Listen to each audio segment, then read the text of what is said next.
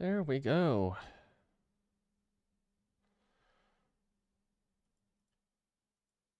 Emotions are like a raging torrent that surges. Llama's gotta be the person most familiar with the Moon Prayer Night. We should start with her. Also, what exactly is your plan to keep her safe? Not sure yet. I'll figure something out. What? Are you serious? And Paimon even gave you her vote of confidence back there. When did you become so sneaky? Paimon, did you hit your head or something? I've always been sneaky. I'm a little sneak. Teleport. I also was not paying attention the entire time because I was troubleshooting, so... something about during the Moon Festival...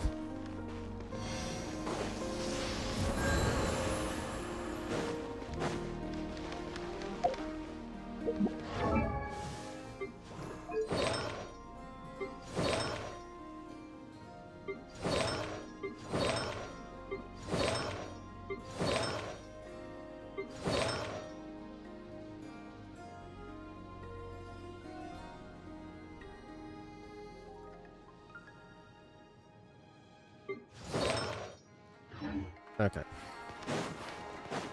So Aino is currently the only one.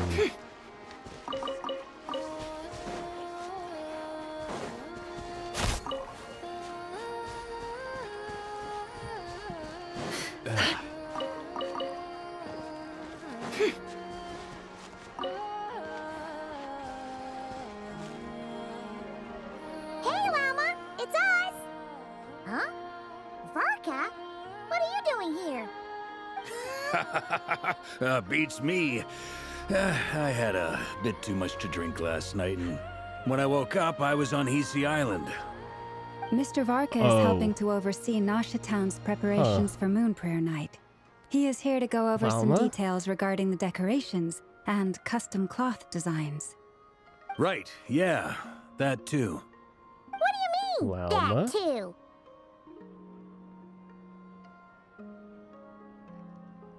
Varka over here being a fucking playboy. Damn.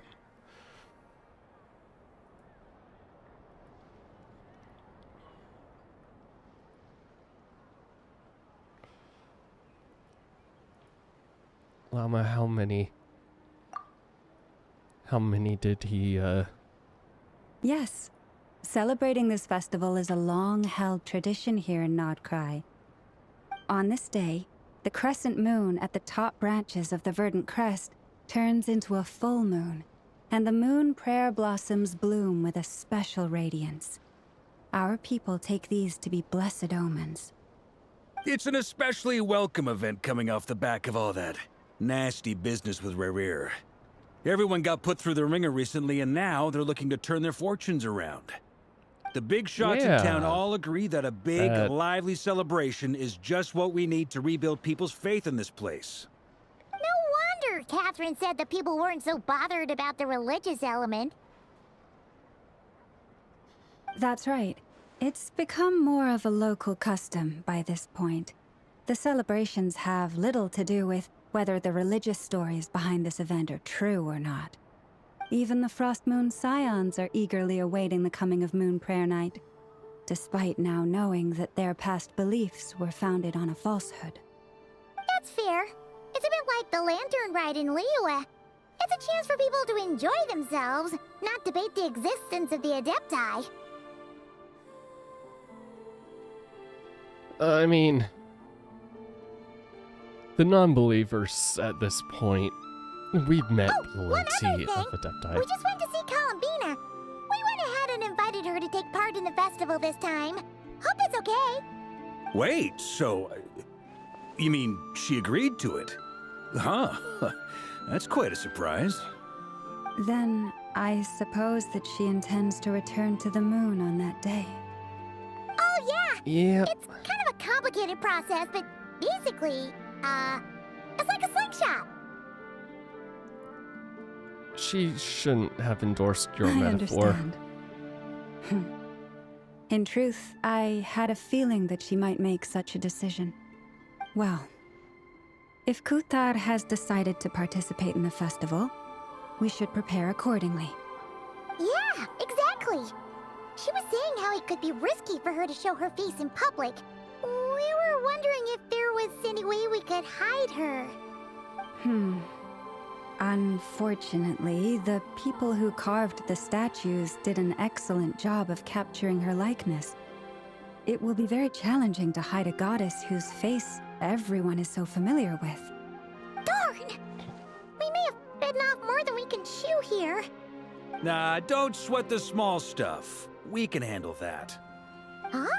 Are you saying you have a plan? Not as such, no, but the most important thing with a festival is to keep the mood light and your spirits up. Oh my you can't god, go preparing camera. for a festival with faces. Never convince to enjoy themselves. Jesus Christ, The monster everything spirit is breaks. strong with this one. Why? Why does everything have to start breaking on me? I still don't know what is happening with my USB shit. Like, legit, my entire USB... I have unplugged more things than were plugged in long before I started having issues.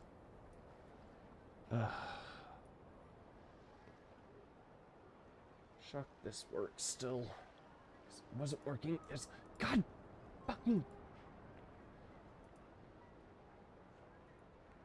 Nope, that one.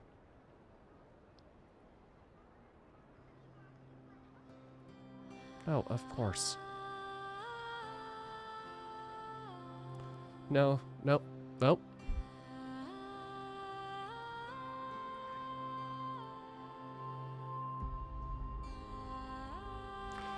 Camera back on.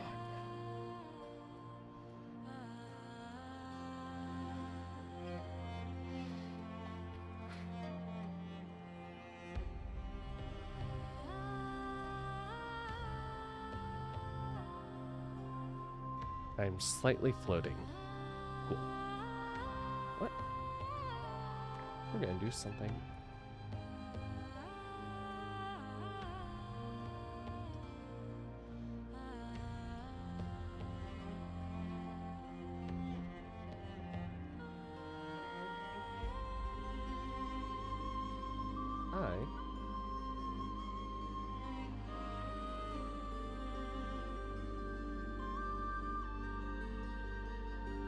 Really? This window is not...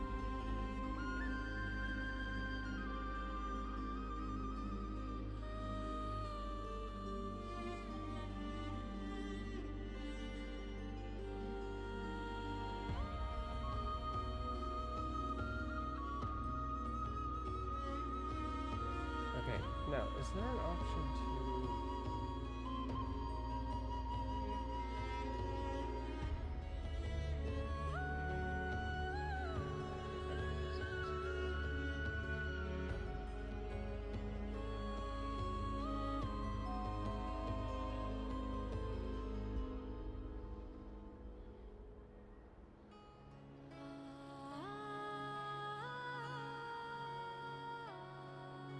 Okay, we're gonna do that.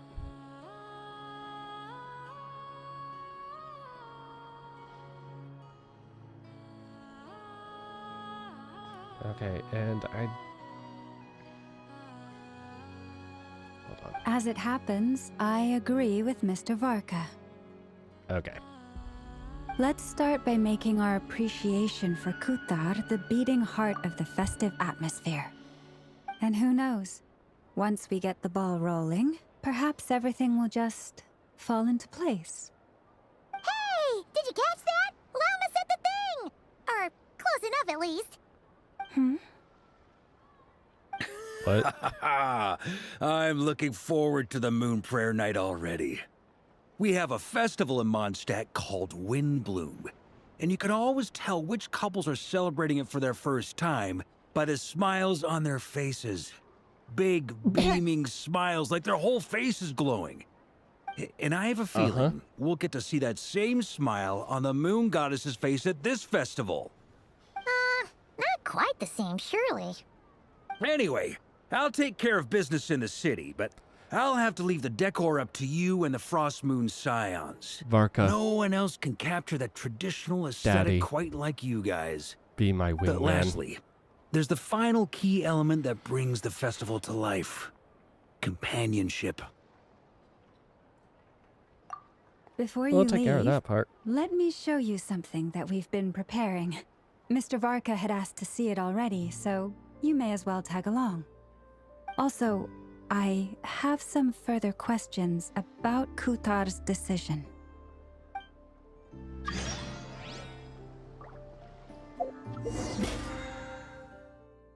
Yep.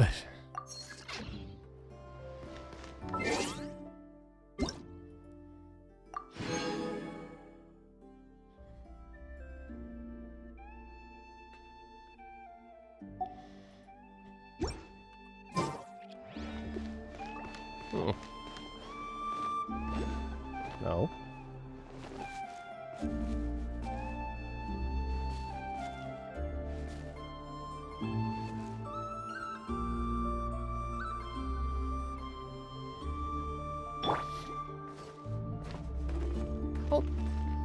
Oh, okay. Doesn't seem to be this one either. Oh, hello there, big sister. I don't think I've seen you before. Or the white fey lady next to you. Welcome to the Frostmoon Enclave. Is there anything I can help you with? No, we just got curious. What did I just trigger?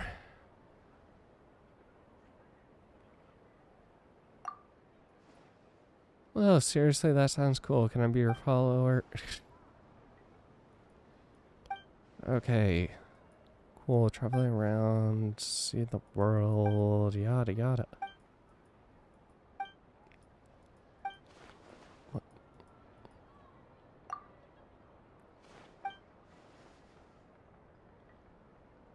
Read. What? What the hell did I just accidentally walk into? That was literally on the path. Oh my god.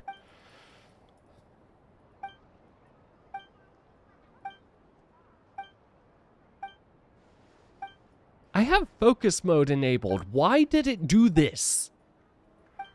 Dad, I'm sure this whole thing is real cool and all, but like, jeez, God. If I have focus mode enabled, game, you want to know something? I want focus.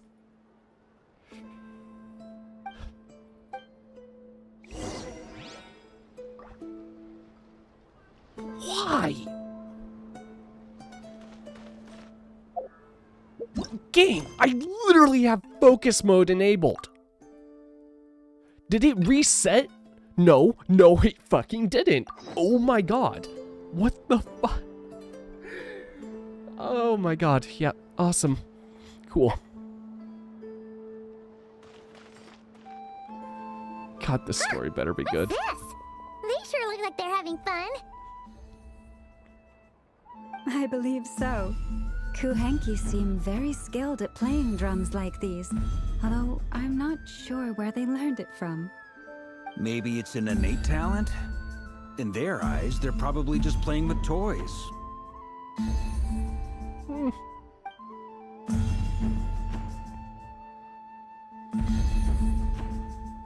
Wanatar! You want to play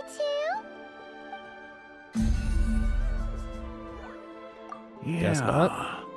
She looks more confused than anything. Maybe we can teach her next time if we get the chance.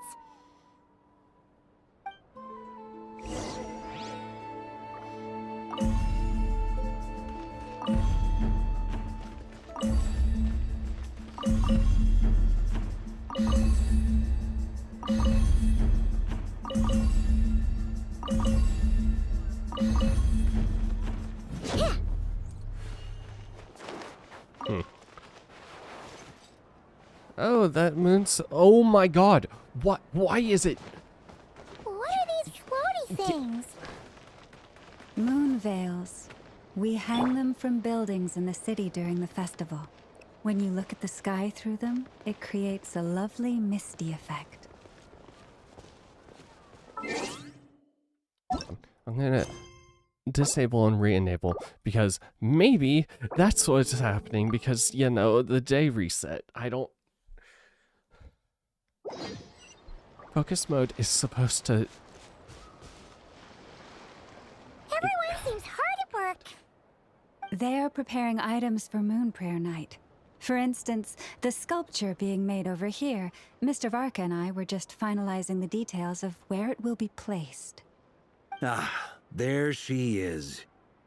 I didn't know the finished article would be so large. Not to worry, though. All the necessary arrangements have been made. Just let me know once it's ready, and I'll get some people to ship it over. You have my thanks. And over here, we are preparing a very traditional confection. Hmm? Oh, Candy? look at all these colors! It looks great! Can Paimon try one? Of course. I have a feeling you'll like it a lot. You bet! Llama, please don't spoil her. Paimon's favorite! If you included those in the Feast of the Moon, I bet Paimon would have joined the Frost Moon Scions by now. There will also be verdant crests like this present in Nasha Town during the festival. The timing of Moon Prayer Night is not completely set in advance. We make a rough estimate, then observe the changes.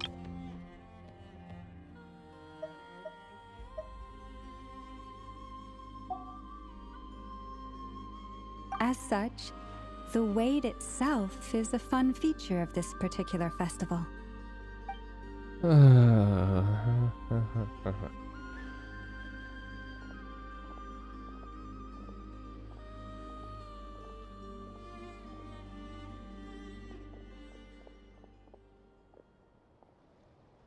Let's talk here. To tell the truth, I am very surprised to hear that Kutar is willing to participate in the festival. I once asked her if she'd be willing to stay with the Frost Moon Scions. I could introduce her to everyone, and we could be a family to one another. She did not answer, but she has not appeared here since. I took this to mean her answer was no, but if that were the case, she would not have accepted this invitation. Oh, by the way, there is no need is apparently her answer. I see.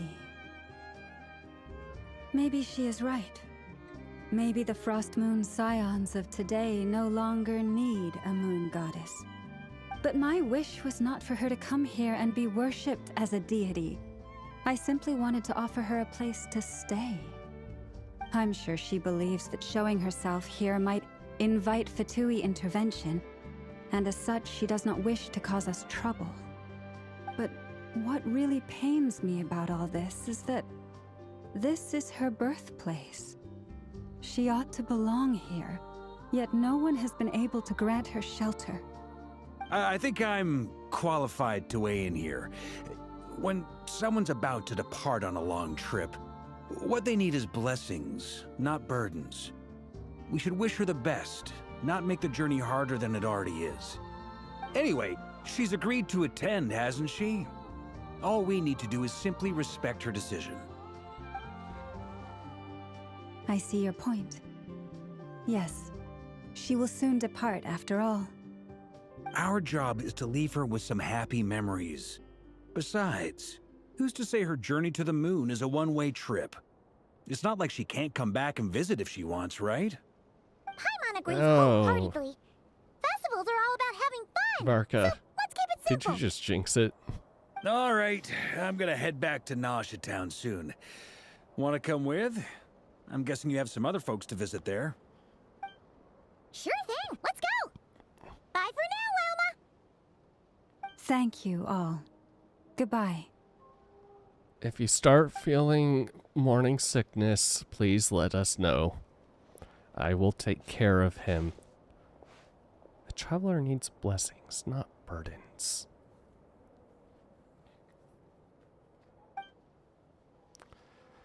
It sounds good in principle, but will blessings alone be enough for Columbina?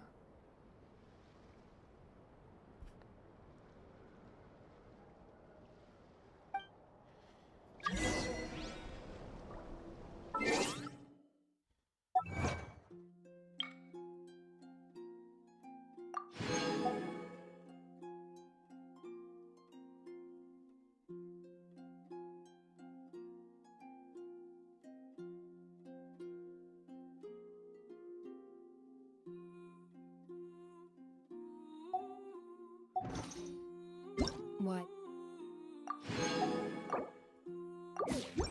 Ashru sit up on the counter? To welcome our clients, of course. A kitty's gotta earn his kibble somehow.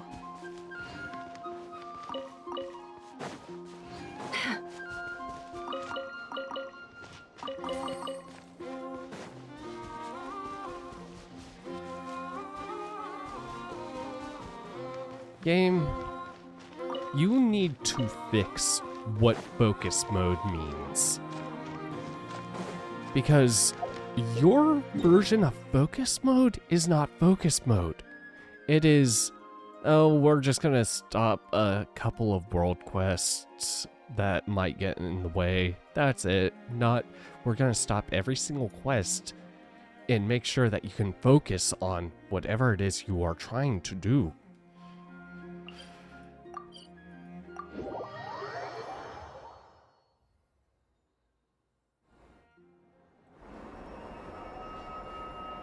Huh. Huh? Hey, over there! It's Duran and Albedo with plans! What could they be chatting about?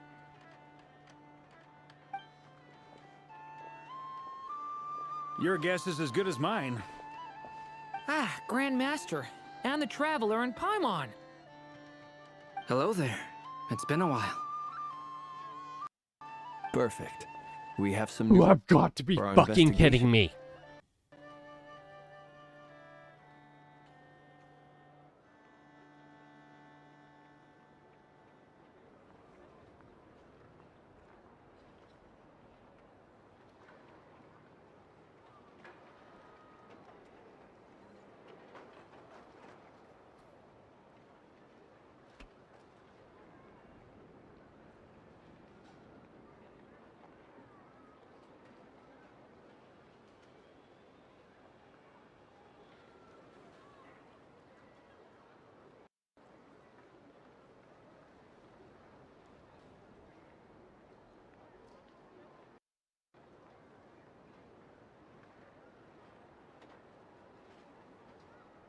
I have no idea which one I just unplugged.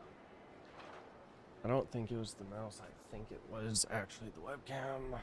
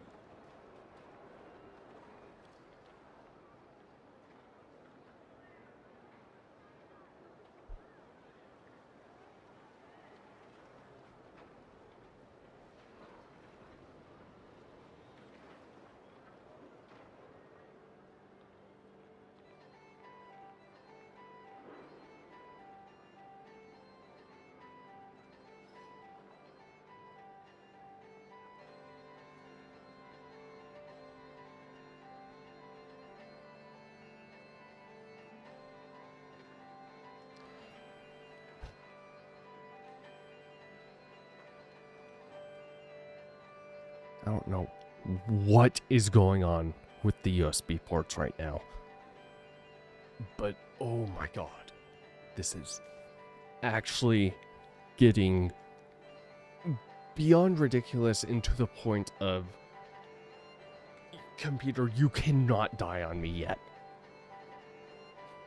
I need you for... oh my god.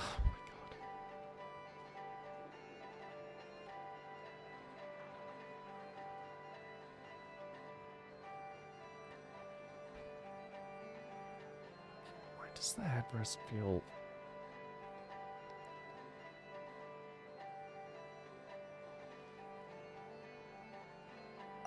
Wait, let me guess. The righteous Lightkeepers are finally ready to hunt down the abyssal dragon? Yes, that too. Yeah, right. Oh, wait. Why does everyone keep saying that too? Well, to be precise, the facts match, but not the causality. Wait, so I guessed right? Half right. Don't act so impressed with yourself. Maybe I can explain. We ran into Mr. Flint's north of Noshatown. At that time, we just noticed a few abyssal creatures out in the wild, but the strange thing was, I didn't detect any traces of abyssal energy on them at all. On closer inspection, we realized that they were not real monsters, but something akin to reflections in the water, or perhaps a mirage. Oh. What do you mean? Like, you could see them but not touch them? Exactly. Great. It was very peculiar. They roared and tried to attack us, but we could not make any physical contact with them. I think I've heard of things like that happening in Notcry before, but I don't know much about it. Yes, it's a known phenomenon. Mirage-like illusions tend to appear in Nodcry in the run-up to Moonprayer Night. From a distance, they appear quite real. I myself thought that Misters Durin and Albedo were locked in battle with abyssal monsters when I first arrived. But after sharing intel and investigating a little further, we can confirm that these illusions are harmless. There is no great cause for concern. I see. Question. Is it possible for these stupid things to, I don't know. How would I put this? You know, become real?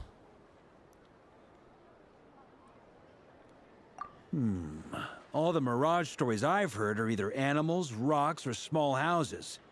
Abyssal monsters, though? That's a first. It's a first for me, too. So I'm planning to look into it further just to be on the safe side. I intend to inspect a few more locations. What about you two? Any plans? Alice contacted me a few days ago. She'd like me and Durin to assist her with an experiment. But we lost contact shortly after receiving the message. I'm sure that comes as no surprise to anyone familiar with her. We don't know when the wind will blow, yet when the wind blows, we will know. That, in a nutshell, describes how Alice operates. Yeah, that tracks. Yeah. Okay. Well, I suggest we investigate this Mirage business in the meantime. It's piqued my curiosity, and I'm pretty sure I know someone who will already be 10 steps ahead of us. Well said. Right? Whatever's happening in Notcry, she always seems to be the first one to know. Let's go see what she knows. We can invite her and her staff to the festival while we're at it.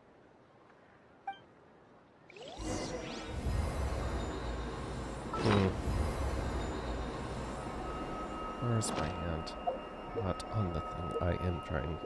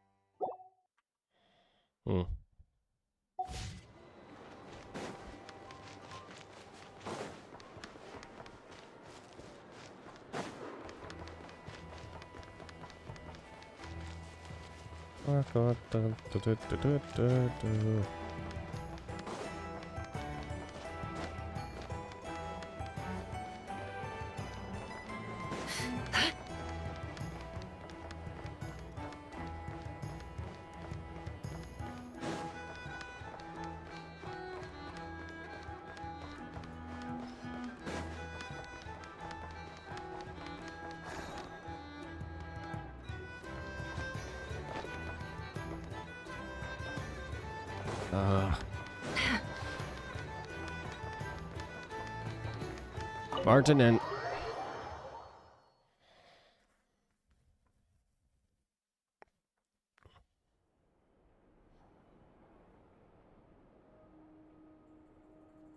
You're right, I have noticed. There's certainly something a little fishy about this situation. Only a little, though. Records indicate that this phenomenon can occur in the days before and following Moon Prayer Night. That said, it has always been a rare sight in the past. The odds of encountering these phantoms are similar to looking up in the night sky, happening to see a shooting star, and managing to make a wish before it disappears. But this time, either everyone's getting lucky, or they're appearing far more frequently than usual. Yehoda's out gathering intel as we speak. In the meantime, let me check off some points of interest. First, the Abyss. The ones we saw seem to be abyssal monsters. Indeed. But we have identified one location where many more of them have made an appearance. And not just monsters, but human phantoms too. Given the scale and nature of the phantoms, it's almost as if someone's last memories are coming to life. Or perhaps the memories of multiple people. Oh, So Right. you mean the phantom monsters are hunting down the phantom humans? Exactly. The phantoms can interact with each other, but we have no means of intervening. In addition, some of the human phantoms would seem to be from the very distant past. This is clear both from the clothing they wear and the stories they tell. They claim to be from Hyperborea, a name which I've heard from Lauma before. If this is true, it means they must be from 6,000 years ago. did Paimon hear that right? 6,000 years? It sounds like this merits further exploration. That'd be a big help. I'll leave it with you, Albedo. My knowledge of ancient history is non-existent. I used to doze off every time the God. pre-Knights Favonius era came up in class. How It's did quite you a become miracle that you were Grandmaster? able to understand these phantoms' speech, given how long ago they lived. I suppose you're right. But I'll leave the archaeologists to ruminate over that conundrum. As an intelligence broker, my sole interest is in the value of the information I gather. Which, in this case, hopefully means earning myself some good favor with our dear Lady Moonchanter. So calculating. Whew, this intel broker logic always catches Paimon by surprise. Sounds to me like we could split the work up. I think the abyssal phenomenon is best left to Albedo, Flints, and me. Agreed. It coincides with my duty as a lightkeeper. For my part, I'd like to understand the abyss better. Even a little knowledge would go a long way. This is certainly a rare opportunity to study the Abyss. But even rarer, perhaps, is the chance to make contact with the Ancients. The Curatorium will take the lead on investigating the Hyperborea. We put in the work to so it What? seems only fair that we get some quantity of exclusive intel. That just leaves our trusty the team of actual two fuck? unassigned.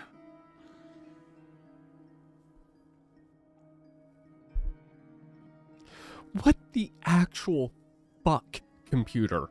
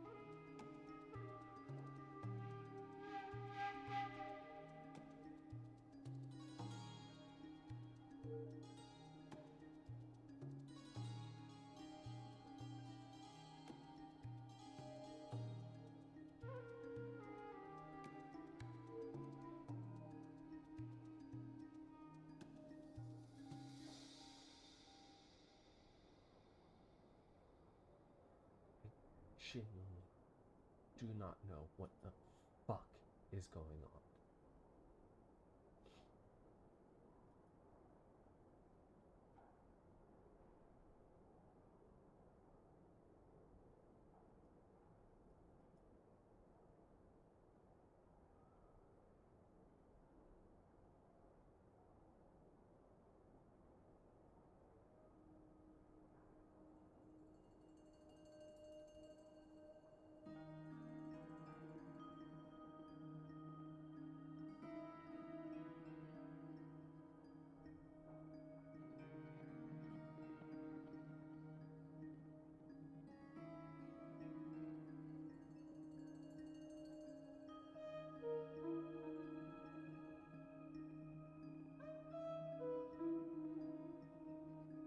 What the actual?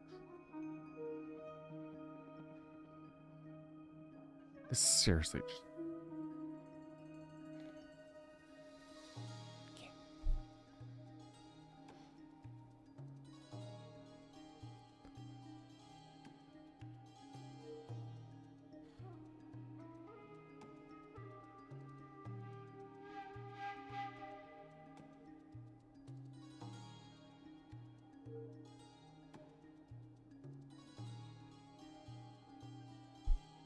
Turn it off for a sec.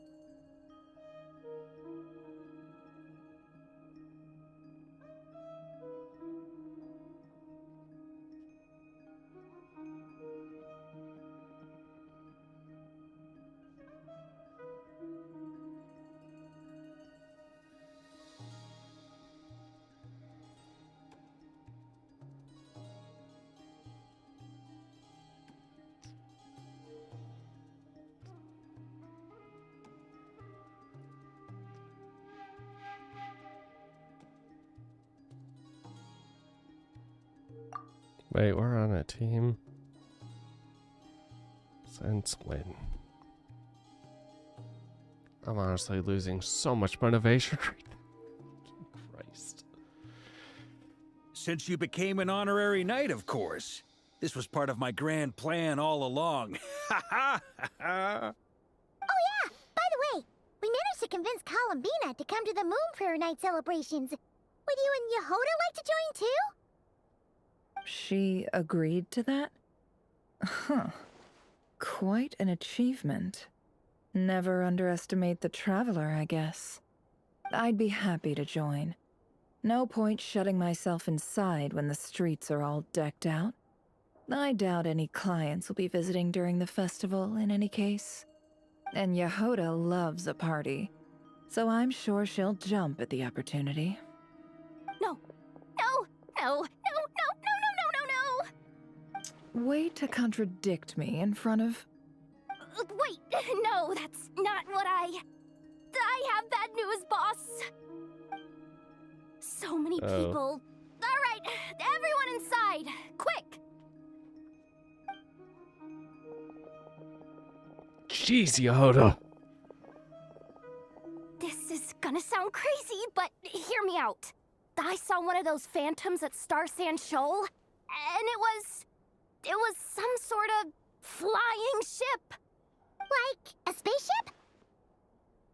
A spaceship at Star Sand Shoal, huh? That's gotta be the one you came to Tibet in. You said you saw the same thing through the moon marrow, right? Huh? You already know about it? Ugh, I thought I was gonna blow people's minds. Turns out I'm the last to find out. Wait. Back up. You came here in a spaceship? Now my mind is blown! What's it like on the inside? Was it like flying through space? I want to know everything! Maybe that's a conversation for next time. Exactly! Huge discovery! You're the best, second best intel broker in the world! After your boss, of course.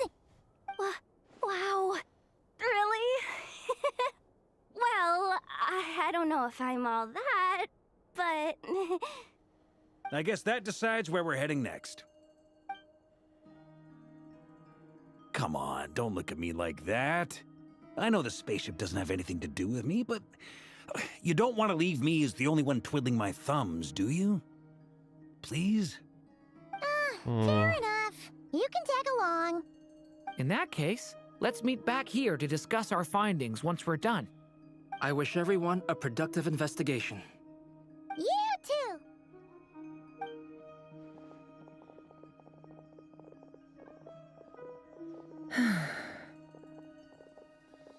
What's up, boss? Aren't we gonna head out? Tell me, Yehuda, when did the curatorium start giving out intel for free? Oh, sorry, boss.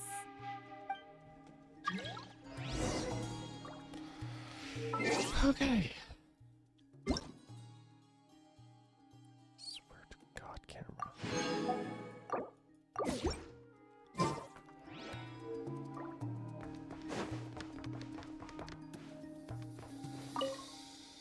We can't unshare information any more than water spilled on sand can be put back in the bucket. I'll just have to balance the books some other way. Please, boss. There's gotta be another way. Who knows? Depending on what they find, maybe this will work in our favor. Please don't find me. Please.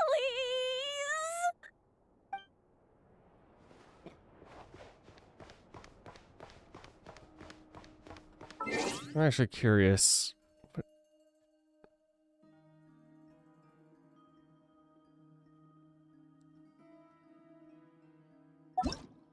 So her training guy.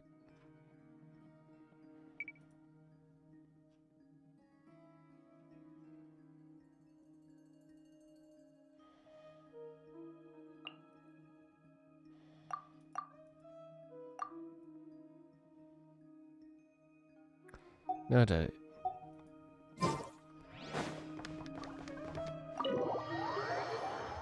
what is... I figure she's a support, but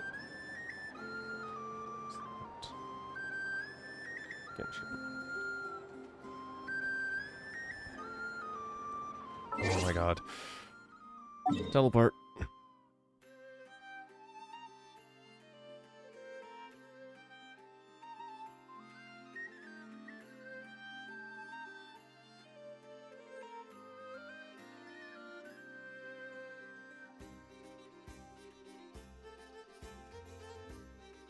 Ooh.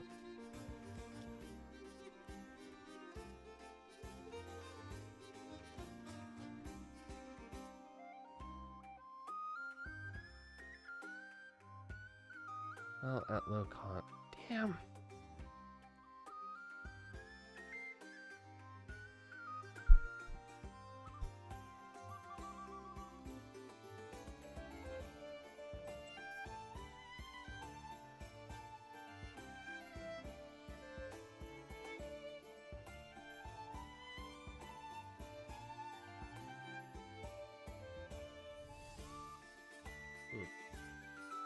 She really is just a jack of all trades, huh?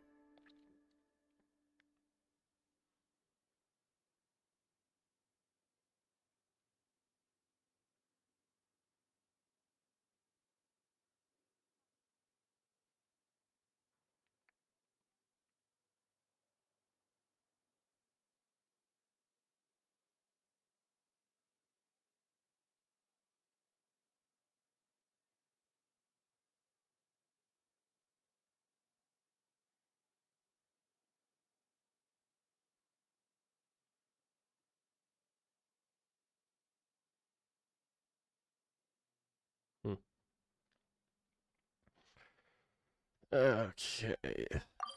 Right. This. Let me grab these.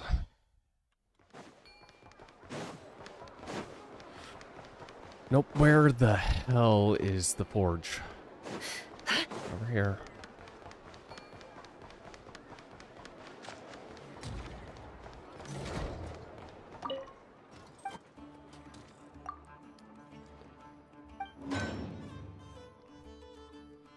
Eyeball.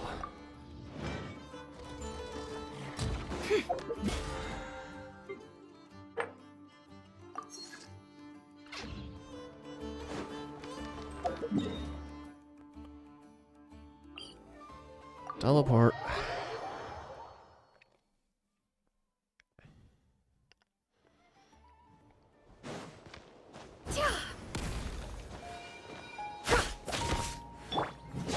Right, I forget I know is a Claymore user. Why do we make the small people or child character? You are a child. What? Why get? Oh. Oh. Huh. Interesting.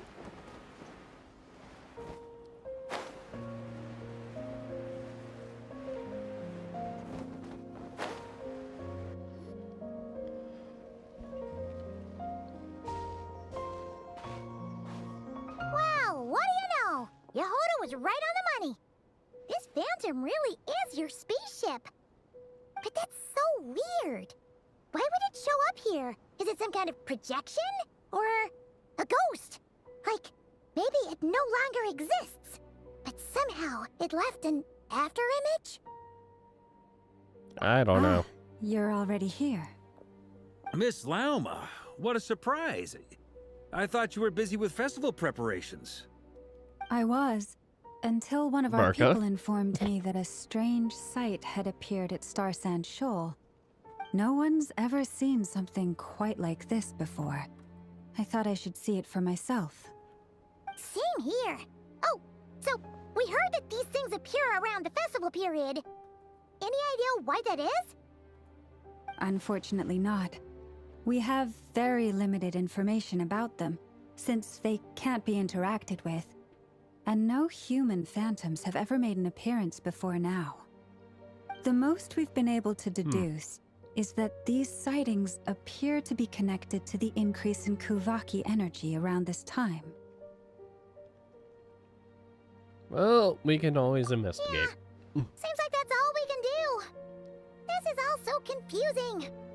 Allow me to lend you a hand.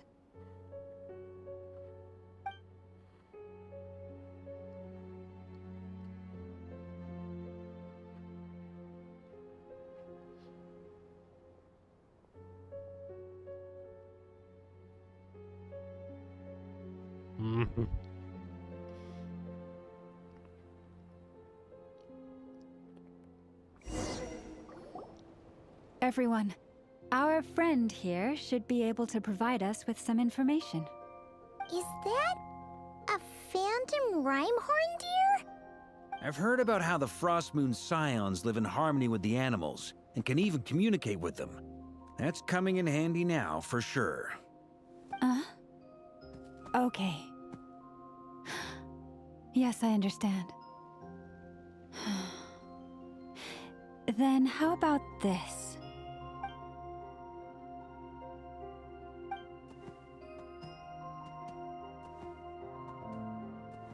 Oh, it's leaving.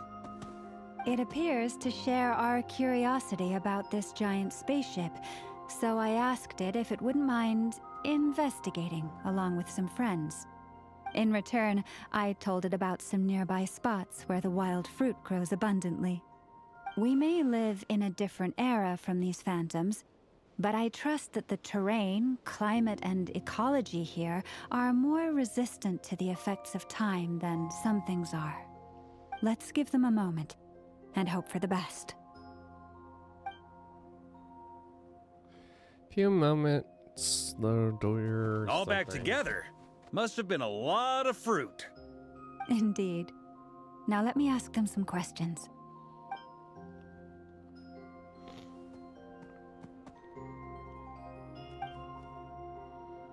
It did find a lot of wild fruit, enough for them to feast for a long while. This puffin circled in the air several times, but didn't spot anything out of the ordinary. Certainly nothing to do with the spaceship. Huh. Well, it definitely makes sense to get a bird's eye view. Indeed. Other than that, I was also thinking that the world these phantoms see is also different from ours. Oh, I get what you mean. The wild fruit exists in both times and spaces, but there might also be things that only exist in that space-time, which we can't see. Because we don't see their whole world. I'm not tabbed in. Good point. Great thinking, Llama. Blunthorn rhinos can use kuvaki to shift great rocks, but this one says it couldn't get that ship to budge by even an inch. The sniffer mole tried too, but despite being a skilled digger, it could not get through. They Well, say I that would the hope spaceship so. looks robust and undamaged. It seems completely impervious to any and all attacks. Whatever lies within is well defended from harm. Well, that's a good thing. So, just like us humans, there was nothing they could do about this spaceship either. Yes, still, they deserve our thanks. We are grateful for all your efforts, dear friends. Now go, and enjoy your feast. I've noticed some other human phantoms gathered nearby. Come on, let's go talk to them. As well as some other just people. Like, should we be worried that they're... Those illusions and those people. It's all a little creepy, don't you think? Nah, all part of the festive atmosphere. Huh. Have you ever seen anything like this? Nope. Never seen or heard anything this weird.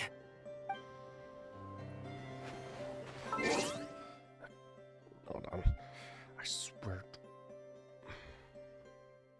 Oh. Don't do that.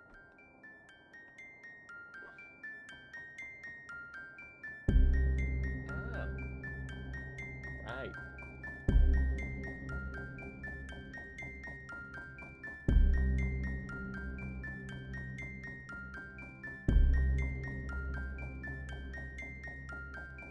No, hey,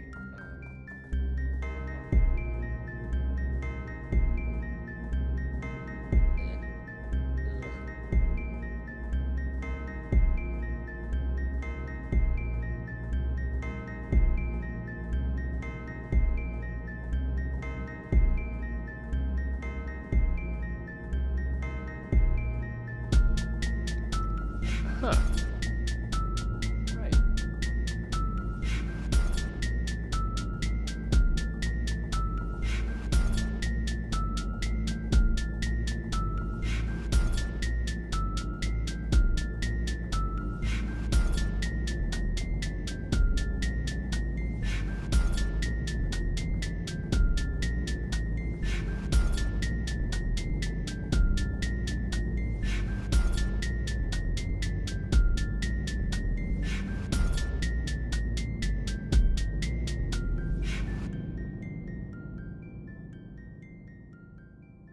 I'm just gonna stand here.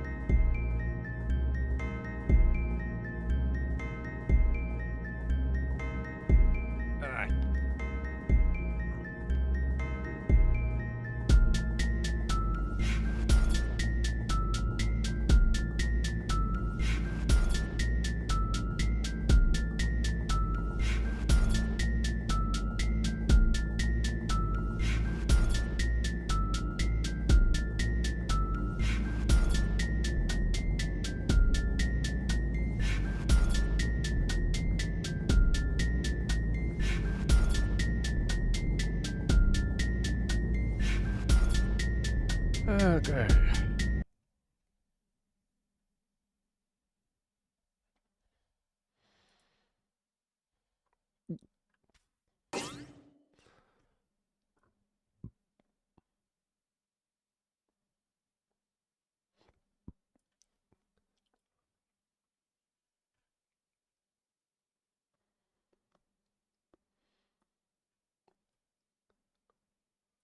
Too large. Too large.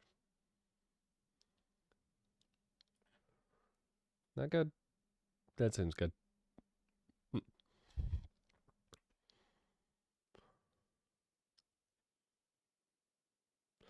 Actually, I just thought about a way that I could do this where I can actually move it in this instead, which is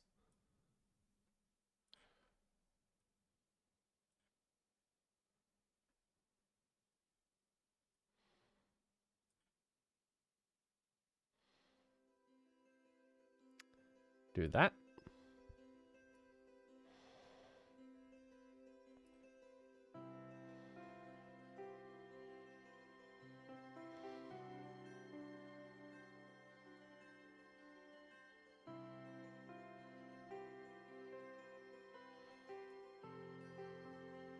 Make me bigger.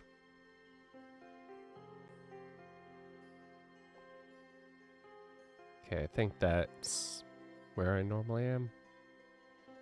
I don't know anymore.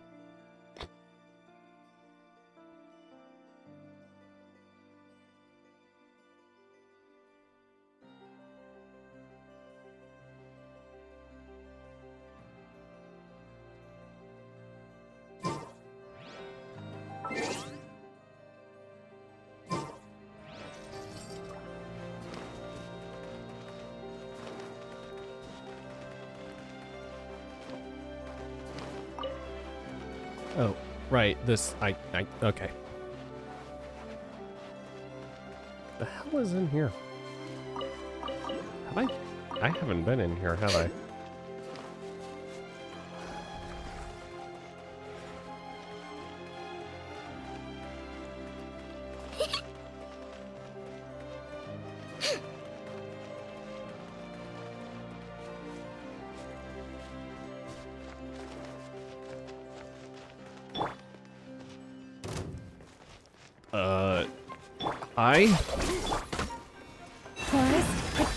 Lash attack! Can't ride the truth. It all falls into place.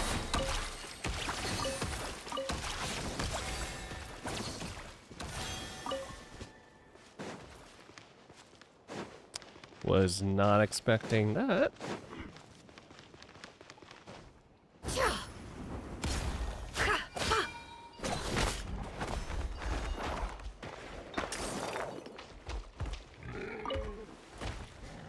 Thank you.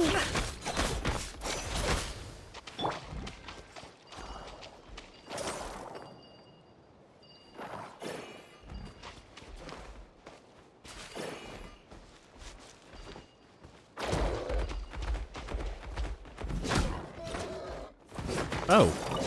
Oh, okay.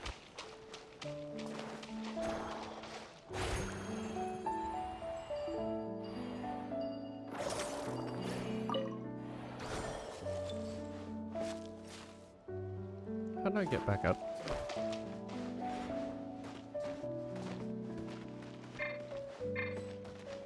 Oh my god.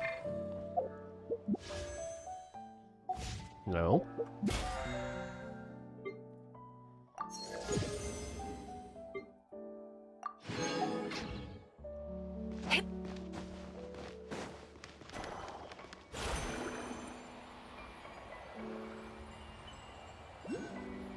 Hello, people. What is this thing? I've never seen it move, and there's no way to get inside. Goodness knows. My grandpa says it's been sitting here at least since his grandpa was still alive. What about his grandpa? Did he say anything to your grandpa's grandpa about it? Huh? I don't know.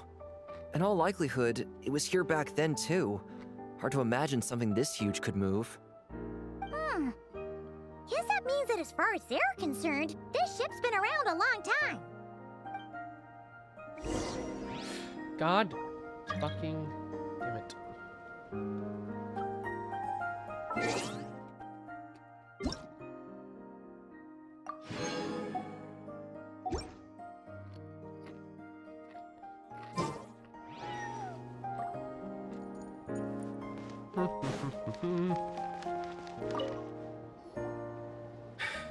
Come on, brothers. If we can get even a small chunk off of this thing, it's gotta be worth a fortune. Today is the day we strike it rich. Huh? You mean Paimon? Yes, brother, I shall join you. Let's make our fortune.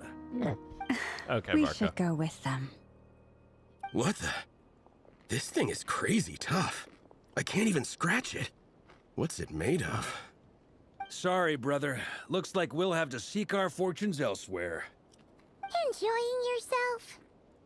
I was just seeing if I could influence this phantom's perception by playing. But nope, no dice.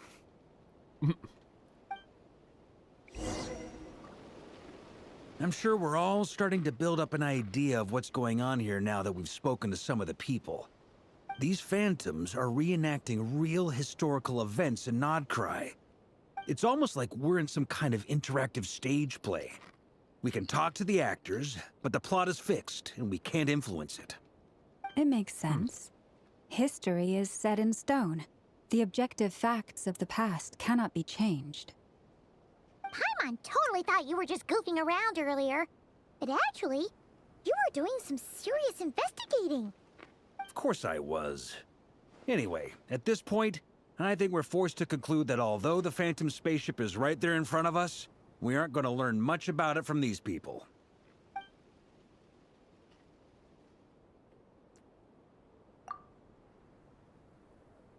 If it only showed the moment when my brother was searching for me, maybe then I could have discovered why he wasn't in the spaceship. Or, if it showed the moment when it disappeared, I might have found who was piloting it and where they were headed. But no such luck. All we've seen is an arbitrary moment in time during its long stay here. Don't be discouraged. If nothing else, this is proof of the ship's existence. And think about it. So many people tried to hack their way inside, but no one could get the door open. It's made of very tough material. To Well, me, it did have to that come says from that we'll either space, find the ship itself or the story behind it. It's just a matter of time. That's Varka. Huh. Every now and then, when Varka gets serious, he actually does seem like Grandmaster material for once. I wonder how the others are doing. Let's head back for now. Sounds good. Also, drinks are on me if Team Knights of Favonius is the first to finish. Wait, we have a team name now? Am I in Team Knights of Favonius as well? You're very welcome to join. We've even got a cathedral ready for you. Isn't that technically blasphemy? You wouldn't dare make a joke like that if Barbados was in earshot. Nah, I'm sure Barbados doesn't mind a little harmless blasphemy once in a while. He probably wouldn't. Also, Varka, are we getting the Varka Lauma ship going? Oh, no! Get away! Oh. Right.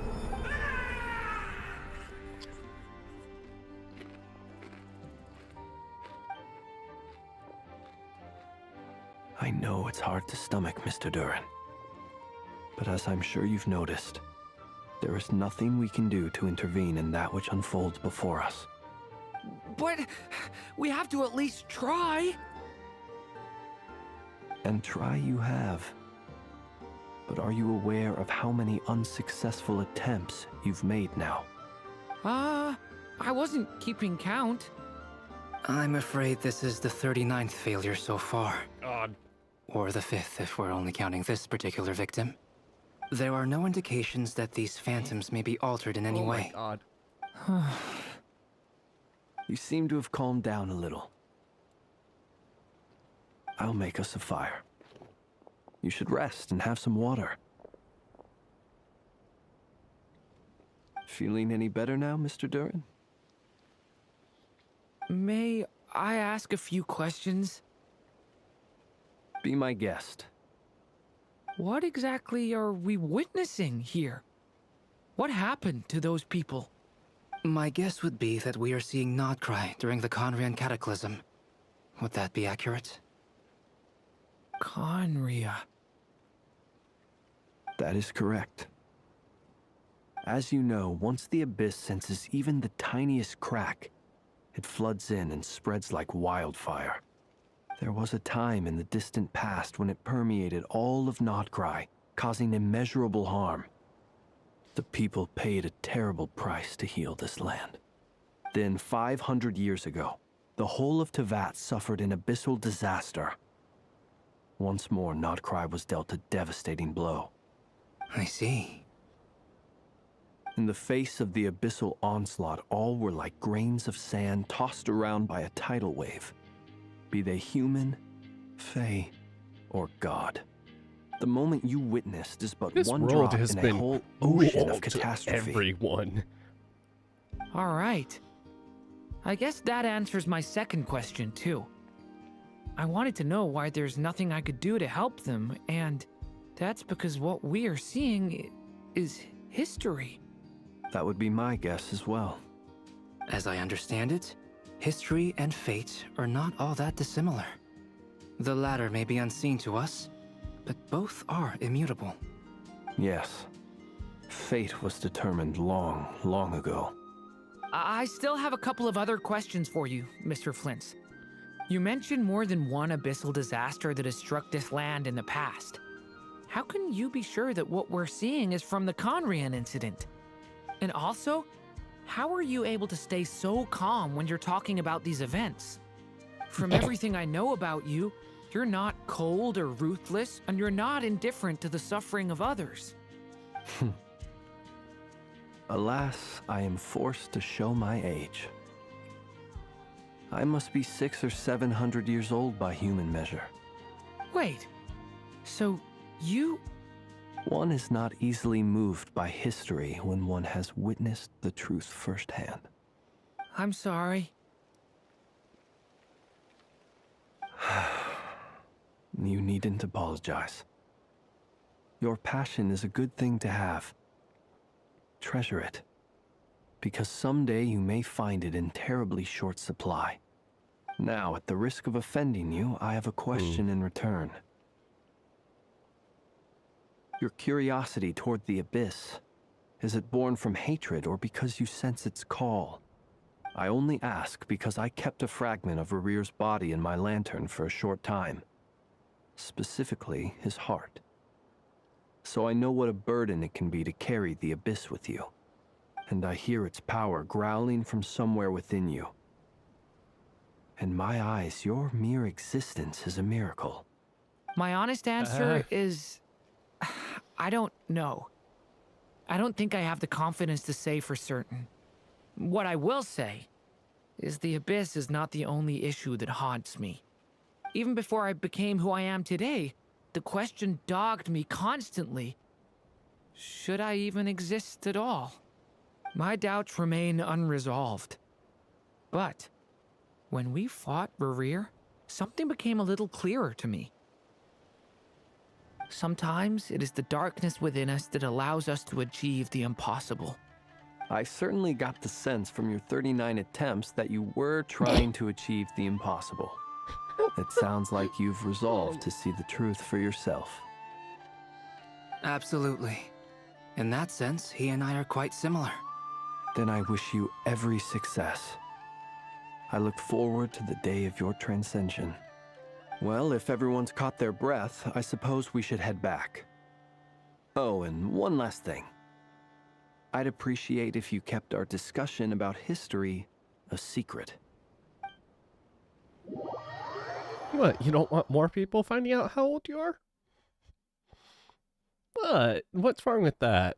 Incredibly, our separate investigations led us all to the same conclusion. Hooray for consensus! Yeah, but we barely learned anything, though. I totally thought this would be the mother lode. Talking with the ancients? I mean, come on! But nope. All we got was useless snippets of conversation. And all this stuff about moons and hyperopia. What a load of baloney. Seems like people back then had a few screws loose. I understand your frustration. We found the same issue.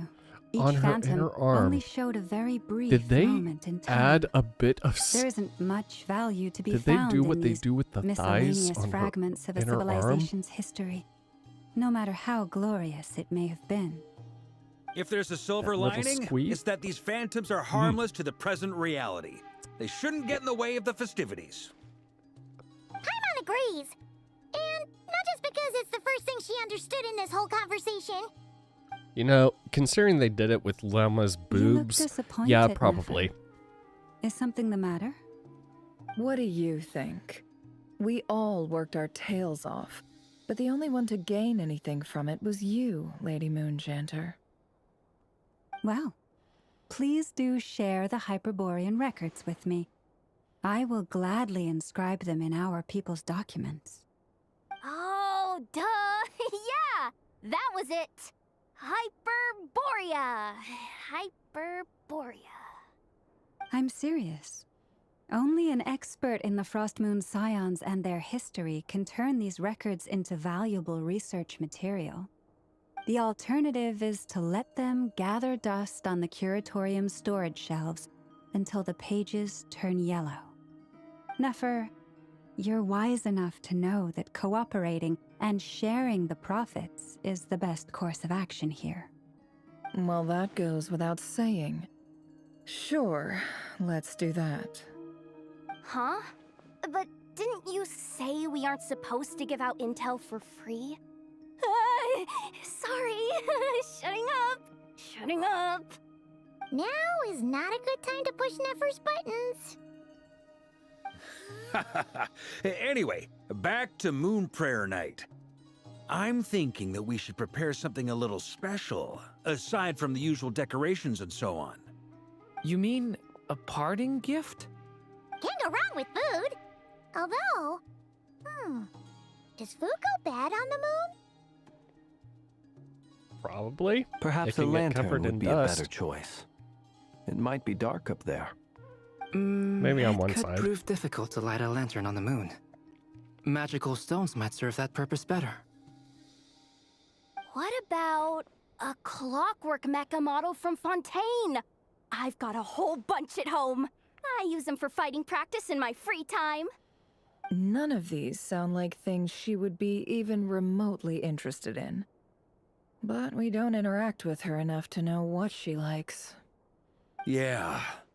It would really save us the guesswork if someone could find out what she's into. Uh-huh. Wait, what Uh, Traveler? They're all looking at you. yeah. I guess it's always up to me. Great! Haha, problem solved. Now, I need to stop by Dory's. Gonna need her help sourcing a bunch of stuff for the festival. Then let's leave it there for now. We all have our own business to attend to. Traveler, if you find out what Kutar likes, let us know right away. Okay.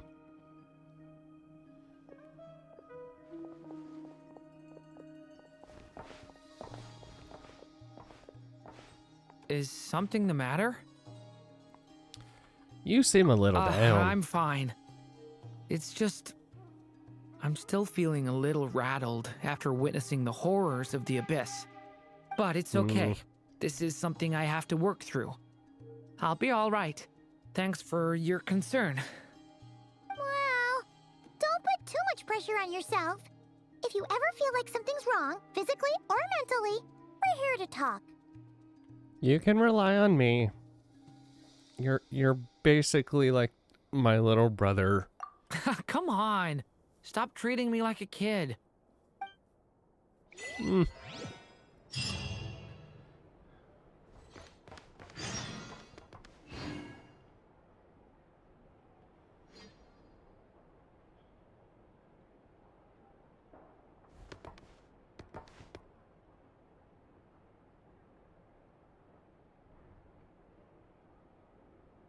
Okay, they added a little bit of shadowing to... God. Little details like that.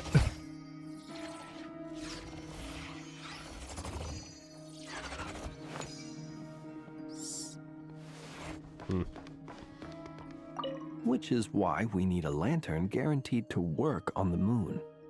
Yes, I have a few ideas, but the lantern itself is the easy part. The real issue is how little we know about the lunar environment.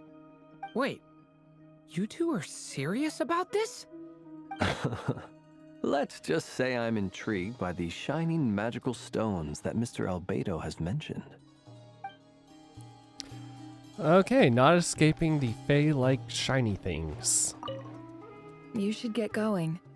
It's important that we ascertain what Kutar likes.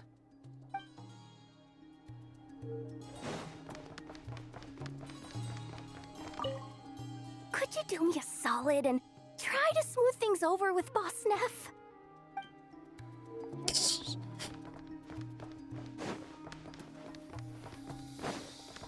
Miss Lauma, would you accompany me into town? I think it'd be best if you saw the Frost Moon Scions decorations for yourself. Very well. Let's go.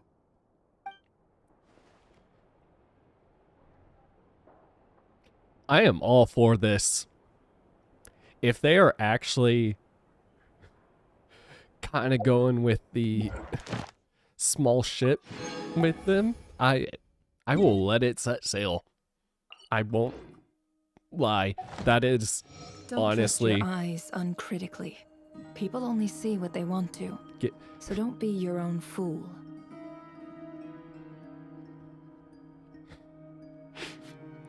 I genuinely feel like they're low-key shipping these two, and I kind of like it.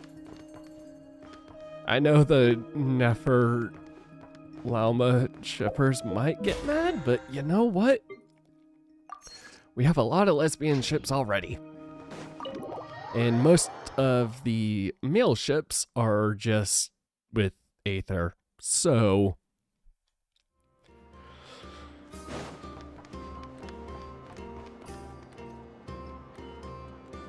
Alright, I need to go.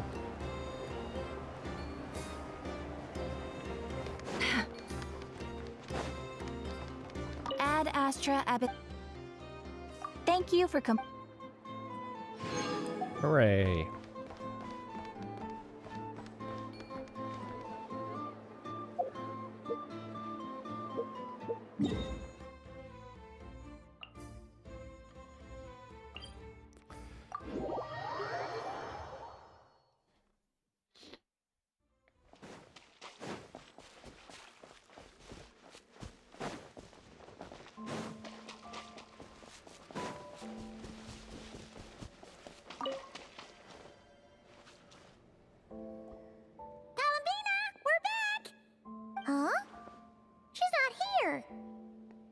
I can't sense her at all. Kuhenki here last time too? Where did they all go? Oh my... Maybe she took them out for walkies. Fuck whoever did that. Nope. Nope. Nope. Let the player think that. Just... Nope.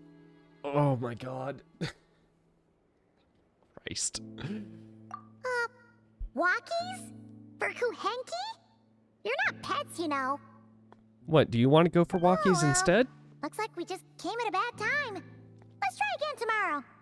There's still a few days until Moon Prayer Night, so we're in no rush. Besides, she needs time to rest anyway. Fair point, I guess.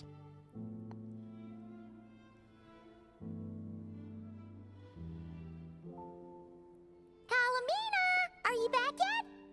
Oh, how strange. Looks like she still isn't That's odd. Right? It's not like her to spend so much time outside. Especially since she's worried about attracting unwanted attention. By the looks of it, she hasn't been back all day. What about Luanatar? Luanatar, you there? Oh?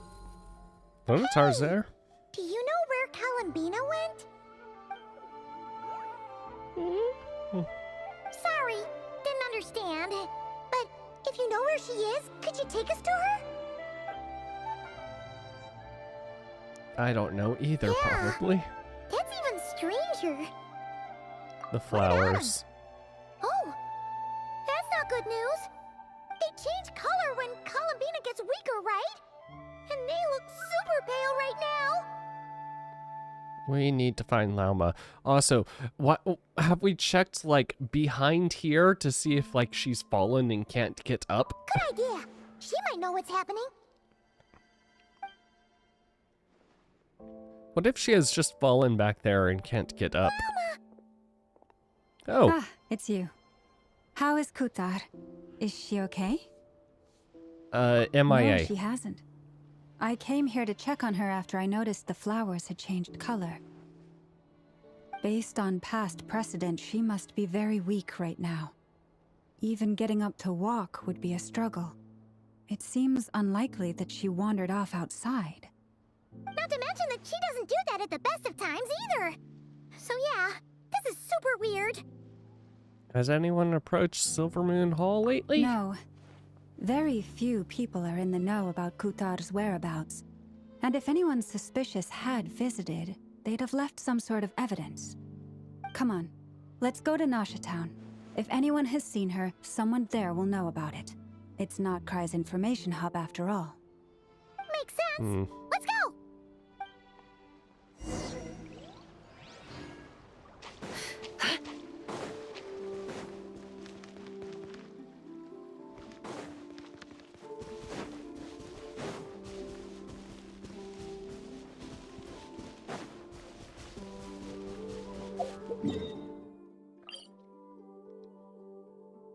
Currently unable to accept.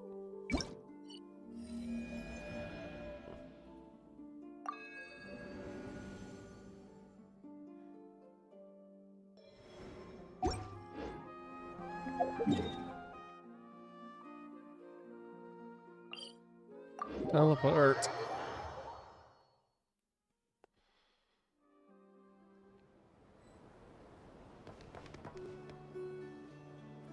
Oh, there's a Lordcast there, of course. Wait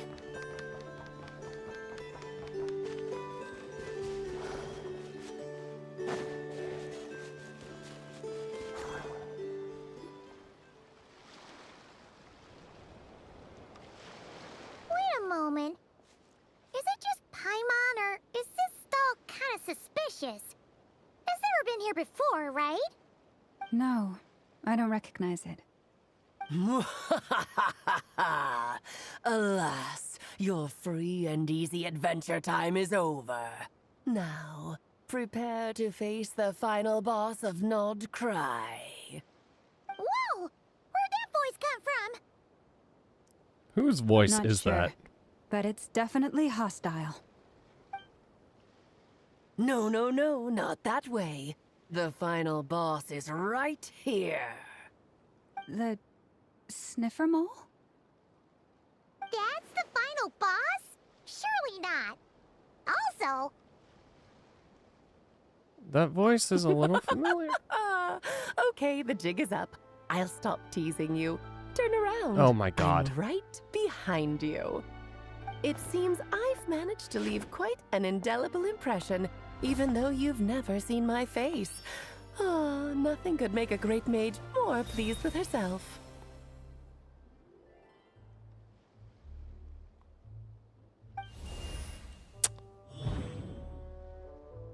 Alice? What is going on? I've heard that all the big shots in Teyvat have long, wordy titles that stun people speechless when they make their entrance. Unfortunately, none of them are affiliated with the Hexen Circle, and we ourselves keep a very low profile. The notorious name-dropping doesn't quite work for us. Still, I, for one, think I'm really quite amazing. So that didn't stop me from coming up with a title anyway. Alice, please. It's really you this time? Not a lantern or a dodo, but Alice in the flesh?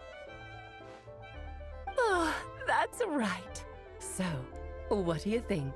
How does it feel to finally meet me? Clee is about to get a new mom. You look like an older Clee, but you're also young. What is that supposed to mean, I'm the mother of Clee, Tivat's #1 cutie. How old could I possibly be? So she's a friend of yours? Yes. Kind of. This is actually the first time we've seen her in person. I see. Madam Mage, that was, quite a powerful entrance. I certainly won't be forgetting it anytime soon. It's okay, Lauma, don't force it. Paimon will do the honors. This is Alice from the Hexen Circle. She's a friend of ours. And of Arcus, too. She has helped us out a lot. Also, she has sent us on, a few miscellaneous adventures that... Game, please find a way to get those events back in. Because I can't remember all of them. That's right. She's a good person, just kinda unpredictable. Well, what is the human heart if not unpredictable? If we could not do as we please, how would we differ from machines? I am Lauma, Moon Chanter of the Frost Moon Scions. It is a pleasure to meet you. Oh, I know. Before you got here, I spent a good, 15 minutes getting up to speed on Nodcry's present situation. In other words, I've read the whole in the last episode part, so we can skip the pleasantries. Fair enough. Well, Miss Alice, I can already tell that you have quite a unique personality. He'll get used to it. Paimon sure is. So anyway, what are you doing in Nodcry, Alice? Oh, I thought I told you already. This time, I'm the final boss. I could take her. And what a formidable foe I shall be. Powerful, confident, decisive, and good luck finding my weak spot. You will never succeed.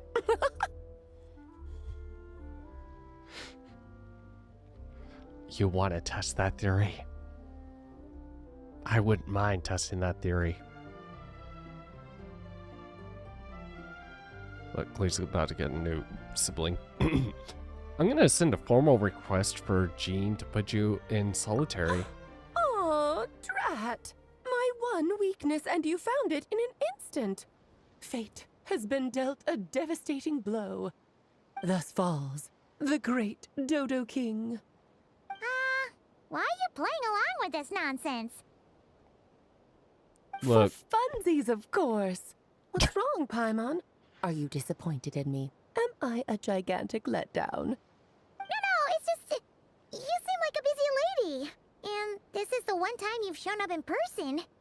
Paimon figured it would be for something more high stakes than just goofing around. You're quite right.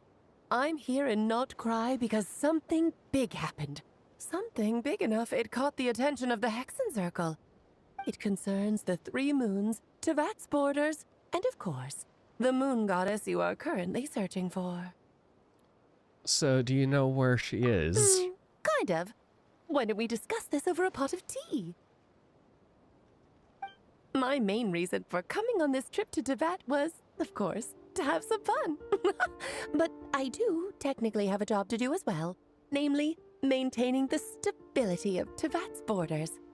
I'll skip over the complicated parts, but to sum it up, abyssal energies are all that lie beyond Tivat's border. We'd find ourselves in a real pickle if they ever made it through.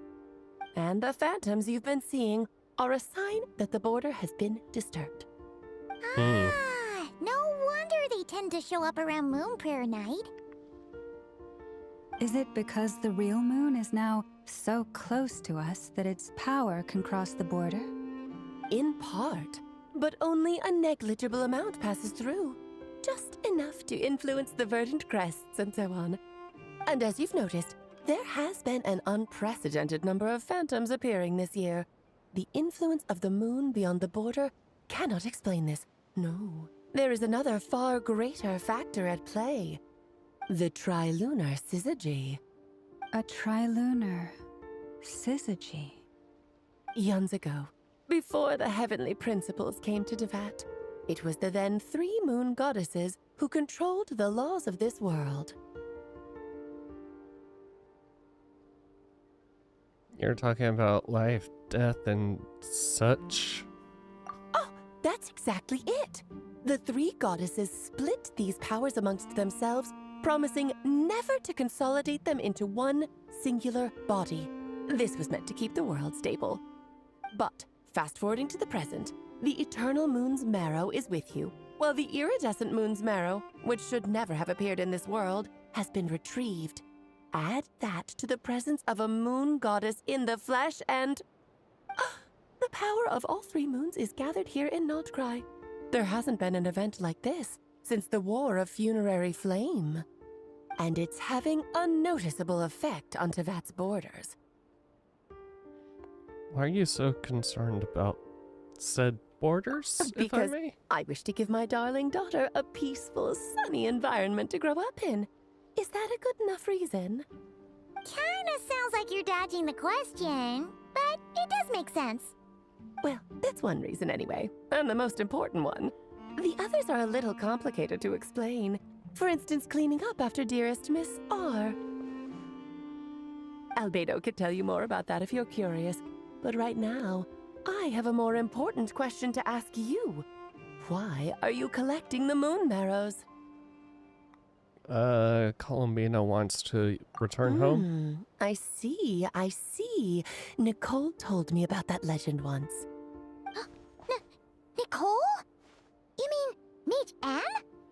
Oh, so you remember. We heard her voice in Fontaine. I have zero recollection of this, so... Sure. Yes, of course. That was a story about fate, her area of expertise. But back to the story of our dear moon goddess. I'm afraid her intended method of returning to the moon is unlikely to work anymore. What does that mean? She may be missing, but she hasn't gone anywhere. She has disappeared. Oh. Once long ago, the damselet who lived and walked here... Okay.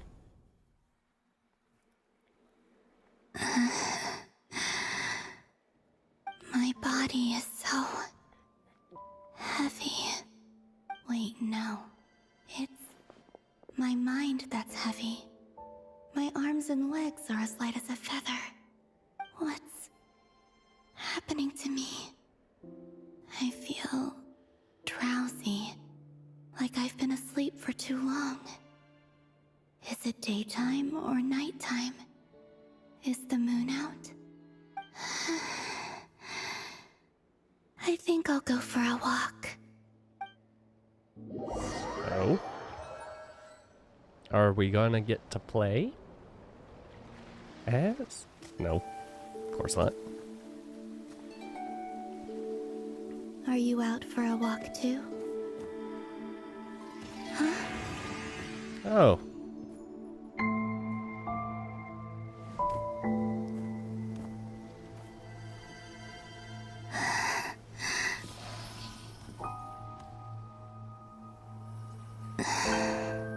The day has come at last.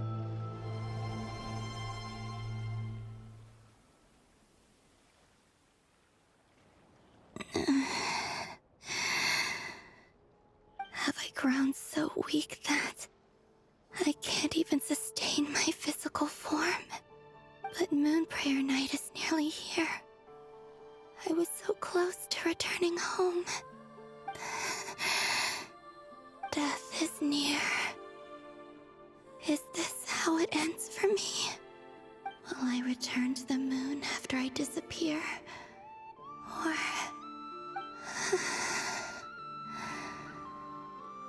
don't want it to end like this. So far, at least, I still exist. Even if not physically, I can still feel. But as my power wanes, I'm sure that too will fade. I suppose I might take one final look at this world. The world where I was born. This may be your last chance to visit the Frostmoon Enclave. Don't let it slip away. Come on, come on! Wait for me! The Frostmoon Enclave. How much it has changed since I was born. These decorations, they're so heavy. It's times like this when you kind of wish men could be priestesses and acolytes. How fascinating. I've never had the chance to be privy to people's private lives in this way. In the past, people would get so solemn and serious the moment I showed my face. Like they were frozen stiff. Karina, Lametti, it's time to eat. Coming! I want to watch them a little longer. People watching. Ooh.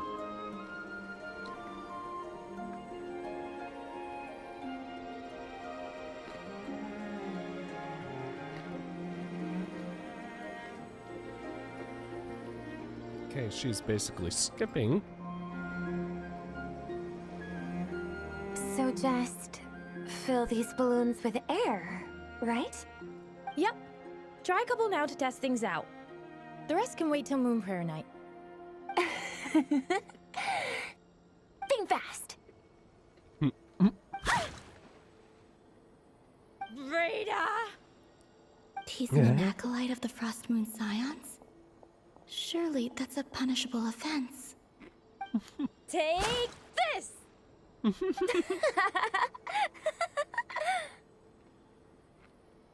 Huh? All right, enough horsing around. Lady Lauma gave us a task. We should get back to it. The task is just to check that the balloons don't leak, right? Doesn't matter if we fill them with air or water. Yeah. Okay, you got me there. And you got me there. But still, we can't use all the balloons before the festival even starts. We won't use all of them. And as long as Lady Lauma's trusted acolyte doesn't snitch, this can stay as a little secret between friends. A couple more can't do any harm, right? Oh, you menace. Then, think fast! Is pumping a balloon full of water really so much fun?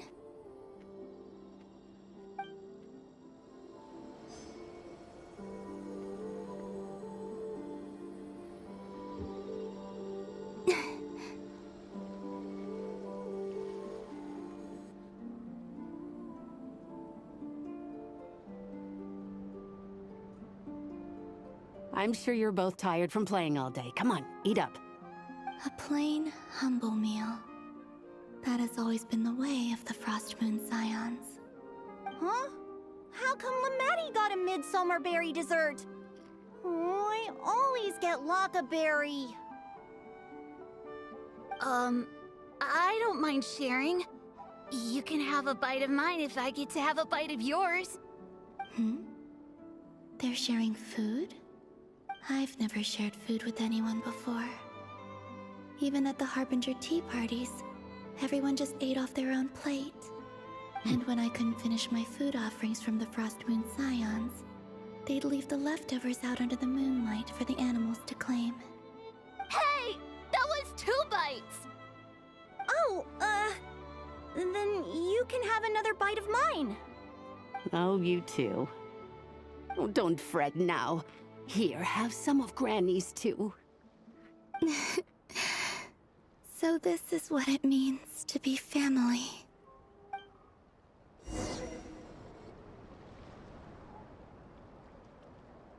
Damn. I'm seeing so much that I'd never usually get to see. They'd never act like this when I was around. It's nice, being able to just watch people in peace in these final moments. What a rare opportunity. I think I'll go take a look around Nasha Town, too. Maybe the Traveler will be there. Oh god, you want to spy on me? Please don't.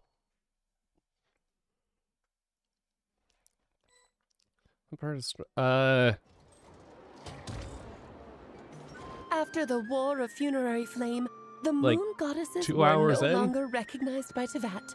They lost the whole foundation for their existence. That's why the moon goddess's strength is fading.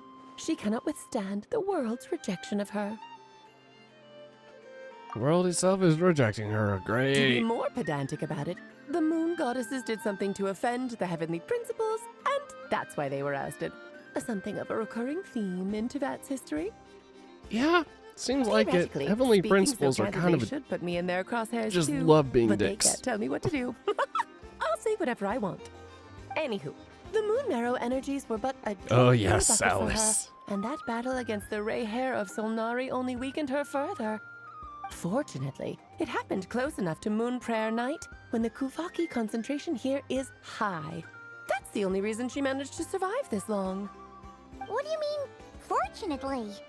You said she disappeared. We're too late. She disappeared from our what a site. But headache.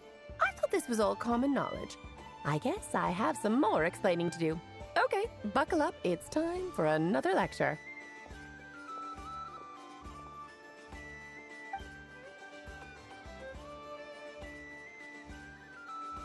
Now, I said earlier that the moon goddesses lost the foundation for their existence. The reason for that has to do with the natural order. Basically, the rationale for their existence in Tevat was lost. where did the stool come from? The same logic applies to the present moon goddess, too. Consider her existence so far. Her comrades in the Fatui called her Damselette. And she was worshipped as Kutar by the Frost Moon Scions. But these connections have now been severed, whether by her hand or yours. So, the rationale that once sustained her existence is now gone. Wait, we did that to her? Whoops. Oh, well, strictly speaking, yes. But let's not start pointing fingers, shall we? I'll only end up as the big bad villain, and that's not the kind of final boss I want to be. You have a plan. Of course I do. I'm only the greatest mage in the whole entire world. Good. Now, if you wish to find your moon goddess, there are 2 problems we need to solve. What? Firstly, we'll need to strengthen the connection between her and Tevat, at least enough to sustain her until Moon Prayer Night. Strengthen her connection. But does that mean I'll have to rally all the Frost Moon faithful behind this? I'm afraid a bygone faith and a former home won't be of any help to her now. Do you know her name? Her name? Oh, yes. Names I mean... are very important things. A name is a fundamental concept that anchors one's entire existence. Kinda. And then also a lot more playful. I feel like she's supposed to be this game's Elise. I asked her for her name once. She said she didn't know, though. Then your first job is to find it. As a moon goddess, I'm sure she must have a name she identifies with. Neither Columbina nor Kutar is her true name, and she's never really accepted either of them. So, finding out her real name is enough to sustain her existence? Yes, I know it sounds like a small step, but every journey begins that way. So for now, that's all we need to focus on. The second problem is with her plan to use the moon marrows to return to the moon. Unfortunately, piercing through the false sky will take an enormous amount of power. Given her current condition, she won't be able to provide anywhere near enough power, even if she recovers her physical form. How much power would she No need? need to fret. Nicole's the expert expert in this field, and I'm sure she'll figure something out. Wait, Mage N is going to help us out too? That means we've got 2 Hexacircle mages on the case. This is turning into a pretty big deal. Meaning we are definitely Actually, going to this is save more her. of a side quest for me. Of course like it you is. said, I'm a busy lady, so I can't stay for too long. I'll have to return to Tibet's border soon. Thank you. Please, Mom. That's the upside you get for looking out for my little Klee. Hopefully that will incentivize you to carry on keeping her company in the future. Anyway, jokes aside, you'd better get moving. It will take quite a miracle for the moon goddess's consciousness to hold out till moon prayer night. Oh, I suppose I might as well tell you where Nicole is before I leave. Oh. Off you go now. Time to meet your new friend. Oh, yes, and a little suggestion. Don't forget to mind your heads. Oh, no. What? I wonder how Durian's doing. I should really go see him before I head back. You really are super busy. I most certainly am. There's so many children I have to keep tabs on just in Mondstadt. Durian, Albedo, Venti, Varka. You have to keep tabs on Venti. Oh, dear. I need to see fan art of this. Dragging a drunk Venti.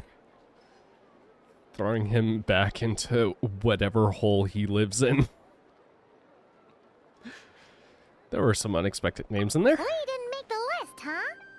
Of course not. Klee is my pride and joy. I have no qualms about her, because she's the best child in the whole wide world. God. Yep. Klee's a little angel. I'm glad you agree. Well, all the best. See you when I see you. Yes. Not as far as I'm aware. Yeah, she didn't pack up her stall. Should we handle it for her? Mage of her abilities doesn't need our help. I must say, I'm now very curious about her daughter. Klee, wasn't it? What's she like? That's a long story. Come on, we'll fill you in as we go. She once blew up an entire mountain. I think that should give you enough of an idea of who she is. And it was more so an accident.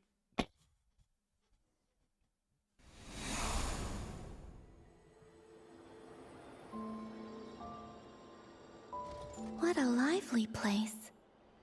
I've never experienced Nasha Town like this before. Hey, you old geezer! Your hammer's rusted through! Who are you calling old geezer? Are they quarreling? I'm looking right at him! You've really gone downhill since giving your daughter free rein in the workshop. Can you even swing a hammer anymore? It shouldn't take you days just to fix a single chair! You might as well use that hammer to massage my back for all the good it's doing. Don't run your mouth, or you'll get a back massage that'll put you in bed for the rest of your life. Look, the materials haven't arrived yet, all right? You know how busy it gets in the days before moon prayer night. I'll bet you send all the materials to your little princess. Blood's always thicker than water, huh? All right, you've made your point, Uncle Koski. As soon as the materials arrive, fixing your chair will be the #1 priority. And Dad, if you've got time to chat, why don't you lend me a hand, See? Lolka knows what the score is. I guess they're friends. But the way they spoke to each other was so ugly. That's how you And know they're again, friends. It wouldn't be the first time I've seen something like this. Columbina! Stand outside my door in the middle of the night one more time and unscrew your vocal cords. You hear me? Oh, Zandrone. So that was her way of trying to be friends with me. What a pity. I won't get the chance to say any ugly things in reply. Oh, we are gonna make sure you get a chance.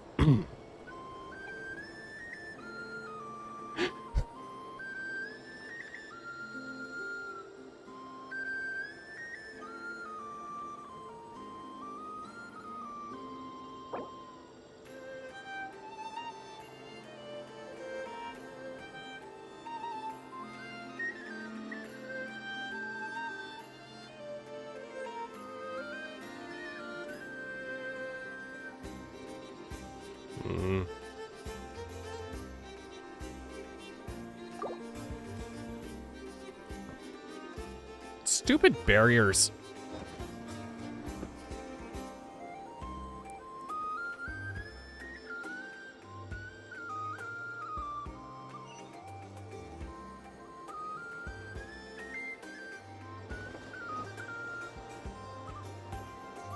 Wait, this means I have no fall damage.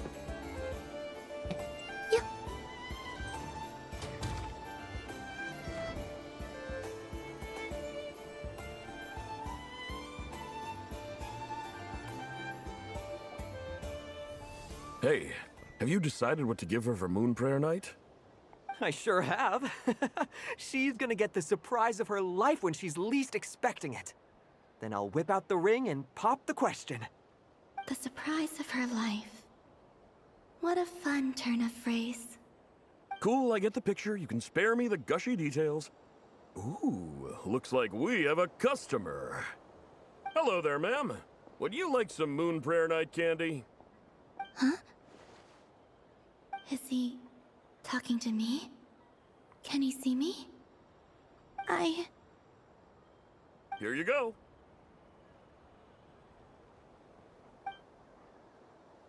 Oh. Aw. Come back anytime. Right. Now, where were we? I don't know why, but I still held out hope.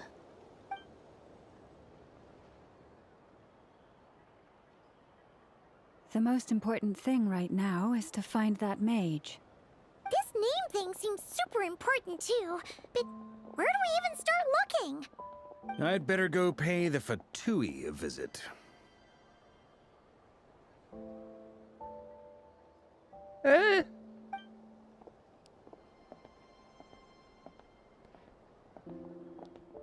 A story is...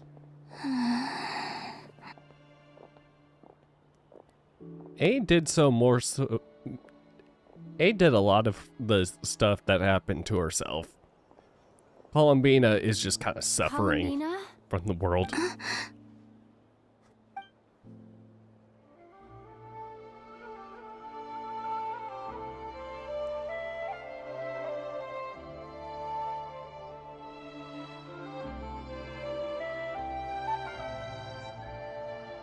Traveler? Let's go! This is no time to be spacing out!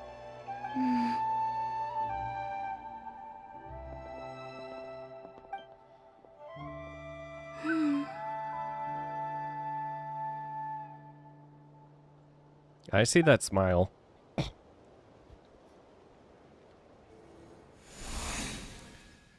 Maybe it's not so bad, just quietly staying by their side like this.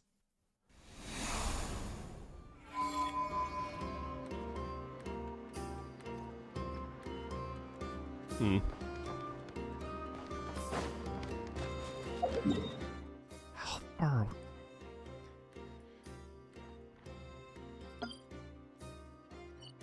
Nope.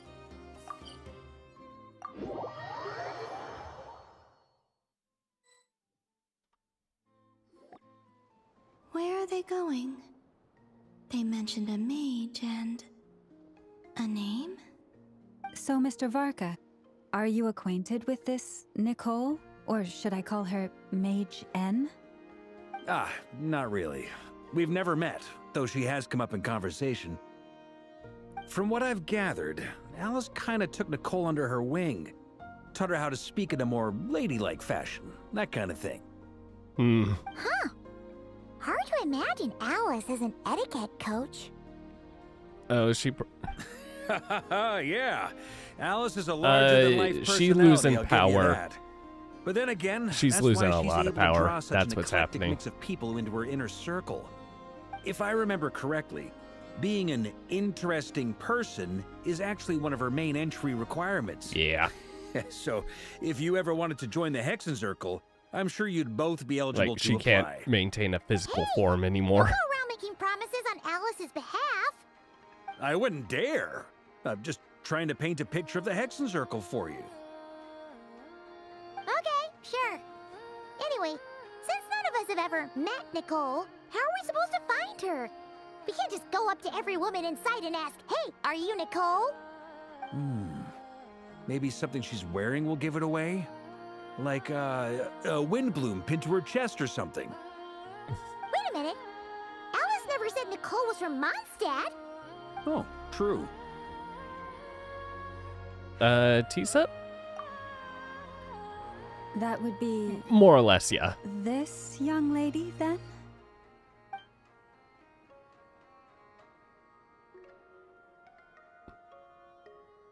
Hello. Hey there. Sorry to disturb you, but are you Miss Nicole? Varka, Knight of Boreas of the Knights of Favonius. Alice might have mentioned me before. Nope. Have we got the wrong person? Sorry. Well, this is awkward. When I shook my head, I meant, no, Alice hasn't mentioned you before. Huh. Huh? Where is this voice coming from? My apologies. For certain reasons, I am unable to speak. This is the only way I can communicate with you. I see. It might take some getting used to, but I hope you can understand. Hey, it's fine. I'm more shocked by the fact that Alice never speaks about me. I mean, Oh, why would she speak about you, huh? As for you two, we have crossed paths twice before, but it is nonetheless a pleasure to finally meet you. It's really you! Thanks for all your guidance in the past! You're quite welcome. This time, things are different. We have reached the unwritten pages of the story. You might say that we stand at the crossroads of fate.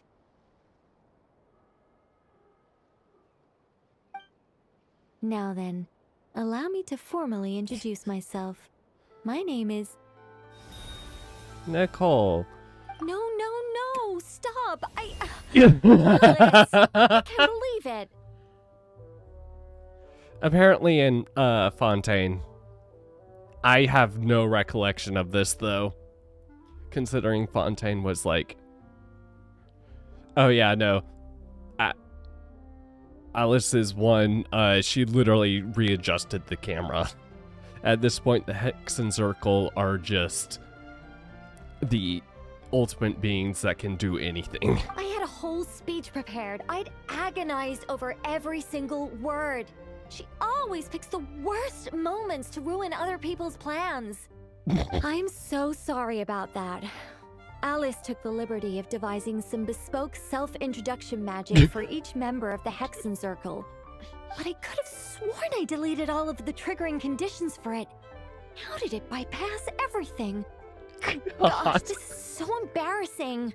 This is a very different side of Nicole than what we're used to. Is she not used to face-to-face interactions? Don't worry about it. We've seen that introduction magic once already, so it wasn't too much of a shock. Please go on, Miss Nicole. We'd love to hear what you have to say, or, well, communicate. Huh? Are they talking to this lady? But... Oh. Will you all promise to forget that horrendously embarrassing introduction? No. Sorry? Embarrassing? When?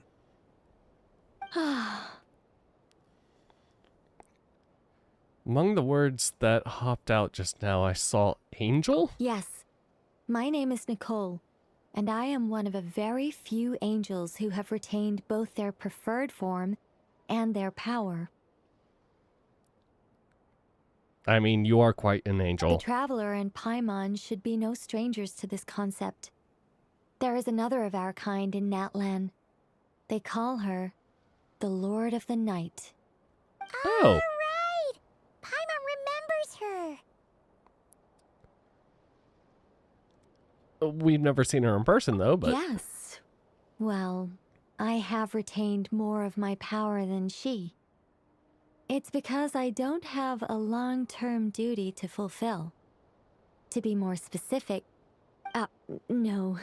We'll be here all day if I get into the specifics. Moving on. If I'm not mistaken, you are here because you wish to learn how one might reach the moon beyond the sky. Also That's a name. right. Is that something you can give us any guidance on? Yes, I do know a way. It began with the Hyperboreans, who lived after the War of Funerary Flame. Blank looks. Maybe I should start with the background of the war. Or maybe not. It shouldn't be an issue. I'll fill in the gaps for you when we have more time. Anyway, after that war ended, the three moons retreated to beyond the false sky. The Hyperboreans were humans I once aided. They accepted the civilization and creations bestowed upon them by the angels. But despite accepting many blessings of the angels, many among them still held on to their faith in the moons. They were reluctant to accept the new order. Even after the War of Funerary Flame, they sought to contact the moon goddesses beyond the sky and receive their guidance. But all three had passed away by that point.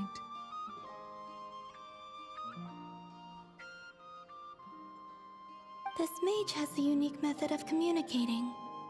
Is she talking about the moons? Yes, but they did not know. And so, still they prayed for the moon goddess's mercy. After building titanic structures that consumed vast amounts of Kuvaki, at last they glimpsed the moons and heard their voices. But of course, they were gravely disappointed. For it was then that they realized the three moon goddesses were dead. Oh, that's such a sad story. Imagine going through so much trouble. Humanity was in a very sorry state at that time. The angels who had once aided them were gone, and the War of Funerary Flames had left them homeless and destitute. Just a second, I gotta ask. How relevant is all this history to the task at hand? Varka? Well, I mean, it's... Okay, it seems we've drifted into irrelevant narrative waters. I'm kind of interested. Since I've had the chance to speak inside someone's head. As soon as I got started, I lost control and the words just flowed out like a waterfall. Oh my god. What I'm trying to say is... Right, yes, that's it. The relevant part is the ritual created by the Hyperboreans. The blush. You are adorable. The fact that they bypassed the false sky and saw the true moons implies that they successfully built a connection between Tevat and the outside world. Which means, with enough Kuvaki and a sufficiently stable connection, it should be feasible to send one person over the border. Okay, so they built some kind of portal? Or a bridge? Oh, yes. A portal. Yes. Is something wrong? You sound disappointed. I just didn't expect you to summarize it so well. It turns out I could have said all that in one word, if only I'd managed to think of it. No, please, it's fine. This is invaluable knowledge. I'll be sure to record and preserve everything in writing. Oh, really? Well, in that case, I suppose I could backtrack and add some more detail. I did gloss over a few things so far. Whoa, time out. let's summarize what we've got first. Oh my god, Barca. The Hyperboreans were the last ones to use this method, right? So we Thank somehow you need for to the find follow, whatever by the way. structure they built and make sure there's enough Kuvaki to power it up. Luckily, we have the moon marrow of both the eternal and iridescent moons, so we're all good for Kuvaki. Which means the key issue we need to focus on is finding the place. Am I right so far? Yes. Although I expect the structure is long gone by now. That said, what if we could take advantage of the phantoms to travel back to a time when it still existed? Well, travel back isn't quite accurate. It's more like we'd be creating a handshake between 2 points in space-time. We wouldn't even have to pick a time when it still existed. It could just be a time when it still appeared in phantom form via projection, or we could project our own phantoms, fold them together at... You look lost.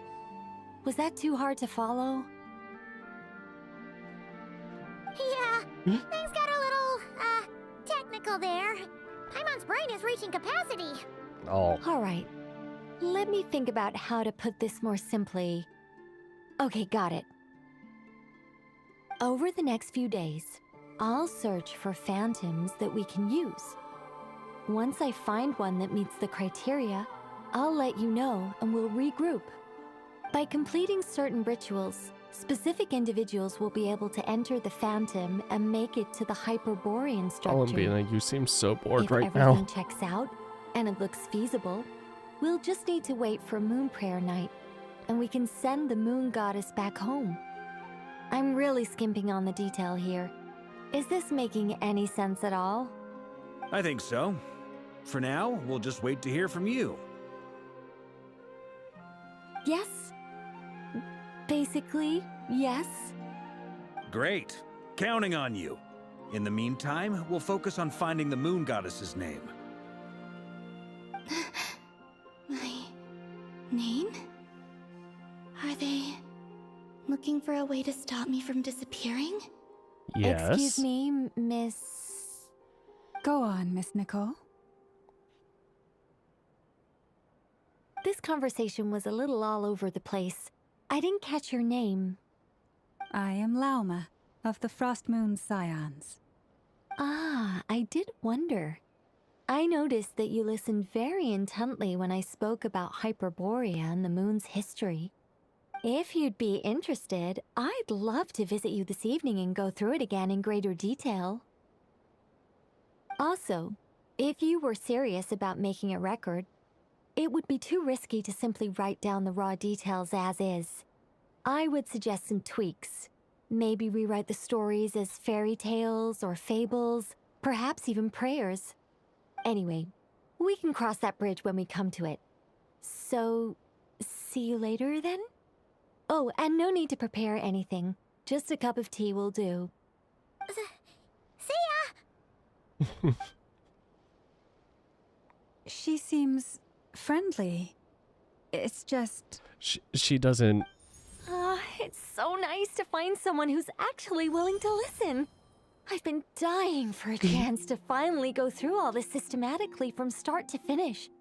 Any longer and I'd probably start forgetting it. Oh my god. Now Paimon gets why Alice told us to mind our heads. What did I tell you? A lot of quirky people in Alice's orbit. Now then, the next order of business is, where do we start looking for the Moon Goddess's name? Maybe the rest of what Nicole has to say might give us some clues. Once the I've phantoms? heard her out, I'll summarize the salient points and share them with you all. I'm also inclined to review our other documents. Yes, our faith was first established by our Hyperborean ancestors, but many of the more factually accurate records are from after Kuthar's birth. Okay. Find the Fatui. Sounds like we're gonna follow Columbina's journey through Devat, huh? In that case, we'll start by heading to the Frost Moon Enclave. Sounds like a plan. Take this with you. I'll see about getting in touch with the Fatui. It'll probably just be Arlecchino and Sandroni again. They're the only ones who would want to help. Thank you, Mr. Varka. Please, don't. Don't mention it. Honestly, I'm more comfortable dealing with the Fatui than prying into the details of a young lady's childhood. Catch you later. I should follow them, just in case there's some way that I can help. Varka, ever the gentleman. Except for randomly apparently getting drunk and winding up in a village with a lot of women. Varka.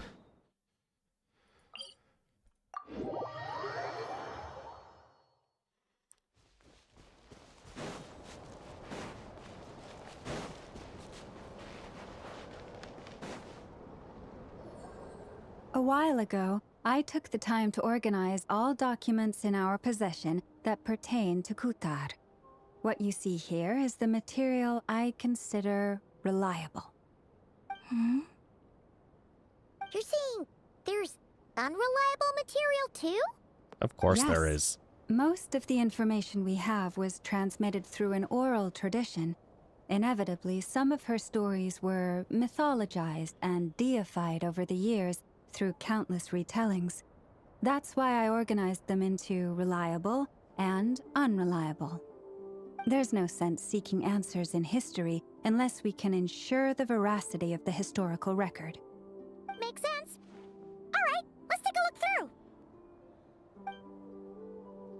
Clear and concise would be one way to describe the writing style of these historical records. You could also easily describe them as terse and dry. And since Lauma already knows the material like the back of her hand, the quest to find any new information in these texts is tough going.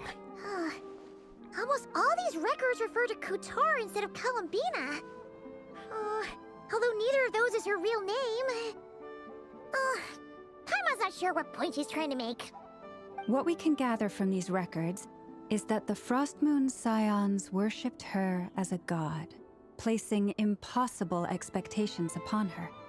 I cannot fault them for their earnest faith, but for all their devotion, worshipping her day in, day out changed nothing. I imagine that none of it resonated with Columbina. It wouldn't surprise me if, even back then, she had already begun to reject the name Kutar and everything it represented. Lama speaks the truth. Oh. When I heard them call upon Kutar with hope and expectation in their voices, they may as well have been calling upon somebody else.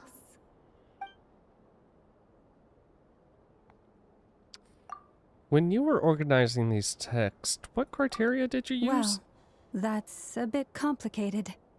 I looked at the level of detail, perceived authenticity, prose style, and how realistic their portrayal of Kutar seemed to be.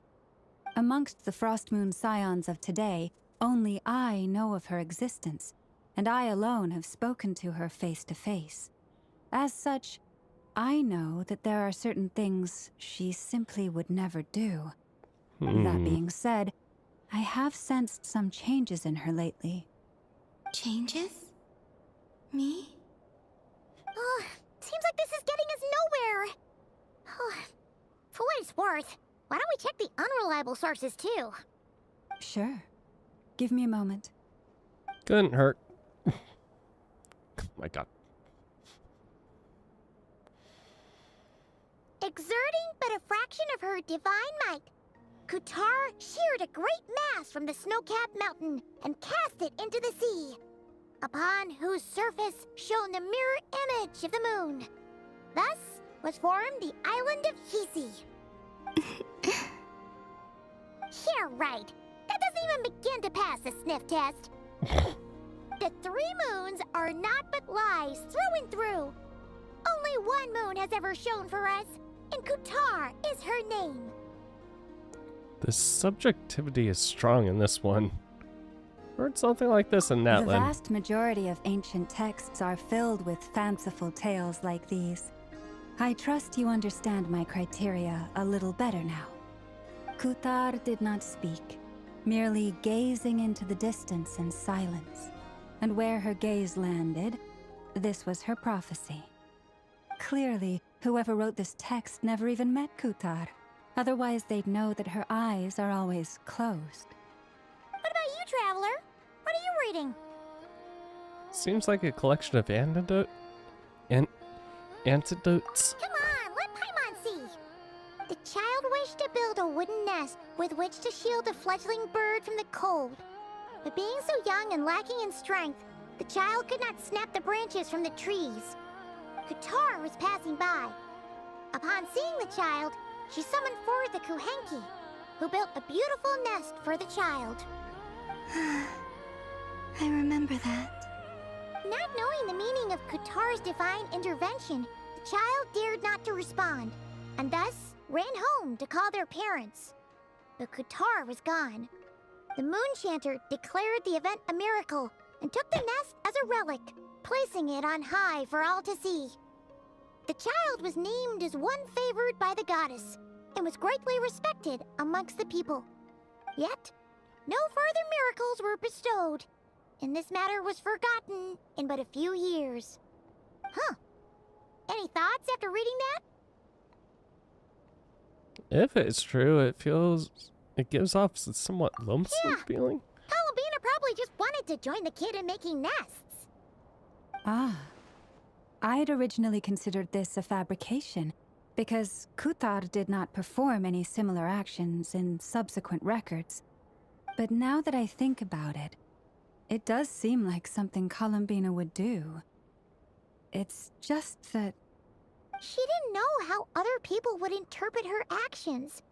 She was probably worried about making things difficult for people. And so, she gradually stopped joining in.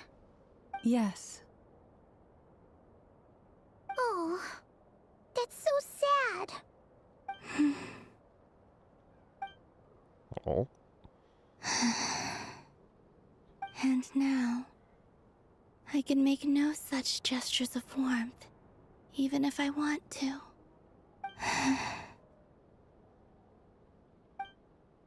Still no name. That's a bit of a shame. But we did learn some interesting stories. That's gotta count for something. Barca said he was gonna set up a meeting with Arlecchino and Sandrone, right? Let's go back to Nasha Town and see how he's doing. Or at least he was going to try to.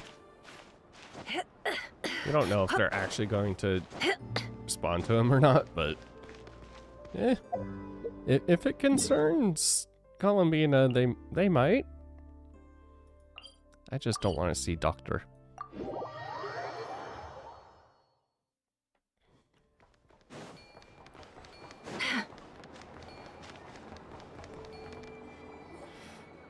Let's see. There's Varka. Oh, and it's Durin and Albedo too. Oh, talk about coincidences. We meet again in this very small town. Yeah, this is pretty much the same place we bumped into each other last time. I convinced them to stick around a little longer. We were all waiting on people, so I figured having a little company would help pass the time. Ah, so you've been waiting for us? Does this mean that you've already arranged things with the Fatui? Sure does. Now you're back, we can go meet up with them together. How'd your investigation at the Frost Moon Enclave go? Well, we didn't find out Columbina's true name. But apart from that, it went pretty well.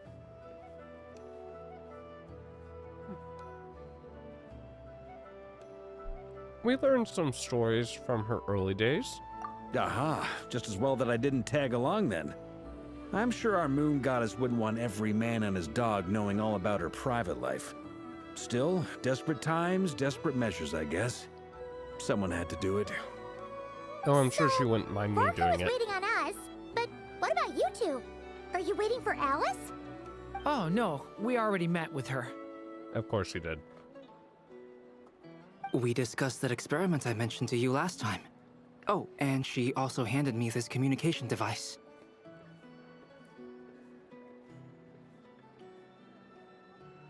Yeah, I'm pretty sure we saw that on one of those archipelagos. That's right. I understand she informed you about the relationship between the phantom phenomena and Tevat's borders, yes? She wants me to help her with some more experiments on that front. She said that she'll contact me through this device with more information. Ah, I see. Following instructions and making observations. Pretty common research method. Takes me right back to Albedo's lab. Wait, then who exactly are you meeting?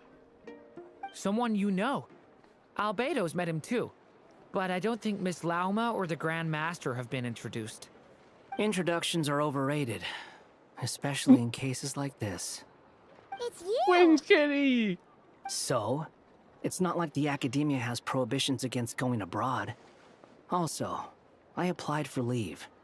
I've been writing to Hat Guy since obtaining a human form. I've already brought him up to speed on everything that's been going on in Nodcry. Hat Guy? Turns out, I actually have heard that name before. Oh? Then why did you react the same way I did? I only knew the name, not the fella. But since we're all here, let's do some introductions for what it's worth. I'm Varka, Grand Master of the Knights of Favonius. Lauma, Moon Chanter of the Frost Moon Scions. And I'm a Driosh from the Vahumana Darshan of the Sumero Academia. Hat Guy. Oh, why not share your real Mr. Guy. name? I believe we last saw each other on the boat right here. So they came to Nodcry together. Where have you been then? Mind you, the only reason I came here is because there's someone I want to look into. Who's that? Doctor? The The doctor. Doctor. Yep. Also known as Dottore. Second of the Fatui Harbingers. Yep, just as I thought. From the tone of your voice, it sounds like there's bad blood between you. Oh, there. In our archives, I noticed that a lot of information about him was missing. Left a bad taste in my mouth. That's all there is to it. Dottore, or Zondik, as he was then known, once studied at the Academia, but he got kicked out before he could graduate. So the Harbinger's #2 man is a college dropout? How embarrassing for them. Last we heard, he was planning something. We actually heard that a few times before, even coming to Nodcry. But we haven't seen a trace of him since we got here. He only appears when something interests him. For all we know, he might have left already. But the fact he did something here at all is worth noting. It'll fill a couple extra lines in his file. Why does it sound less like a file you're writing and more like a criminal record? Anyway, we were just about to meet two of the other Harbingers. Want to come along? You might learn a thing or two about him there. Sure. Oh. Even though they're Harbingers, well, they're old acquaintances of ours, so, you know, when you talk to them, try to be... I got it. Good, Kitty. The Frost Moon Scion's relations with the Fatui remain tense. Forgive me if I do not attend. In that case, we'll continue assisting Miss Alice with her experiments. Good stuff. Everyone's having a fruitful time. All right, we better get going. I'll lead the way.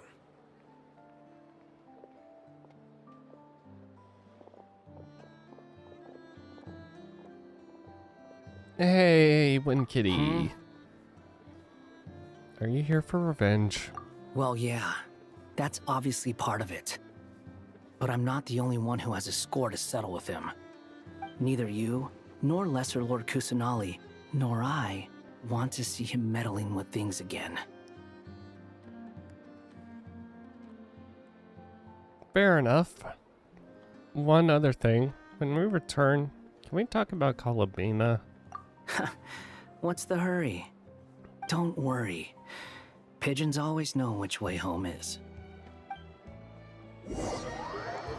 After the conversation ends, the group splits into 2 teams led by Varka. You make safely to Kubaki. What? You made it. Who is this? A scholar from Sumeru. They call him Hat Guy. He's an old friend of the Travelers. Wait, this is the academia representative you wrote about? He doesn't exactly look the part. I believe this will prove my identity. You'll notice it bears the seal of the Sanctuary of Surasthana. Well, what do you know? So it does. All right then. My mistake. It's fine. I expected as much. What? So as I mentioned in my letter, the Academia's got its eyes on Dottore. But this matter remains top secret.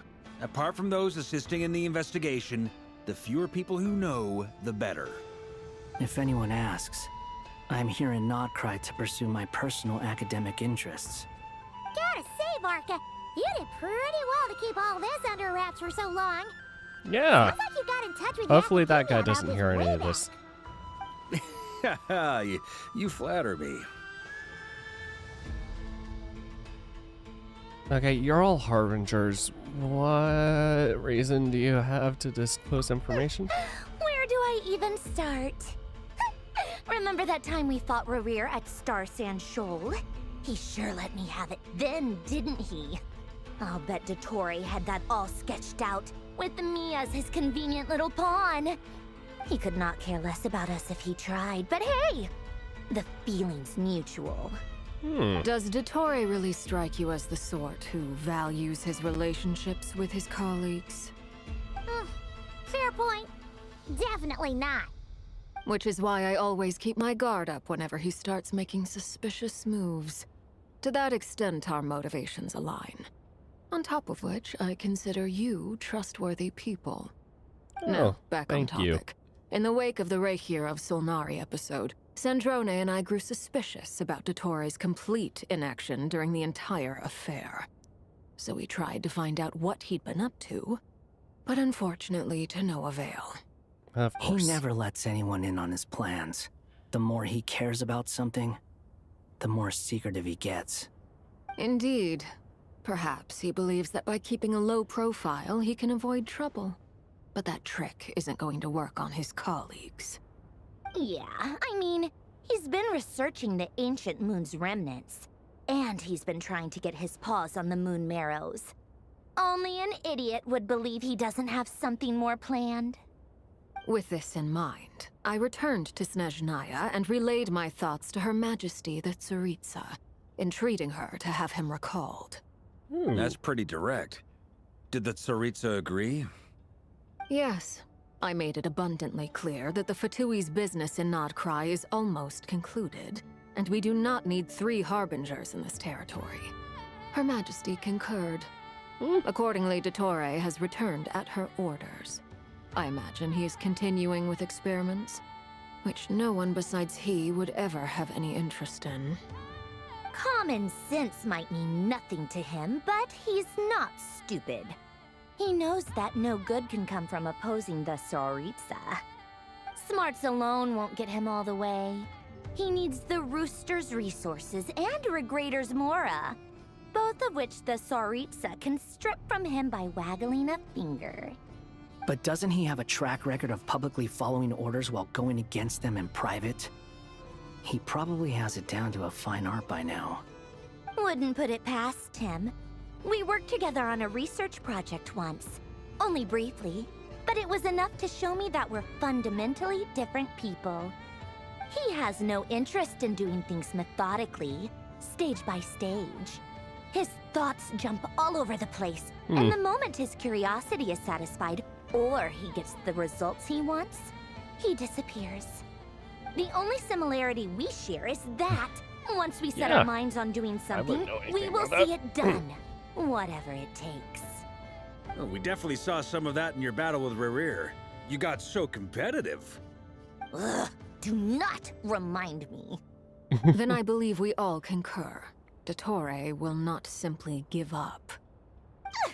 Fantastic. Now this is turning into a whole day of unpleasant memories. Ugh. Would you like some Are you tea? talking about the moon marrow stuff? He also strikes me as the kind of person to disregard experimental regulations, ruin all the equipment, and go way over budget. Then leave the first person he can find to deal with the fallout. Exactly. This one time, he was running some high-temperature experiment and the substance exploded. But does he care? No. He orders his subordinates to open the device so he can observe the results, which causes the gas inside to leak out.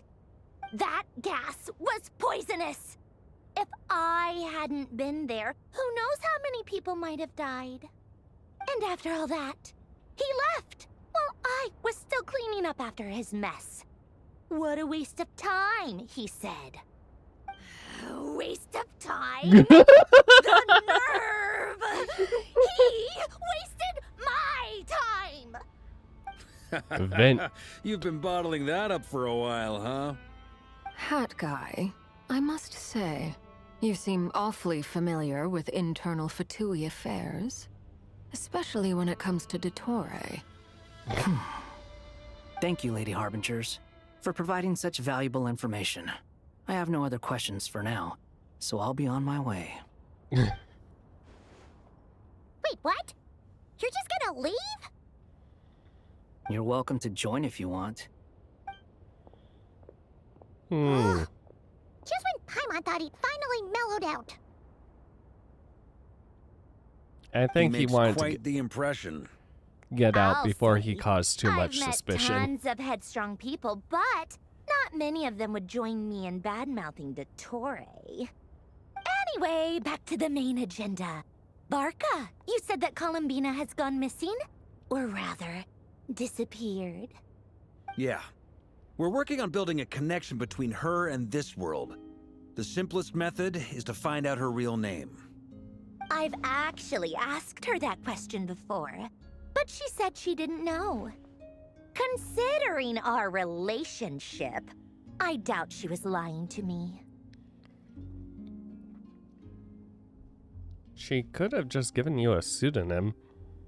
What did she do while she was with the Fatui? As far as I recall, she was never dispatched by Her Majesty to claim a gnosis or anything like that. The Tsaritsa's plans had long contained a place specifically for her. I always thought that was weird. What could she do that the rest of us couldn't? Knowing what we do now, it's probably something related to Kavaki, right? More than likely. When she first arrived, Columbina would often go to Her Majesty and ask when she could start the task assigned to her. But Her Majesty always gave the same reply. The time has not yet come. So she spent her days in Snezhnaya doing basically nothing. The Tsaritsa has summoned a beautiful blind maiden to be a harbinger, giving her the third seat by virtue only of her enchanting voice. It was a dumb and stupid rumor, but the reality of the situation made it hard to refute. And what happened after that? I imagine she stopped caring. She no longer seemed to care why she had been recruited, and Her Majesty never gave her any missions, so she just continued to sing in the flower garden. For my part, I was busy. So busy, in fact, that watching someone be that idol had me fuming. But still, I got the sense that she had long been used to a life of other people claiming she was needed when she wasn't. I just felt that having a place to stay would cost me something eventually. And so I waited quietly for the day that I would have to pay the price. And on the other end of that spectrum, you had me. Someone once told me that I had the lousiest work and the toughest luck. That's a good way of putting it. I forget who said it, but those words have always stuck with me. Sounds like something Winkitty would say. No wonder.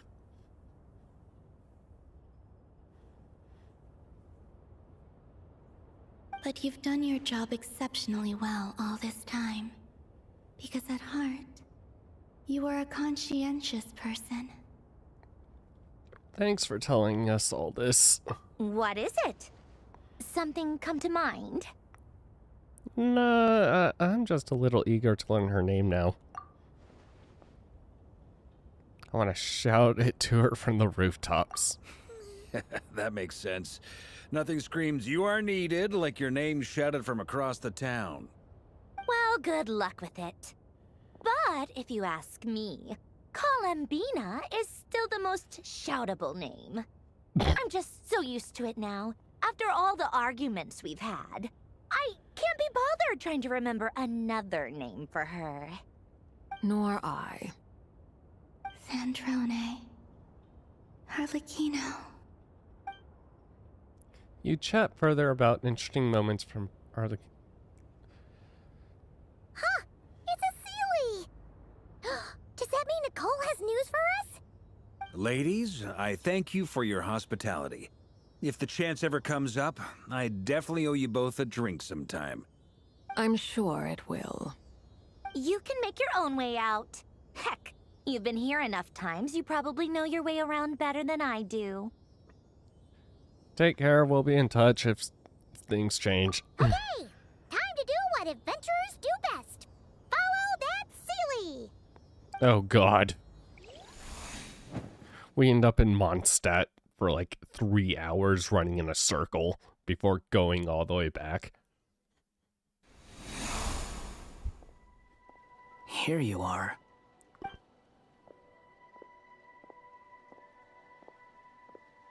Oh, hat guy. How come you're back so soon? Did things go all right with the Fatui? Fine. Dottore has been summoned home by the Tsaritsa. Couldn't get much more than that. How about you? Any progress with the investigation? Unfortunately not. We've tried everything. Different phantoms, different locations, different points in history. But the results were the same each time. Abyssal monsters roaming the land. People crying out in despair, with no hope of being rescued. Every time I see it, I can't help but think, is this what it was like in Mondstadt when Dragonspine Durin attacked? And if I fail in the task I've been given, will I create yet another tragedy? That's just meaningless speculation. When we encountered similar phenomena previously, I tried to interfere with those illusions, using sounds and lights to guide them. However, we could not change their fates. At most, we were able to extend their existences. The events of the past are like fate that has been written into Irminsul. There isn't a living thing in Teyvat that can escape its past.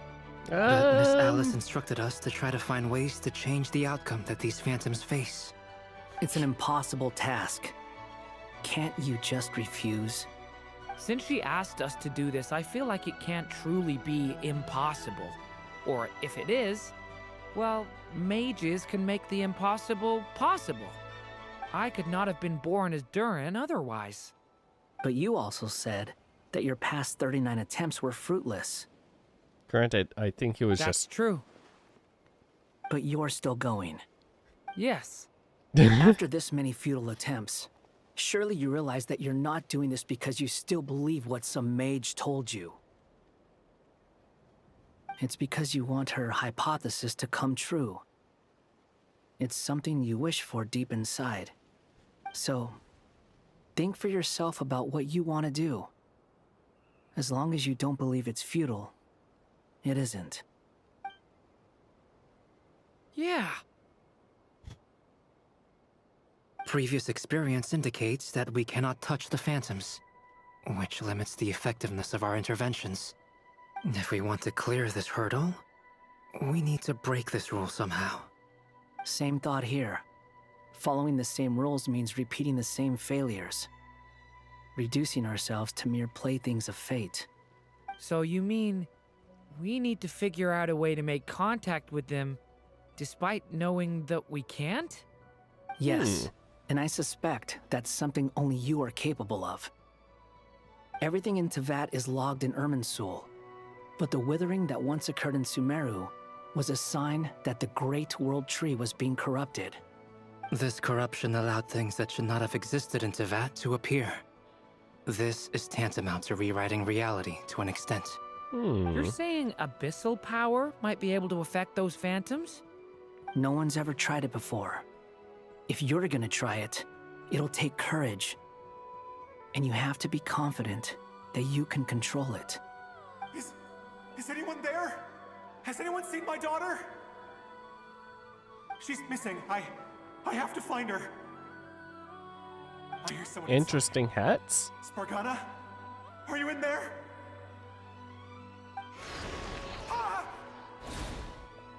If I can use my abyssal powers to warn him that there is danger here, maybe it'll change his decision. Maybe he'll stay away. Yes. The important thing is not the nature of the power, but rather how you use it. To intimidate and obstruct. Sounds about right for the Abyss. Well, let me try. I should be able to influence that thing. Ooh. Have you seen a little girl? What? This isn't the time for that! Just run!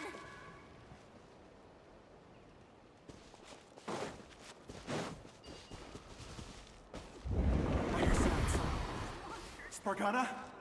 Are you in there? Durin can use the power of the Abyss to affect the world.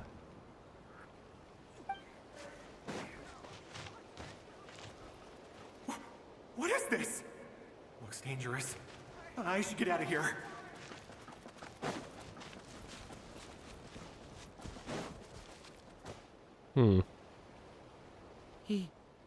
He really left. Ha! We did it! Don't celebrate too soon. Follow him. See what he does next. Monsters approaching from the front.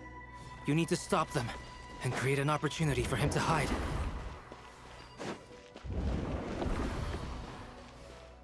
No, there's monsters ahead.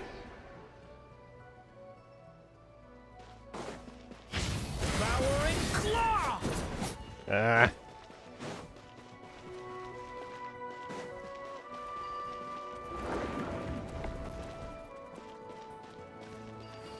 Wait, is that the barrier I saw earlier? Why is it appearing now?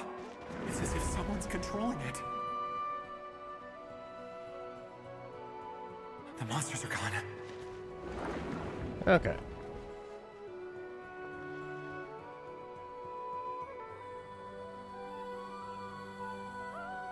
The barrier's gone too. How odd. Anyway, I guess I'll keep going. Quickly, let's keep up.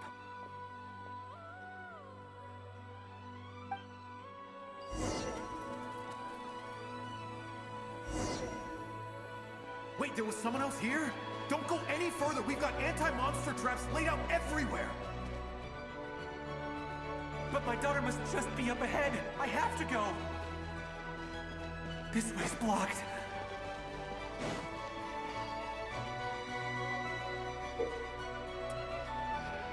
Oh, you can affect barrels, however, cause damage to human phantoms. Use with caution. We might be able to use the explosives over there, but we need to take care not to hurt him. Create a barrier. I'll use the barrier to keep him at a safe distance. This barrier seems to be helping me somehow. You're welcome. Hey, wake up! Oh, no good. Gotta keep moving ahead.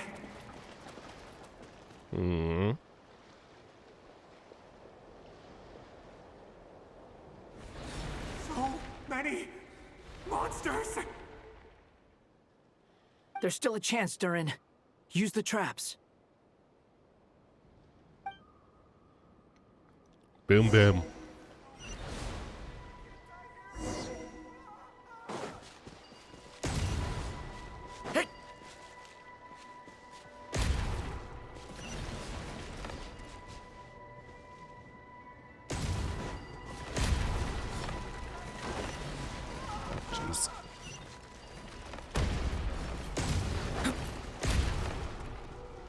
I fucked that one up. Help me! Oh my god. Please tell me I don't have to do all of... Okay, good.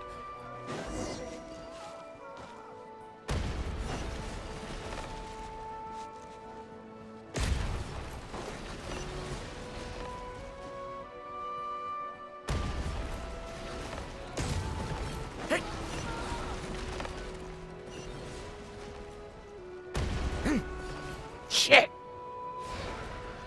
Help me! Yep. Cool, thanks, game. Please, just...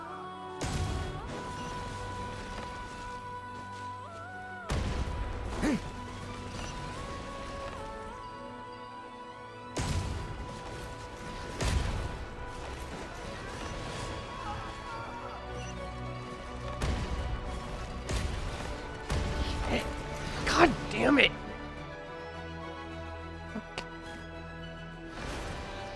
Help me!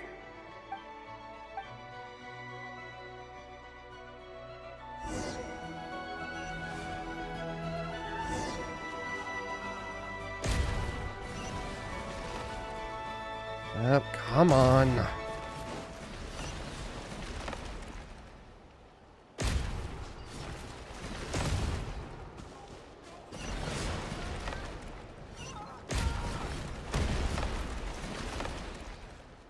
There we go. And of course that was the last new one. development. I've never seen this happen before. We might just be able to save this person.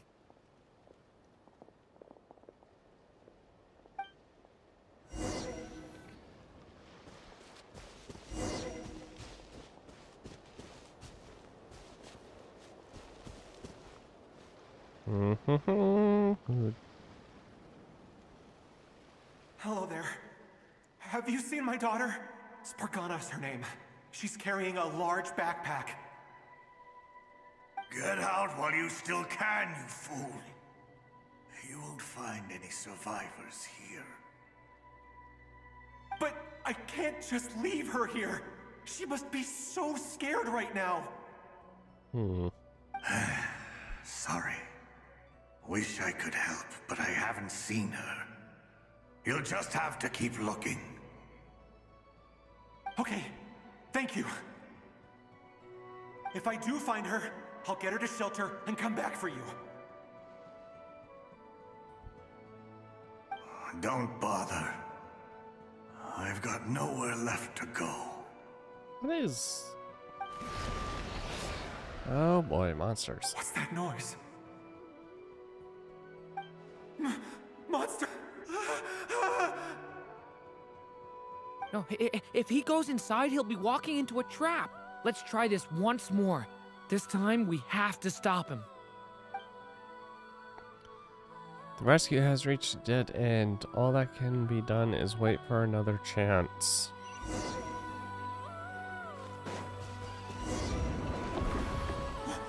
Why?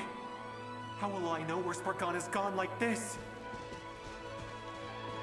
You know what? I'll trust this strange barrier. It's got me this far after all.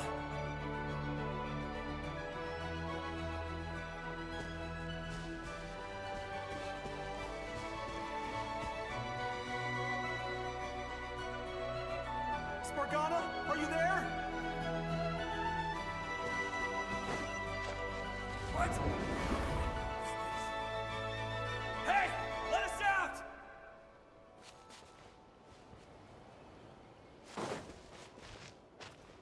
Hey! Huh.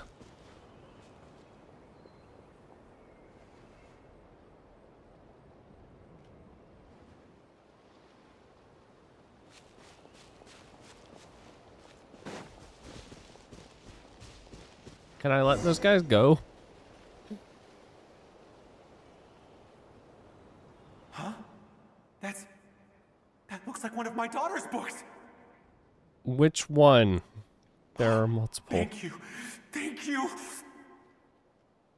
Yes, it's one of hers for sure. That's her name on it right there. She left her backpack here.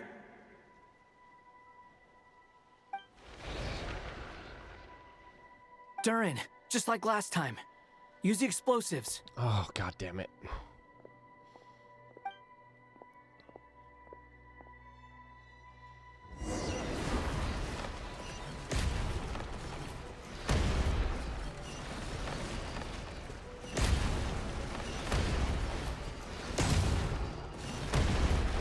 Jesus.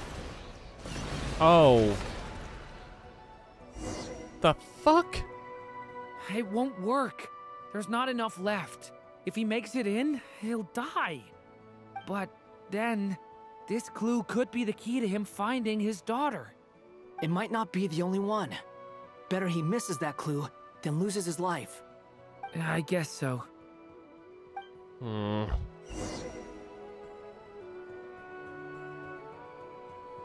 Stop him, Durin. We can't let him get any further in. Yep. That's my daughter's book! She's passed this way! Why? Why won't you let me go in? I've searched and searched and searched just for this! But how will I find her without any clues? I no longer have anywhere else to go.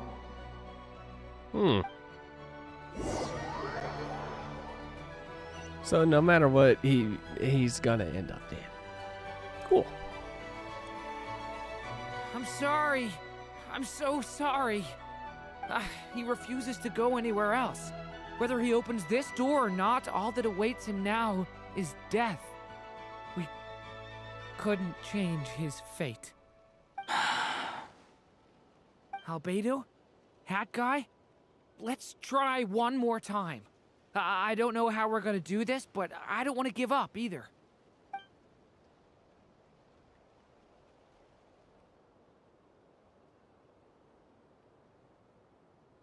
Why am I here? What's going on? All these scenes running through my head. Where are they from? Oh. Huh? What's going on? His reactions have changed. How many times have I... What's happening to me? Huh? Wait. Who are you? You can see us now? I feel like I always could, but that I only just realized you were there. I'm sorry, I don't know how to describe what I'm feeling. But you were the ones guiding me using that marked barrier, right? I haven't done anything yet, but those monsters, those deaths, they feel like memories. Like things I really did experience. I won't find my daughter. In fact, I'll ultimately die trying to find her. Isn't that right? Well, no, it isn't. Yes, it is. Even so, we're trying to find a way out of this. You've not seen my daughter either, have you?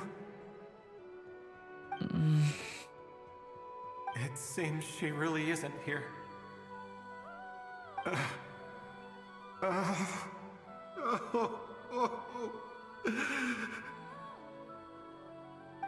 I'm sorry we couldn't help you.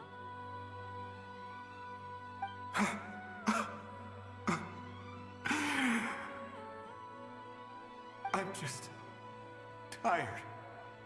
Maybe this is destiny. Maybe it doesn't matter how hard I search. How long do I have left? Experience says 15 to 20 minutes. 15 to 20. Thank you for all your help. Let's rest a while. You look exhausted too. Now's not the time for you to start pitying us. It's not pity. I'm just realizing that I've only got 10 or so minutes left. You know?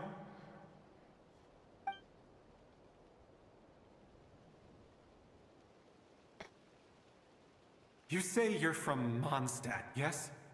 A place with windmills where people enjoy limitless freedom? And you're from Sumeru, where they've built an academy into a giant tree? Yes. It seems you've never heard of either place.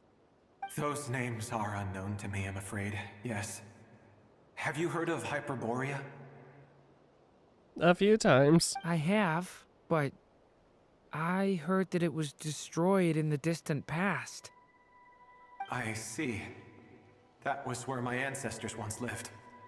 What about Delphi Pytho? Was it later rebuilt? I've never heard that name. Then what about Salvindagnir? I have seen that name on stone tablets on Dragonspine. But I'm afraid the only things left of that place are its ruins. I see. Sure enough, there was no way to turn this around, huh? I'm sorry. I was the one who asked to chat, but it seems like we're too many ages apart. There's barely any common ground to start from. Well? It's all right. We did hear something new, at least. From how you speak of your lives, things must be going all right for you, I guess. They are. Mondstadt is a place of freedom and happiness. There's a lot of good people in the church and the Knights of Favonius, and even outsiders find that it's an easy place to feel at home. We have festivals a few times a year. Everyone gets together to drink, sing, and be merry. Sumeru is a lot more uptight. Not really the kind of place where you can relax. It's a nation fraught with problems wherever you look. But if all you want in life is to seek knowledge, I guess it's pretty much paradise. That's wonderful. In other words, after this all-devouring black tide passed, humanity did not merely avoid extinction, but rose to build prosperous civilizations anew. Yeah. I mean, I can see Humanity all always right now. finds a way. That must mean the future isn't a total mess, right? That's true. Well, time's almost up. Let's part ways, I think. Might be best if you don't waste too much time on me. The chances are slim, I know, but I'd like to spend these last few minutes looking for Spargana. If things work out, I'd love to tell her about what I've heard. May we meet again. Well, or not, most probably. In that case, may your wishes come true.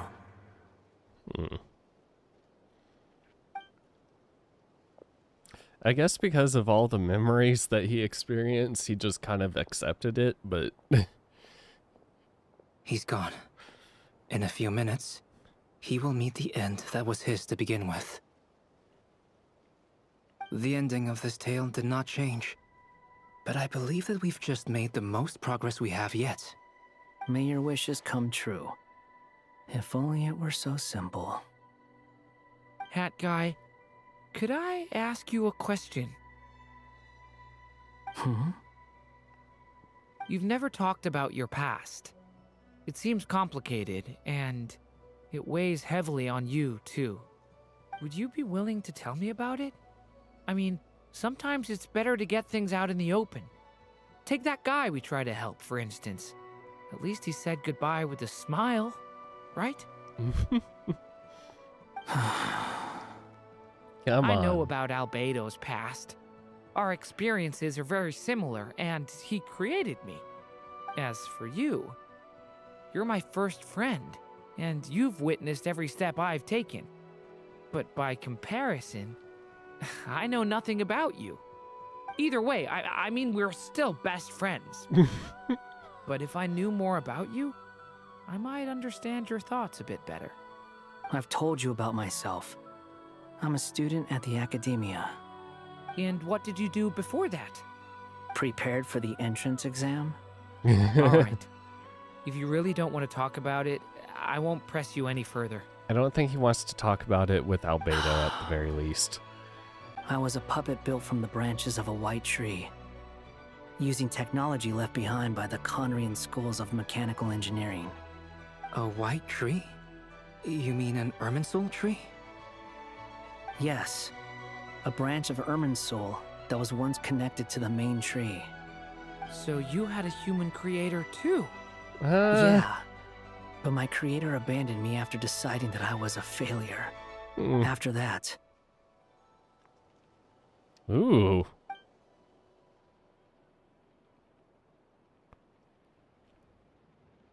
Durin.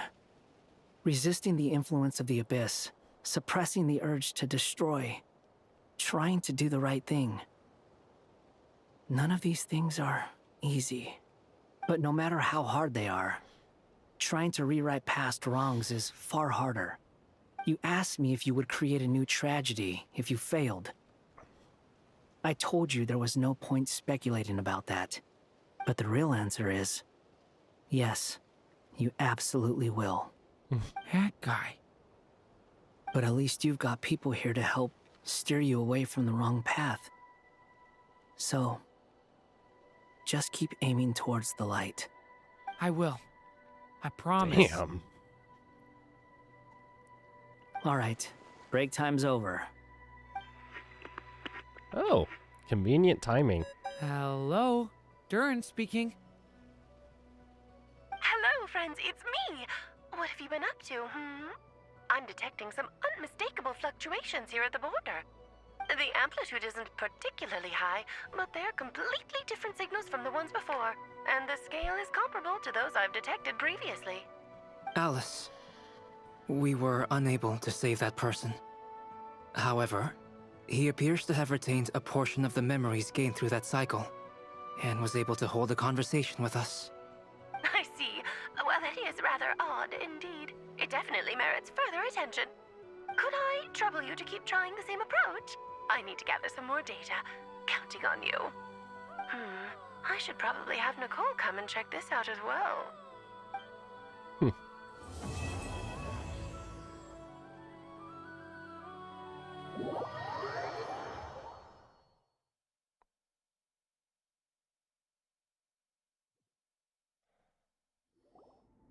There you are. I was worried you might stop to collect treasure chests opened by the Seelie along the way. It would have taken you so much longer to get here. Another conversation I cannot hear. I am delighted to see that you understand what takes priority, and that your adventurer's instinct has not swayed your resolve. Really, I must applaud you for it. You should know.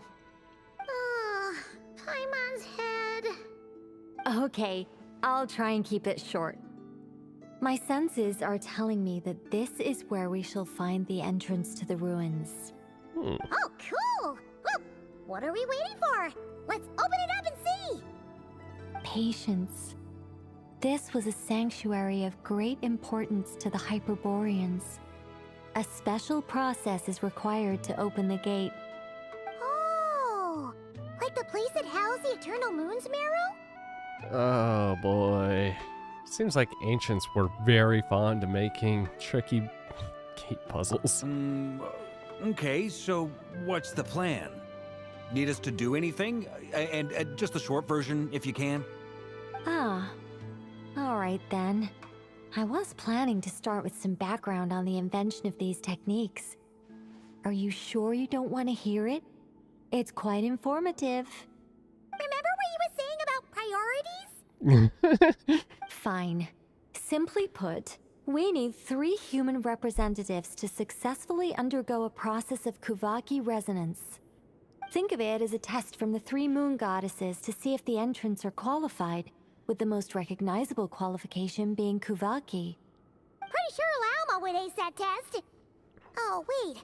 But we need 3 people. I also have no doubt that the Moon Chanter would be qualified. But we would need 2 other people with the same constitution. Therefore, the most feasible method is not so much to follow the rules, but to figure out how the test functions and find a workaround. I've done some research, and it turns out the mechanism is rather crude. We'll simply need humans to stand before it who have sufficient Kuvaki energy within them. I'm with you so far. How do we get the Kuvaki in them?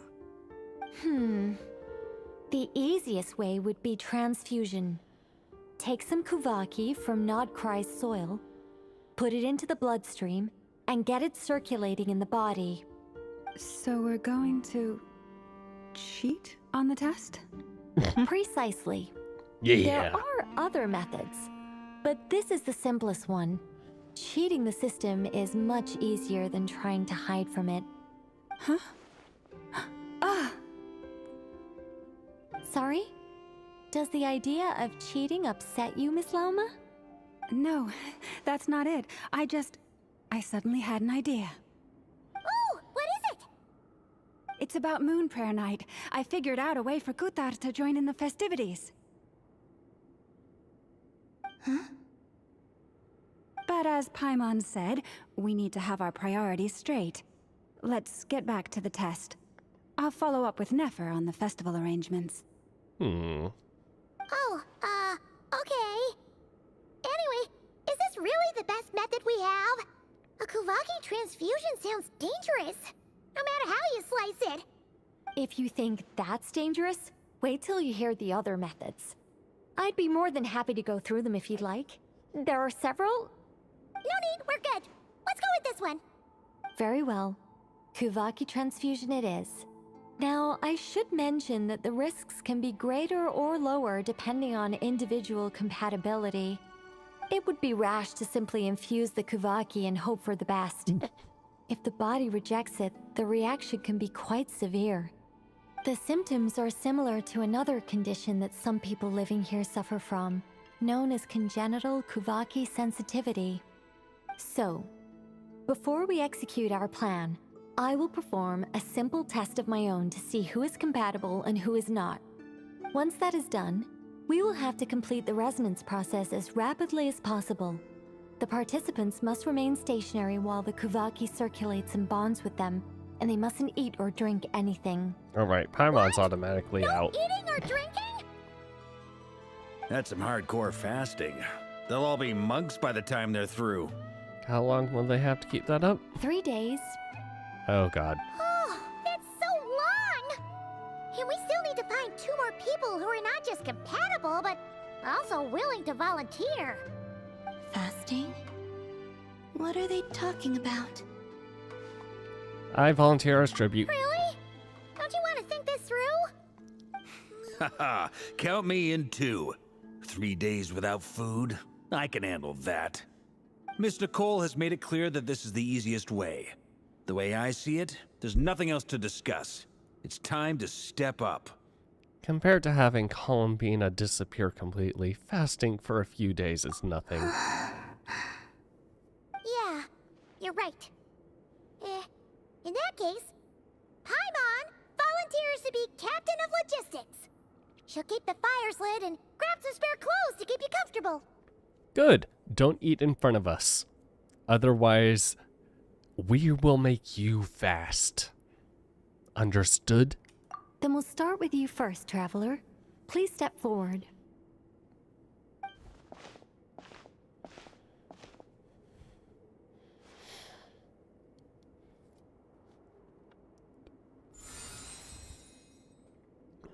How's it going? Do you feel anything? Negative. How about now? Negative. And now? No. What about now? Nothing. You guys, it's not a competition, you know.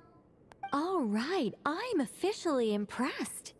Even as a descender, you can withstand far more than I imagined.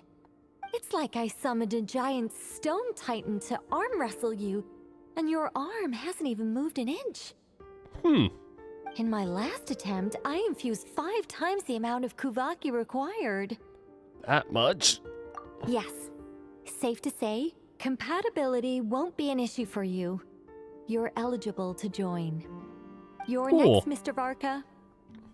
Sure, here goes nothing. He immediately fails the All first right. one. I'll start where we left off. 5 times the required Kuvaki dose. Whoa, whoa, whoa, hey, wait a minute. Ooh.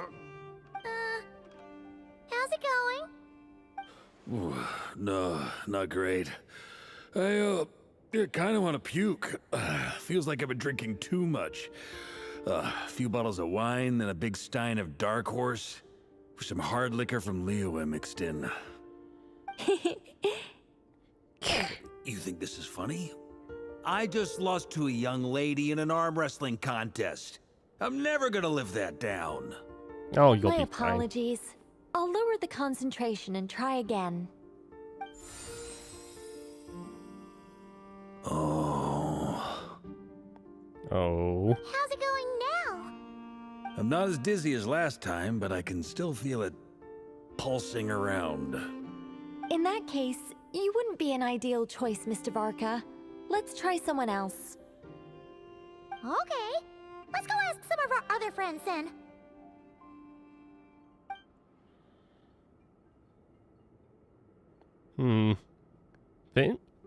Flynn's? Maybe?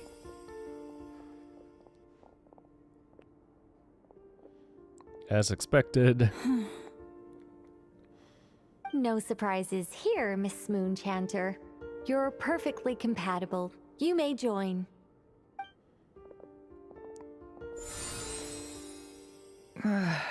Nope. I'm getting a slight headache. Shame. You were so close.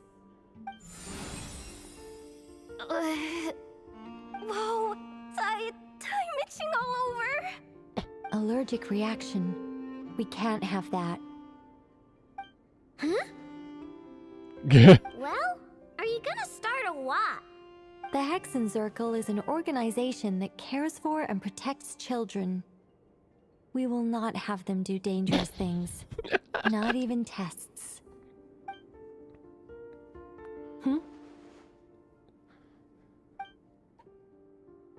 Is something the matter? The candidates have to be human. Rip. I guess that rules me out too. Maybe. Huh. Everyone except the Moonchanter got beaten. Guess I don't need to feel so bad after all. I mean, looks like this isn't gonna be as easy as we thought. Uh-huh. Perhaps I could ask for volunteers among the Frost Moon Scions. I'll see about talking to some trusted Lightkeeper colleagues. Ellot springs to mind. In fact, I think we had some former Frost Moon Scions join our ranks recently. Can you give me the scientific explanation for how the test works? I can probably make some kind of test bot. Then we can just zip through Nashatown, going up to people and pressing a button to check their status. Wouldn't that be way easier? No.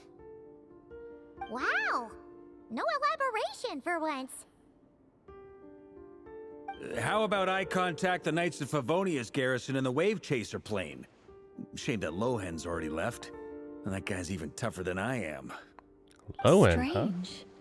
The moon goddess is clearly revered by many people. So why is she on the brink of disappearing? She mentioned that the world has rejected her from the very beginning.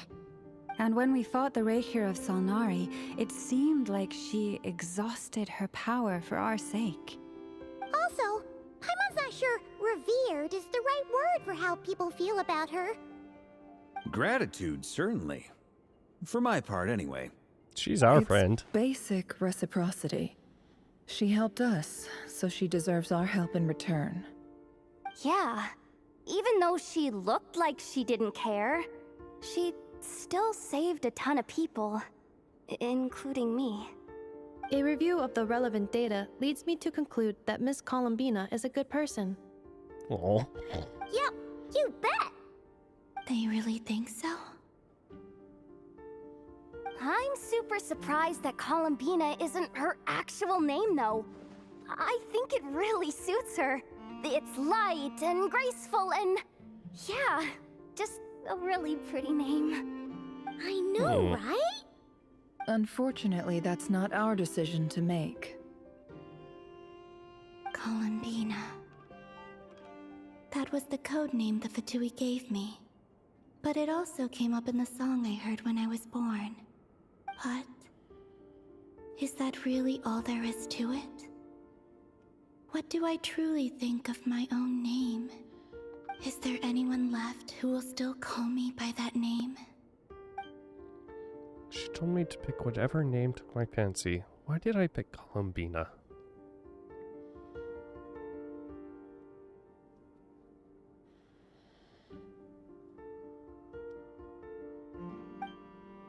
Maybe because I felt like she never wanted to become Kutar and be worshipped as a god?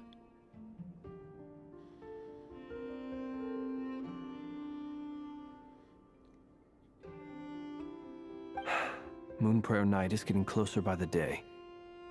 We're running out of time. We need to look for other candidates. Yeah. Then allow me to try. Huh? What are you doing here? You contacted your friends via the Adventurers Guild. Sandrone has been keeping an eye out for something like that, so she informed me. Since I have the ability to accommodate a moon marrow, I should prove to be a suitable candidate. Yeah, that's true. Arlecchino. When can we begin? I see. We can begin right away.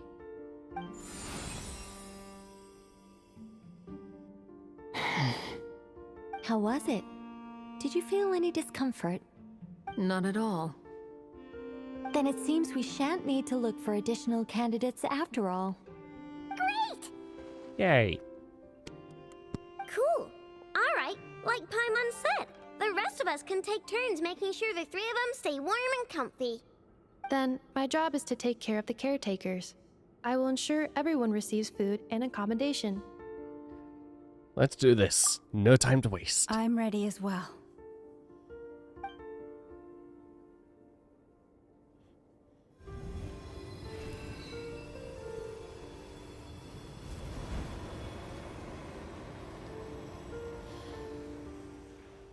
Oh, we had to stand here and do this.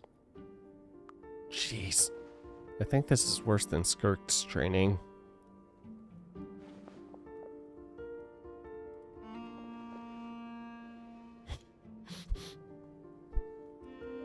Even Columbina needs to take a little rest.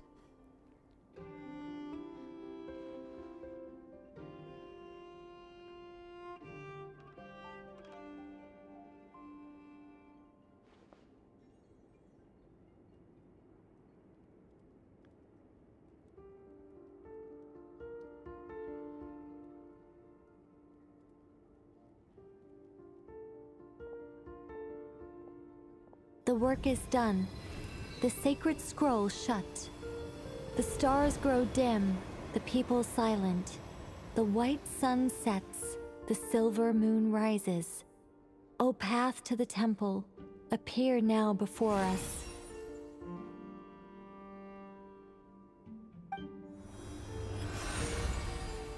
Wow! It really opened! So that's what all this is about. They've been trying to open this gate. Come, let us enter. Wait.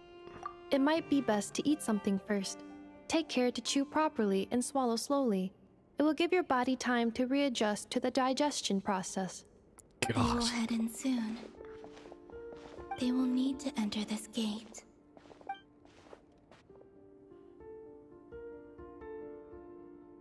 Huh? I cannot pass through. Is it because I have no physical body? It has been 3 days. My strength has all but completely faded. Can I really hold on until Moon Prayer Night?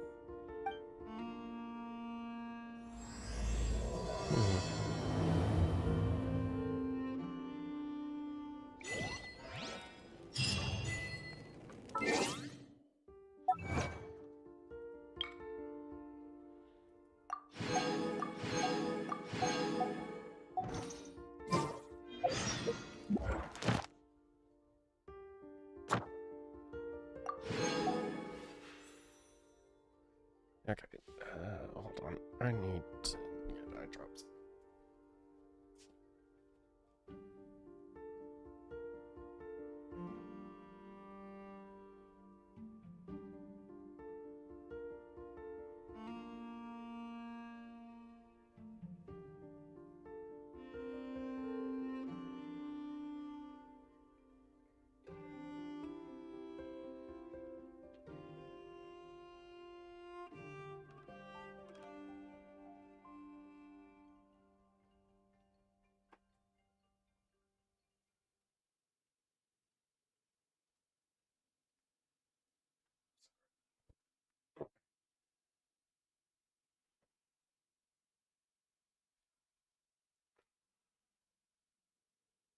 I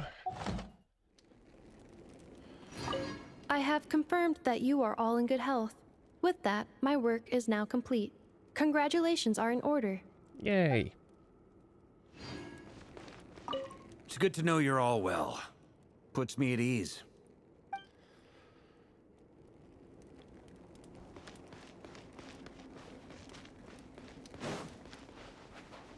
No one else? No one? Huh. Yeah, yes, they all left.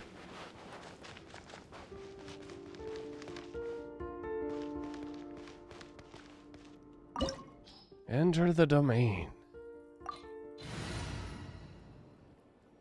Recommended elements, fire. Am I gonna get durian?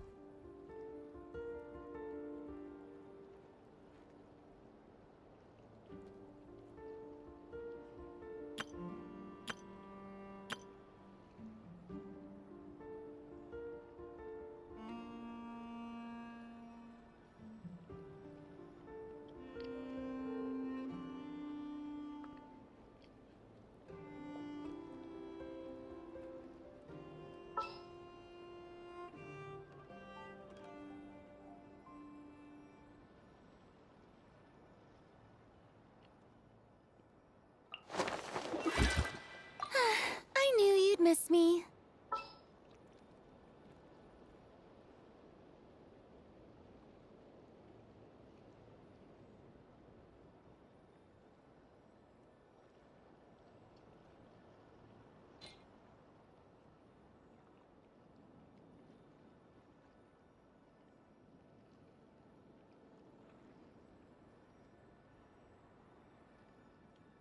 It should be fine.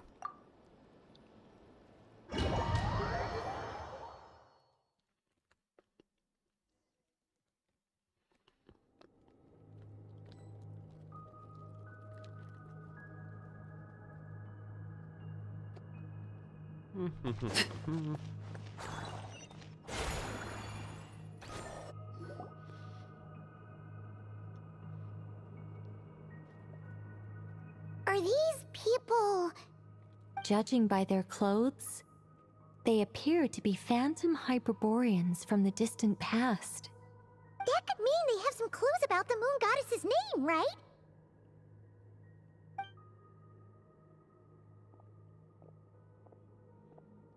Hey there! Could you tell us what the moon goddess's name is? Sorry. That's probably a weird question, huh? How do we explain this? The moons are long gone, and their goddesses are dead. Their names no longer mean anything. When a new moon goddess is born, we will surely know her name. We have used every last resource at our disposal. All that remains is to wait, patiently and quietly.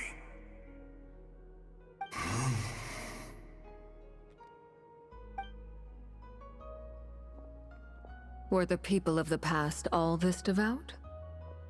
It looks like this phantom doesn't intend to converse with us any further. Surely the new moon goddess he speaks of must be Columbina. Alas, Kuthar's birth came long after the age in which he lived. Salvation did not come.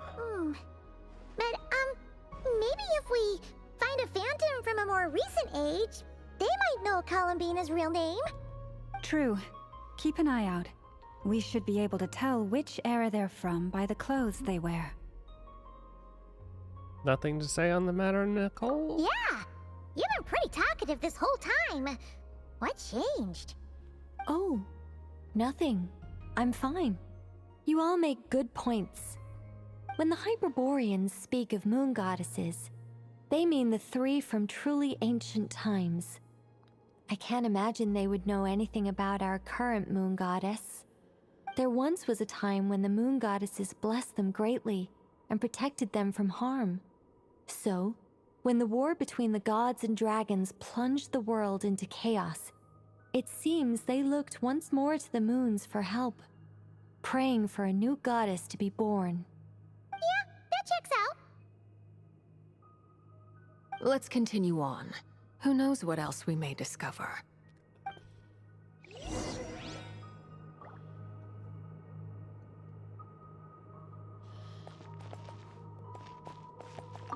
When the moons rise again, we shall receive their protection once more.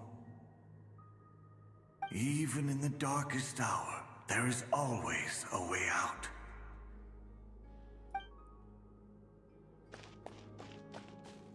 The moons have left for now, but they would not abandon us forever.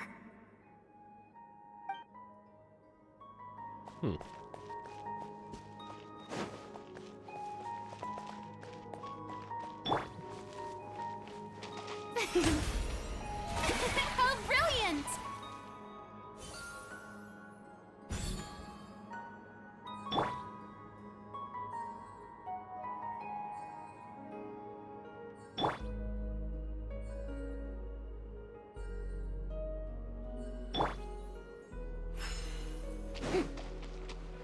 There's a door blocking this path. Oh. Not a problem. Try this. Whoa! How did that door suddenly collapse? This device was maintaining the door's integrity. Remove the core, and the device stops working. How convenient. Is this our destination? Impressive. More precisely, this is a device that will help us reach our destination. Let's go. We still have a long distance to cover. Yeah.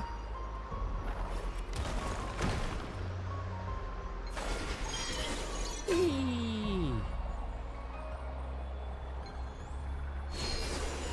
Whee.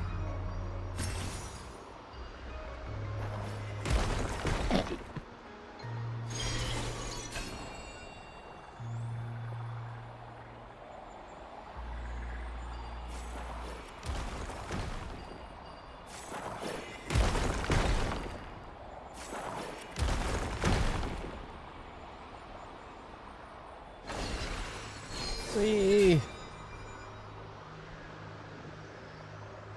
Oh, that wasn't so hard.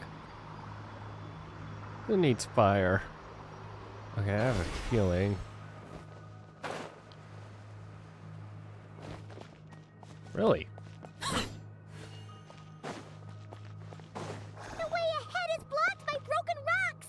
Oh. Let's try that device again. Remember the door from earlier? Yeah. Hey, game. What happened? Why?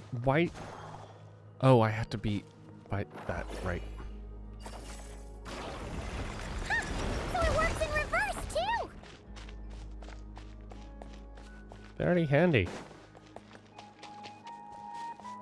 The humans we see are all phantoms, but the monsters are real. What a fascinating place. There'll be plenty of time to admire it later.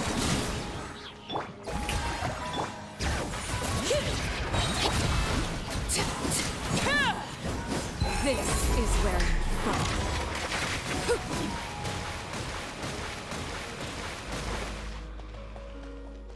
Ow.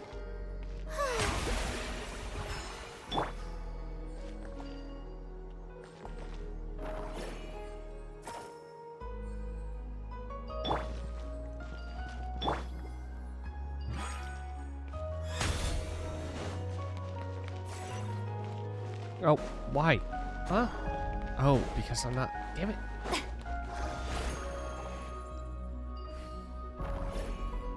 Give. Ooh, there's a whole bunch of artwork in here. Seems pretty old. Nicole, this is probably your area of expertise. What do all these paintings mean? Let me see. We're gonna get the To long or understand short these version. murals requires some knowledge of the history surrounding the War of Funerary Flame. I shared a little of this with Lauma before. Yes. I think I follow. The dispute between the Moon Sisters. The transformation by Nibelung. Oh, maybe one we can save for later? Oh no, it's no trouble. I'd be delighted to share the tale again. I'm sure you would. Alright then. Tevat's 3 moons and their goddesses were brought into being by the will of Nibelung, the then ruler of Tevat. But when the heavenly principles came, they changed the world completely, down to its very foundations. The moon goddesses were nowhere near strong enough to challenge this entity. But the heavenly principles did not view them as heretical entities that had to be removed. Essentially, the 3 moons existed to keep this planet alive and operational, which did not directly conflict with the heavenly principles' aims. Nevertheless, the inherent precariousness of this arrangement would soon be revealed. Nibelung returned. Yes.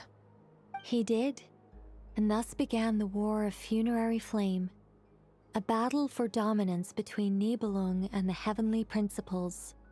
Discord would soon emerge between the 3 moon sisters.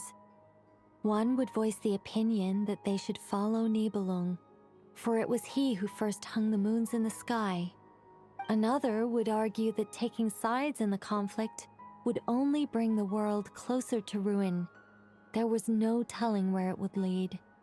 Especially since their creator had returned, bearing the perilous power of the abyss. Nibelung would eventually discover their disloyalty. He had all 3 imprisoned before transforming the moons into weapons with which to fight against the heavenly principles. What? Weapons? Yes. The moon arrows? The very moons that had once defended the planet became instruments of death and destruction, striking terror into the hearts of all living things. And although the heavenly principles and the 3 moon sisters had once been at peace, it now seemed that the moons posed an unacceptable threat to Tevat. It is possible that the heavenly principles did not know of the goddess's imprisonment. If so, the weaponization of the moons would surely have been viewed as an intentional breach of the peace agreement. What happens then? Regardless of who knew what, when, the heavenly principles shattered 2 moons and flung the other beyond the skies. Whether the goddesses managed to escape Nibelung's captivity after his fall, nobody knows. But this much is certain. From that day on, the moons no longer belonged to Tevat. The rejections slowly drained their power until eventually they passed away. So that's the full story. You say the moon ceased belonging to Tevat from then on. Why then would Columbina be born here? That is perhaps due to the lingering connection between the Frost Moon, which was not shattered, and this world.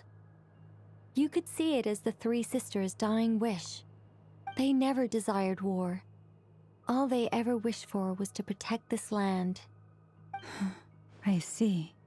If the final fate of the 3 goddesses is as you say, then Columbina faces the same grave danger.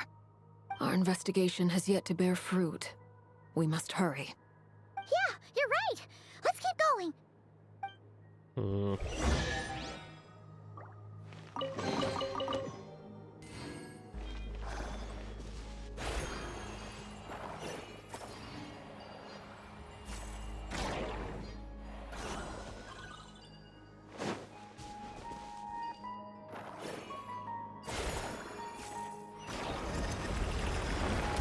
Okay. Fall down. People. Should we trust him to keep his promise? We have to. There's nothing else we can do. Huh.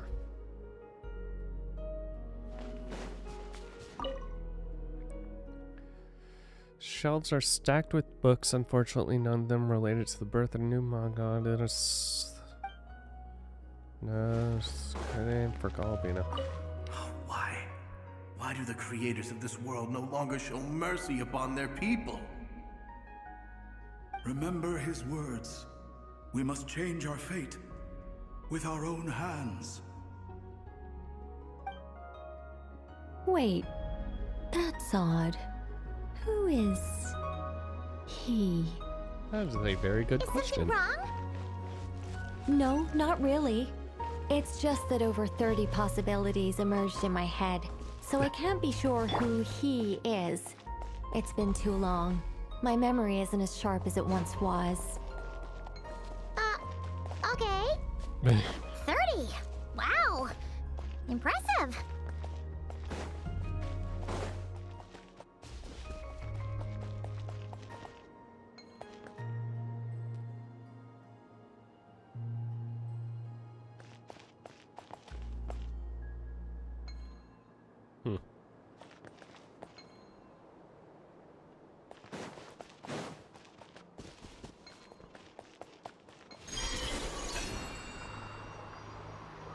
Okay, so go back around. Whee! Whee!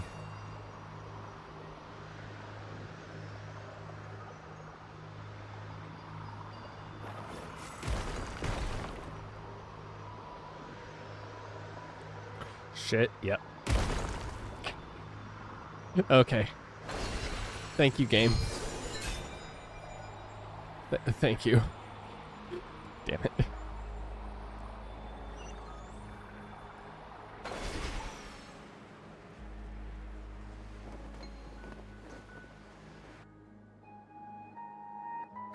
We're finally here.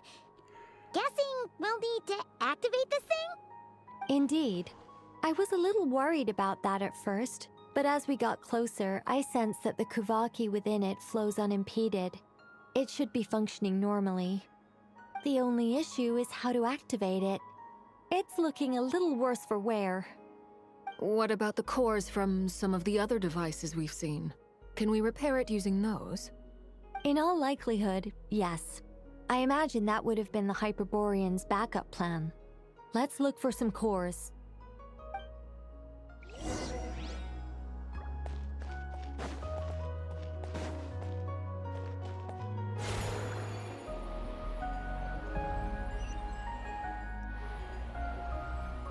Fine, game. I'll go this way.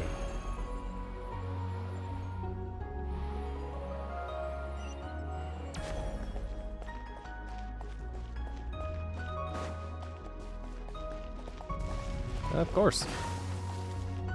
Laid bare. Teamwork is dreamwork. Let my name echo in song. Bring it. Hear the echoes of the valley. Come on.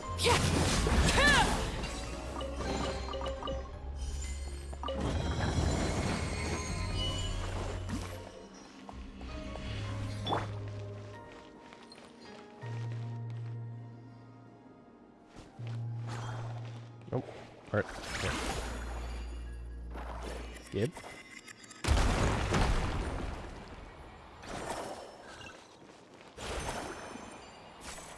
Toss.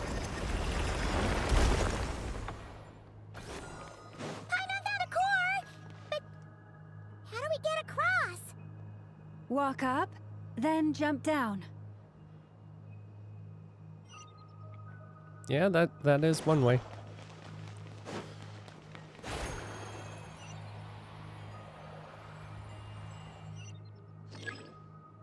Ooh.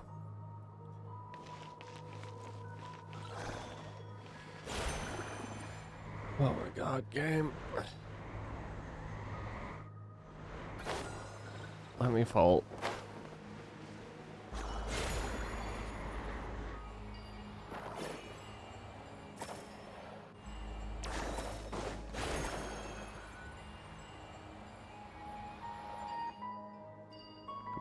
Come on. Oh my god, game.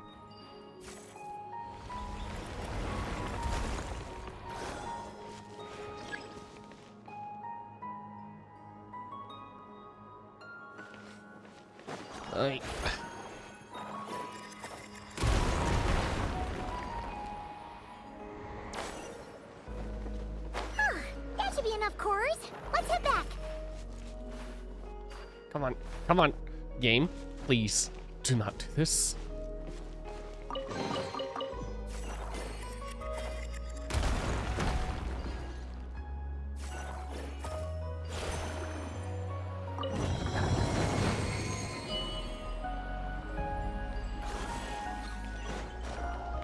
One.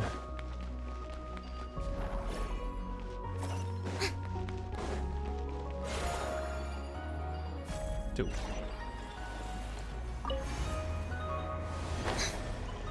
The device is up and running.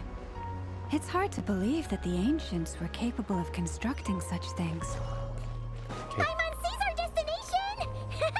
It's right up ahead! Yes, let's go.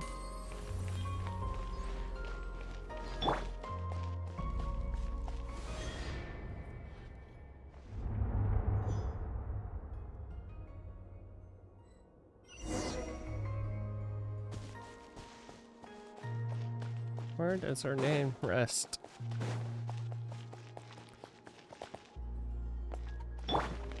I feel like it was kind of fitting I brought Verena. Oh, that's a bad joke.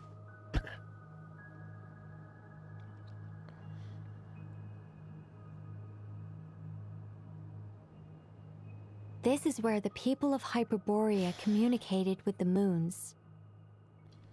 We need only place the moon marrow upon this platform on Moon Prayer Night, and we shall be able to open a portal to the moon and send our moon goddess back home. The assumption being, of course, that we can find her first. The moon is beyond the sky, right? That's right.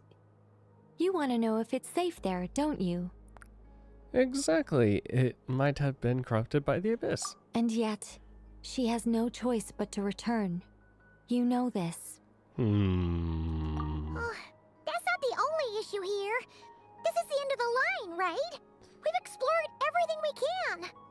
And despite looking at historical artwork and talking to people from Hyperborean times, we're still no closer to learning Columbina's name. If it's not too much trouble, could you tell me exactly what Alice said to you about finding her name? Oh, sure. What she said was... Then your first job is to find it.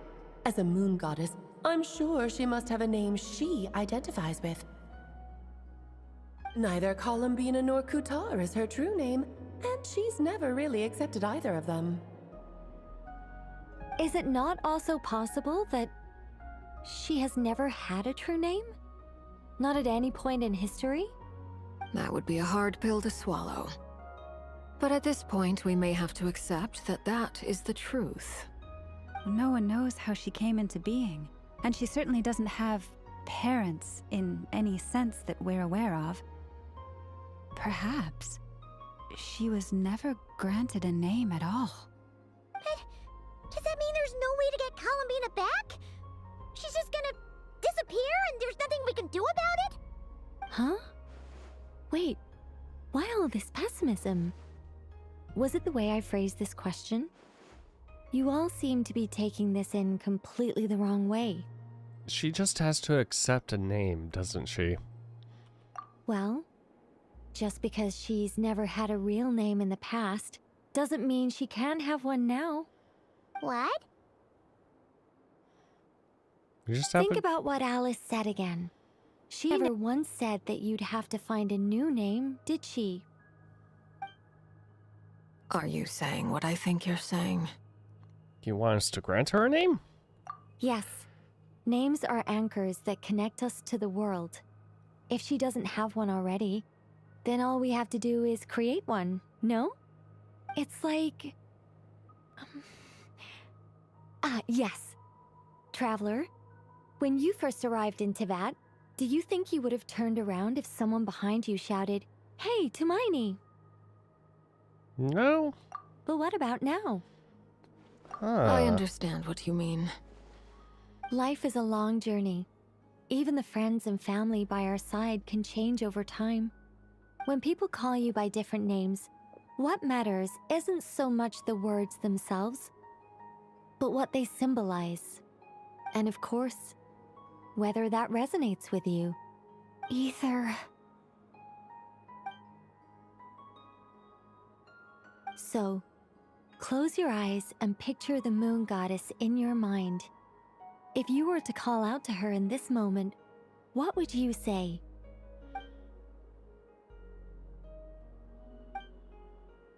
Columbina.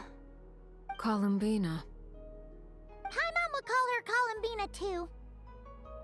Well, she has long forsaken everything that Kuthar represents.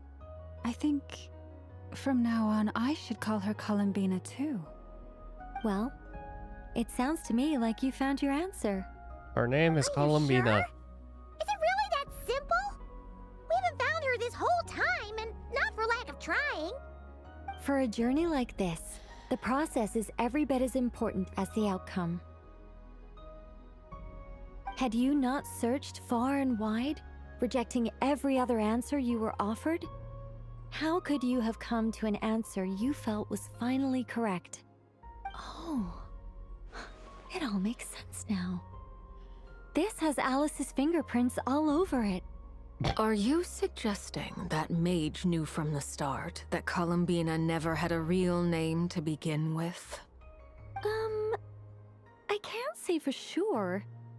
But I can definitely imagine her chuckling in satisfaction somewhere right now, saying, "Ah, what fun." Llama! Your antlers! You should hurry. The festive moon has begun to rise. Do not All worry, right. for when you called the name Columbina just now, I could sense that the power within was enough to summon back the moon goddess. All right, time to get onto within what? rooftops. The name? Yes. Shut it. The thing is... What's wrong now? This is so annoying. I really, really, really want to explain how that whole thing works. Starting from the founding principles of Tevat and... Oh, I could talk about this for hours. But... Deep breaths, Nicole. Deep breaths. You're an angel. A sober, sensible, solemn angel who has her priorities straight. Okay then. Sorry for asking. Clearly a bad call on Paimon's part. Anyway, you After all this need is to all hurry. done. Last thing, remember how it felt when you called out that name. When this is Then all it is done, agreed. you can talk By the our name heads off. Columbina, we shall find her. Then we'll throw her the best Moon Prayer Night party ever! And at last, we will send her home. After informing your friends, everyone splits up to look for Columbina. You choose a place. You choose to visit the place you first met. I can barely move anymore. My consciousness is fading away. Have they come back out? I'd love to see them one more time.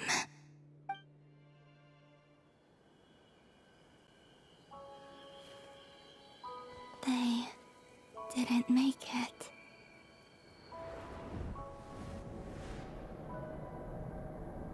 Could you tell me your name? My name is... Columbina!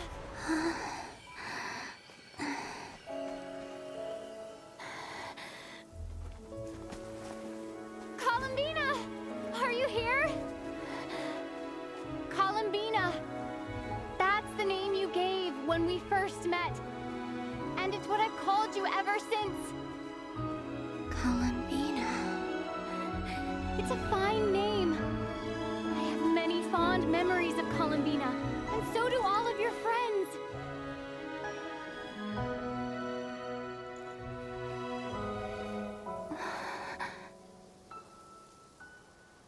If you like this name,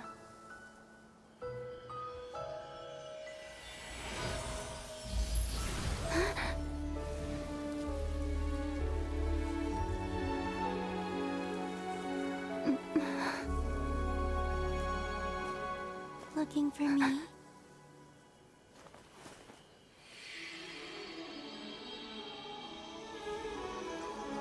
Columbina. I like it.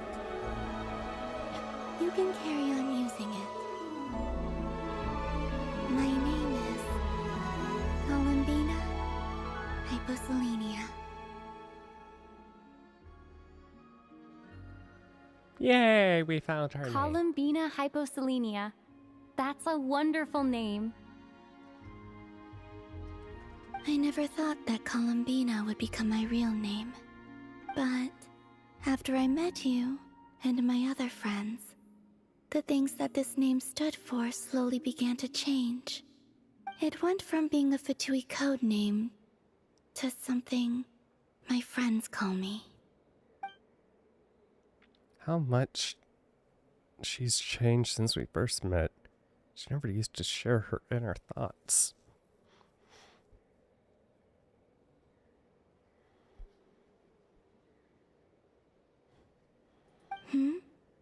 What is it? Why aren't you saying anything? I'm just so happy for you. Thank you. So, where's everyone else? We can go and meet them very soon. Everyone went to different places to try calling your name. Great. I'd like to thank them as well. Everyone's done so much for me. Searching for my name, entering those ancient ruins. Huh? Wait, so you were... Yes, I was there. Not physically, but my consciousness was still holding on. I followed you the whole way. Starting from when? You turned around and called out my name while you were in Nasha Town. Do you remember? Ah, so that's what that was. Could have sworn I felt someone pat me on the back. And deep down, I think I knew that it was Columbina.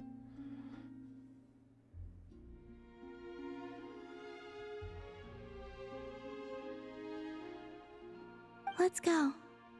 We don't want to keep them waiting. Sure. In that case, come with me.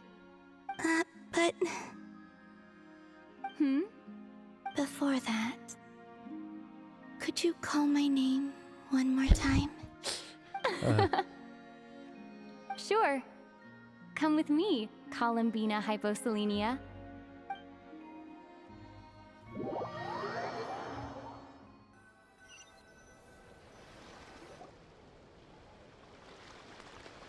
Columbina spreads the good news to your friends by way of small animals and kuheki. But since not everyone speaks critter sign language, some friends took longer than others to get the message. Yeah. Columbina. Oh, this truly is wonderful. Aww. Llama, I can't breathe. Enjoy it, Columbina. Enjoy it. Ha-ha! Just in time for Moon Prayer Night. It's good to have you back, Miss Columbina. Yeah, we were worried sick. Thank you, my friends. With your help, I now have a name that belongs to me. Columbina Hyposelenia. Where's the second half from? You added it yourself? That's right. It means... Born beneath the moon. Yes. And by extension, it can also mean born beneath this world. A fine name. Now, as much as it pains me to interrupt this beautiful reunion, I feel obliged to remind you that the Moon Prayer Night celebrations in Nasha Town have already begun. Don't you want to enjoy the festivities? There's so much to see and do. And some of the ambient lighting and entertainments were sponsored by the kind souls in the Hexen Circle. Nicole? Why have you turned into Dodoko? So you're Miss Nicole. Thank you for helping us, and for helping me find my name. It's nice to finally hear your voice. You're quite welcome. Guiding lost people to hidden treasure is what we Seelie do. And if you ask me, spiritual treasures are far more precious than material ones. Chests are all well and good, but this was what it's all about. Ah, so satisfying. Anyway, I had to go help Alice. It seems like she ran into some trouble. That's why I couldn't be here in person. But don't worry, we're with you in spirit. We'll be celebrating right along with you. Keep an eye out for the Hexenzirkel's festive stalls in Nasha Town. I think you'll like what we came up with. Alice said she even managed to rope B in this time. The Frost Moon Scions have also prepared various attractions. I believe Aino, Nefer, and their crew are setting things up as we speak. On that note, Nefer, about that request I made. It's all in hand. Yehoda is on site to ensure that everything goes off without a hitch. Wonderful. In that case, Traveler? I got it. Columbina, ready for our date? Come on, Columbina. It's time to celebrate the best moon prayer night ever.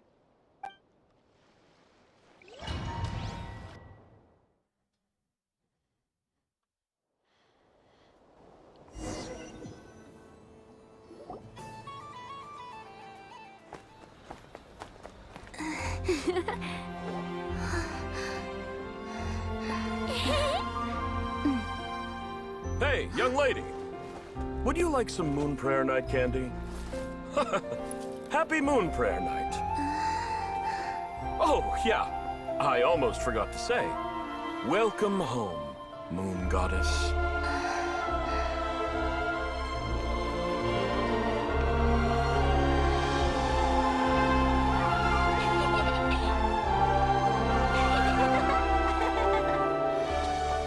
Welcome home, Moon Goddess.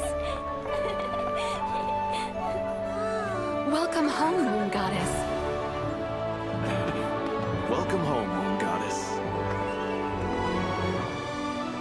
Turning Nasha Town into her home is a festive gift. A rather brilliant idea. Perhaps this is what Nodcry, Columbina's home, should have been like all along.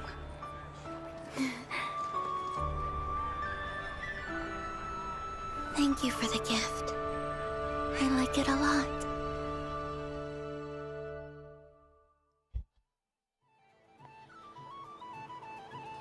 This feels like the surprise of my life. Do you like it? I do. I never imagined I'd ever get to enjoy Moon Prayer Night with everyone so freely. If you're happy, we're happy. Quite a strategy you came up with. Hide the tree in the forest. It's not your usual style, Lauma. Is there something about Moon Prayer Night that enhances what's in your head as well as the antlers on top? Apparently so. It even inspired a perennial penny pincher to use their resources for a greater cause. It truly is a magical festival.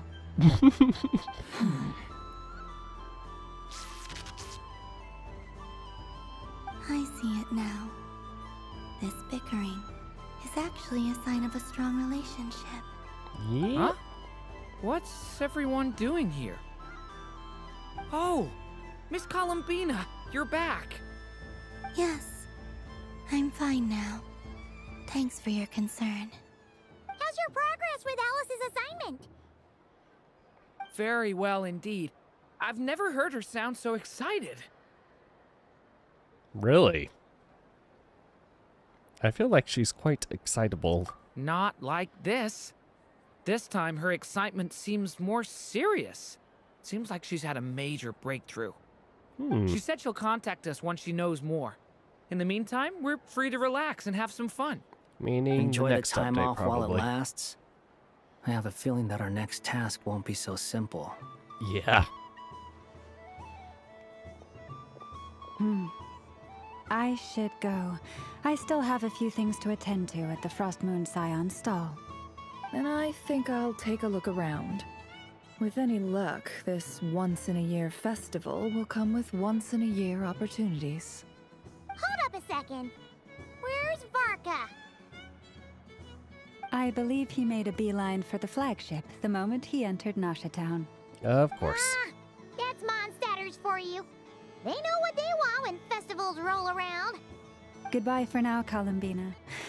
I hope you have a wonderful night. Oh, I know. I will.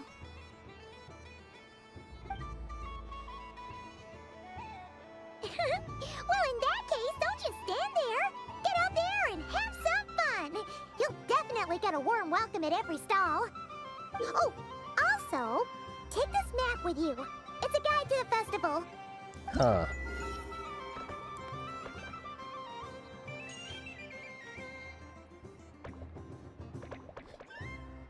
The Frostmoon Scion stall is over here. Lauma's invited a whole bunch of cute animals to celebrate too. Over there is the Hexencircle section. Alice seemed more excited than anyone about this festival, so she insisted on making it a grand affair. I still need a plushie. And then there's the Nasha Town local specialties, Also, including... God, if she makes plushie, forget that. if they Better all if you go get check them out for yourself. Thank you. Dodoko versions, It looks like a lot of fun. enjoy your moon prayer night. Or do you want to enjoy it with me? You're not coming with me? We'll be around. But don't you want to browse by yourself for a bit first?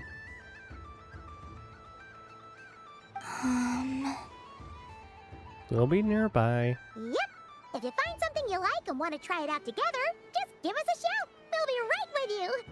Otherwise, just relax and enjoy yourself. There's so much on offer, so try to experience as much as you can. And don't forget to stuff yourself with all the delicious festival food. We'll probably run into each other. All right then. Off I go. Have fun.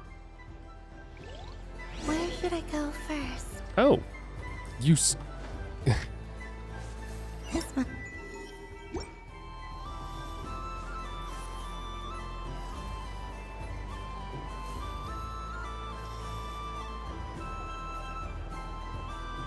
Huh. Dodoko's Whirligig! Come check out Dodoko's Whirligig! Ah, welcome home, Moon Goddess. Might I ask what this is? Ah, it's a very special amusement sponsored by the great mage herself. Ride on a soft and furry Dodoko and embark on an unforgettable adventure. It's a I merry-go-round. say that, but I'm just following a script here. Who is this mage, anyway? And what the heck is a Dodoko? I'd like to ride. No problem. But, are you by yourself? Is that not okay? Oh, no, it's fine. It's just that each Dodoko can accommodate 2 passengers. Would you like to bring a friend along? My friends. Traveler. That should do it. Now, we just need to get everyone else to draw something on it too.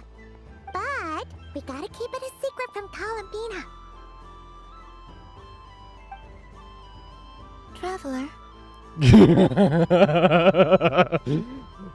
I've been caught. Yes? I want to go on that ride. Will you join me? A spinning Dodoko? Ah, I see. It's a ride for 2. Sure. Let's go then. One moment. Paimon will do the rounds. You go have fun. Okay. Thanks, Paimon.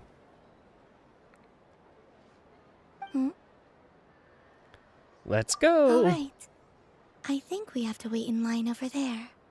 Please take your seats. For safety reasons, you mustn't try to leave the ride before it comes to a complete stop. All right, you're all set. I wish you both a wonderful journey. You can always rely on Alice for weird and wonderful gadgets.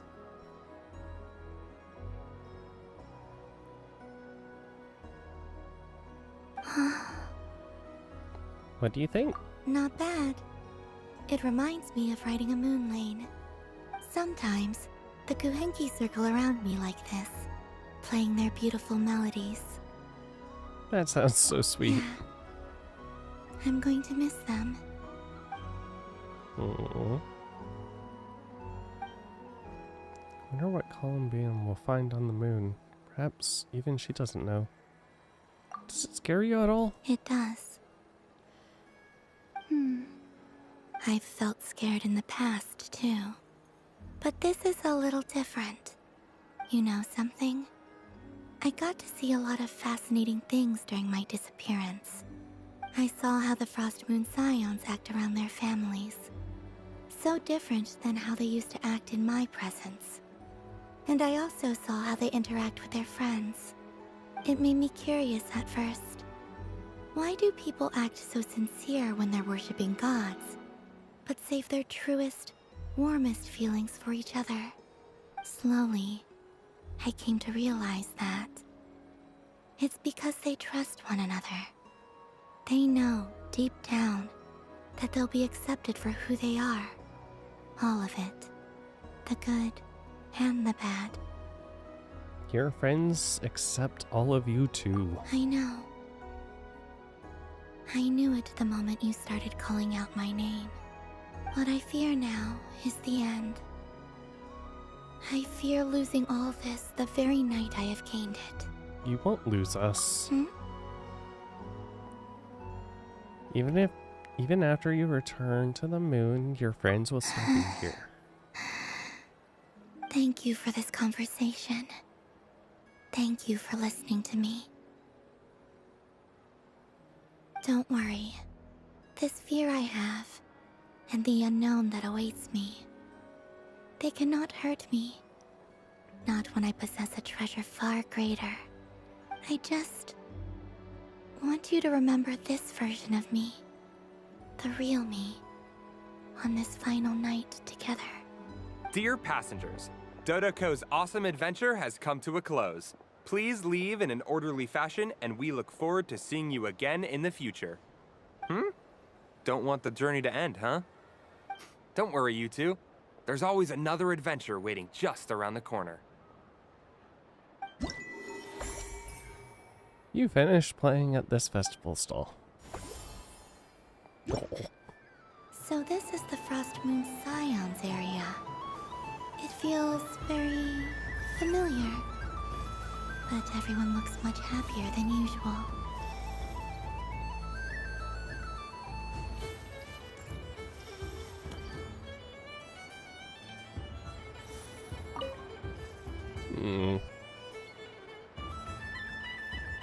Also, oh my god. I wouldn't say it's unfair, exactly. I mean, your voice goes right into people's heads. How would you explain that to the kids? You can't just explain it away as magic. Is something the matter?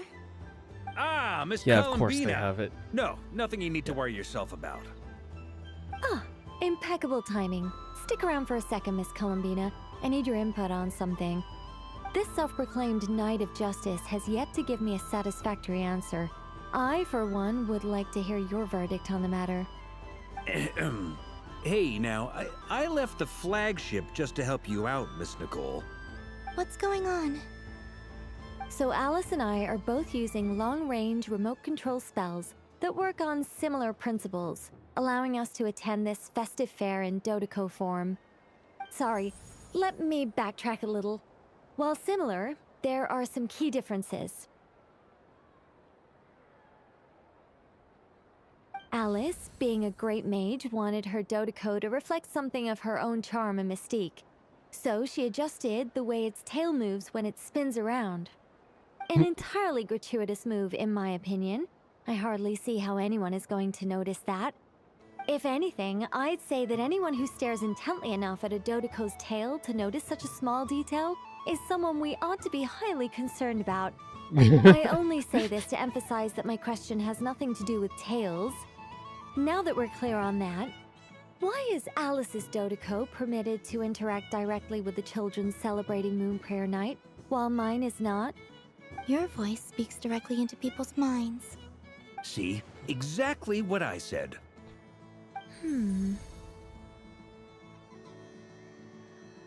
Miss Nicole? Ugh, I can't stand it. I know that probably makes me sound like a whiny child acting out in front of their parents.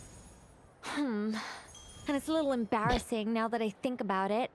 But hey, I've said it now, I can't take it back.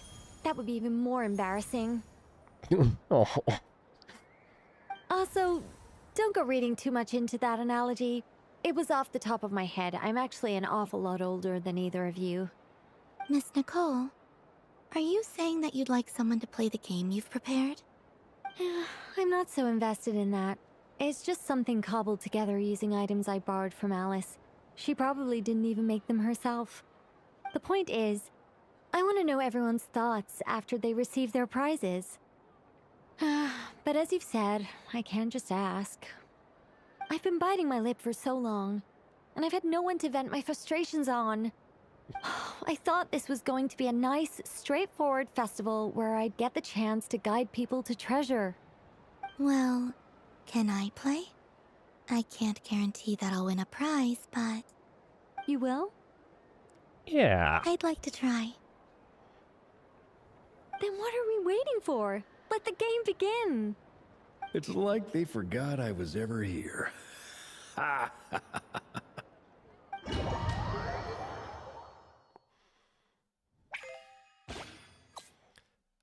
Oh. Okay.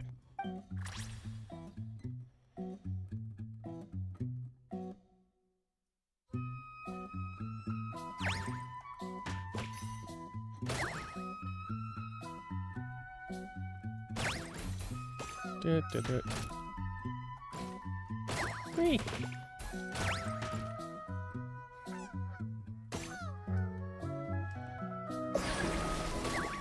Oh, hell. We got pinball.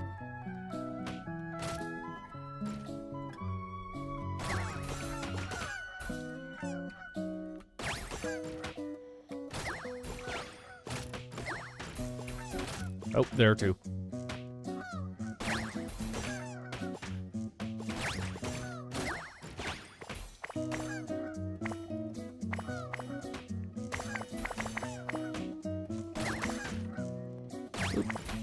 Oop. Oh.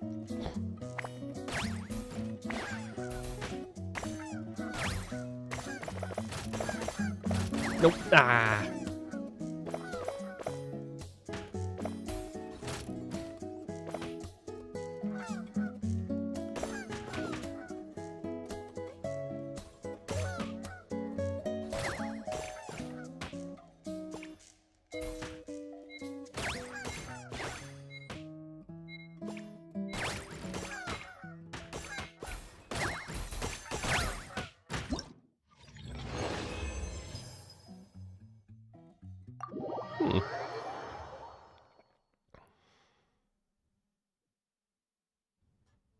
Congratulations, Miss Columbina! With your great wisdom, you have overcome every obstacle in your path and conquered the great challenge posed to you by fate. Fate? Well, something to that effect. If you prefer something more poetic, it could be the icy winds or the dawn. Anything you like, really. You could even go with the challenge posed to you by Dodeko, if that's what you're into. Anyway, you can take or leave my suggestions. Moving on. All my hopes are now resting on this. Can I open it now? Stop teasing me. Please, I'm begging you. No more talk. Just open it. Really is a Sealy. Wow. What a lovely sculpture. Classic and cute at the same time. Thank you, Miss Nicole. I'll always treasure it. Ah, there we go. Music to my ears. You have my sincerest gratitude, Miss Columbina. Thank you for sharing your precious time with me and fulfilling my wish. Don't mention it. You've all done much to help me. And still, I'm the one receiving all these gifts.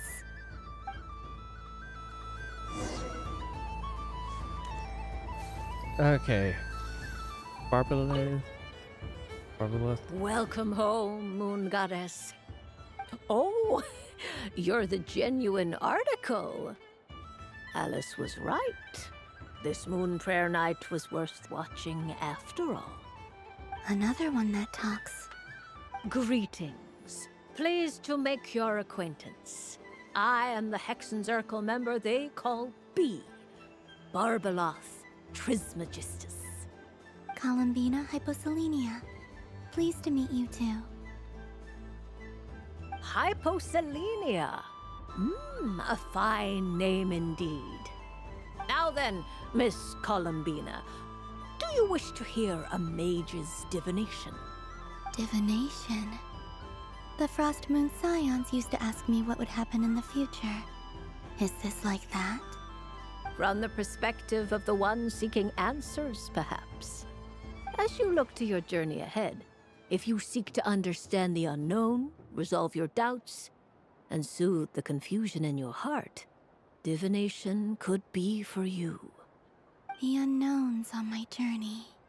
Of course, if one wishes to peer into fate, then hydromancy is the more precise option. But that is a complex affair, and to relegate that majestic art to the status of a festive amusement would seem somewhat uncouth. Besides, it is sometimes better to not know fate with great certainty.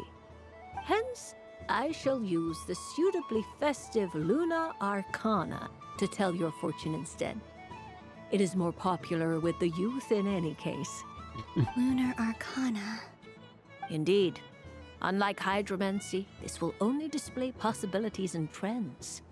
People like to think of themselves as creatures of agency and free will. Peering too far and too clearly into the future is detrimental to both body and soul. I'd like to give it a try. Of course you may. Come then, take a seat, Miss Columbina. Also, it just hit me. She's we like begin, in the fortune are there any teller specific booths of questions the you would like to ask? those automated fortune teller. Let's stick to general possibilities and trends, like you suggested. Ah, very well. Then I shall use the basic Lunar Arcana deck. Now, try to relax. Cast your mind upon the things you have experienced and the things you are soon to experience. I will shuffle the deck.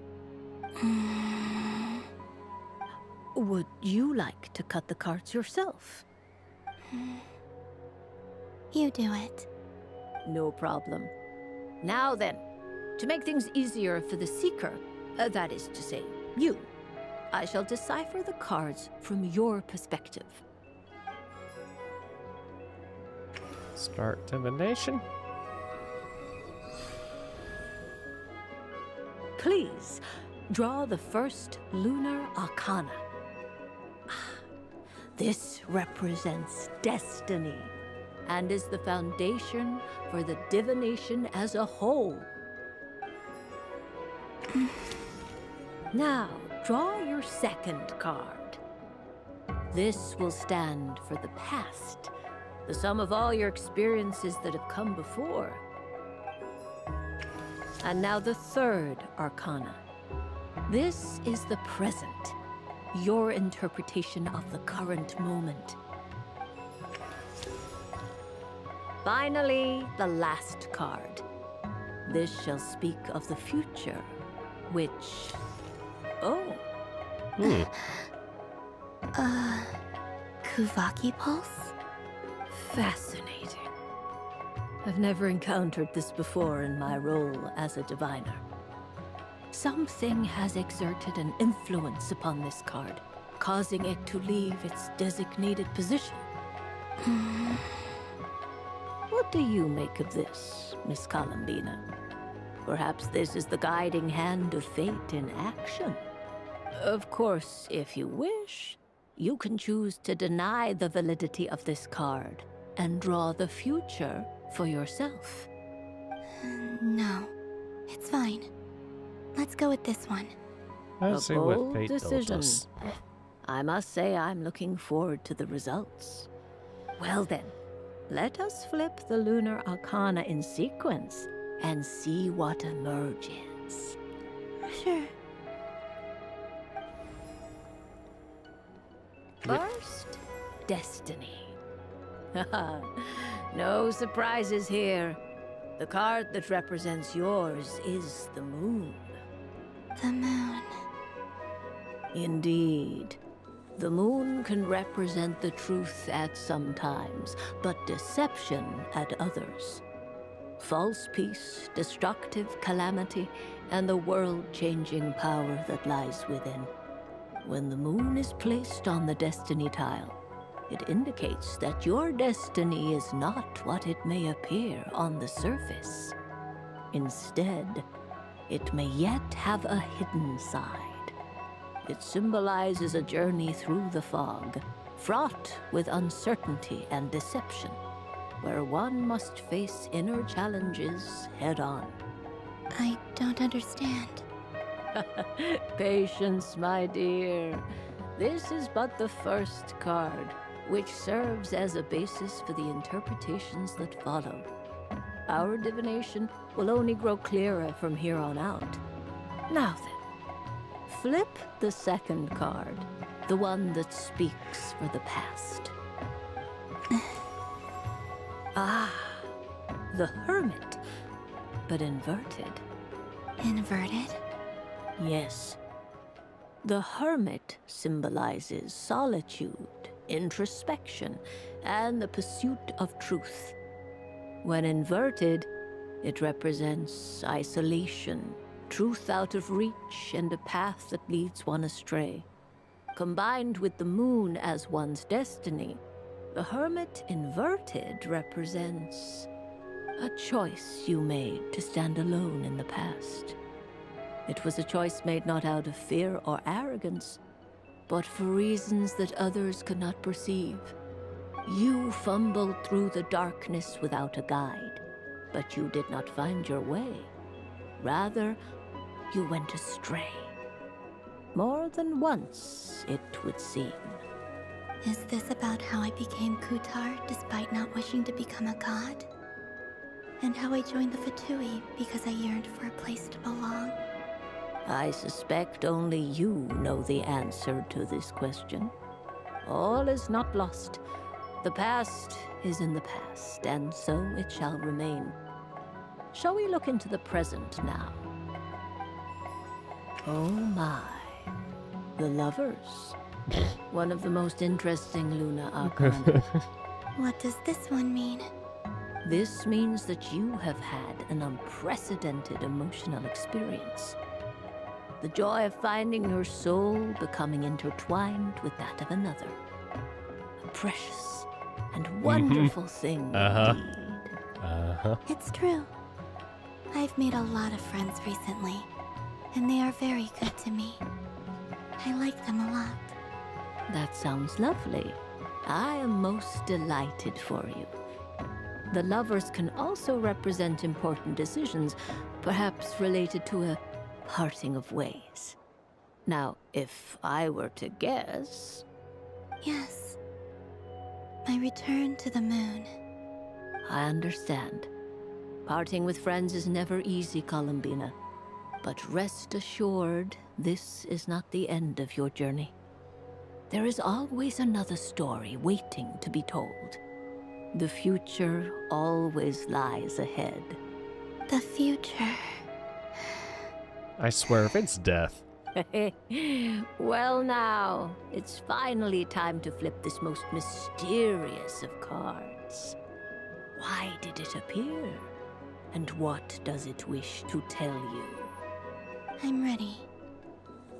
Very well. Flip this card and see what lies on the other side.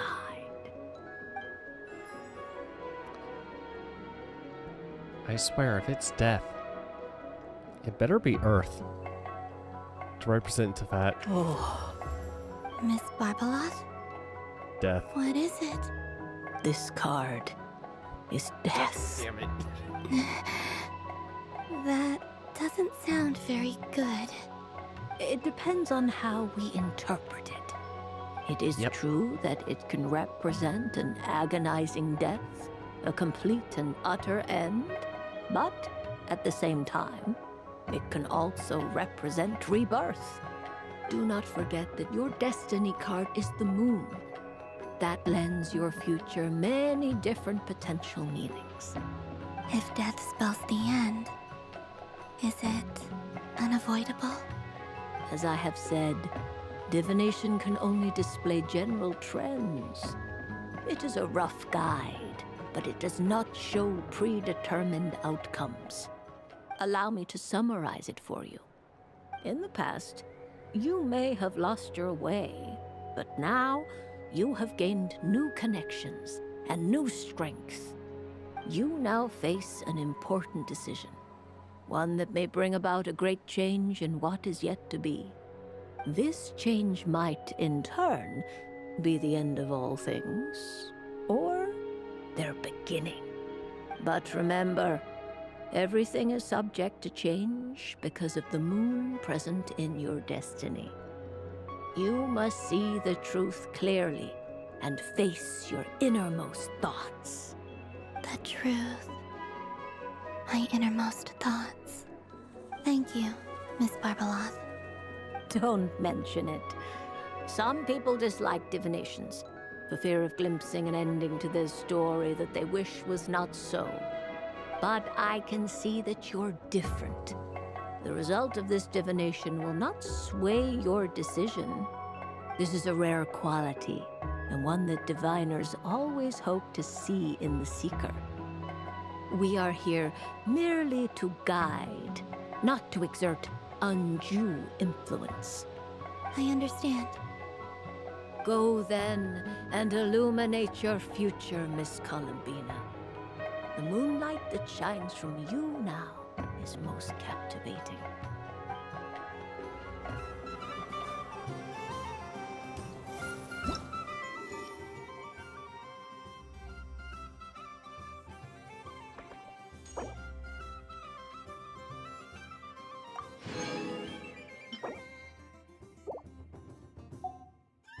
Oh, you can get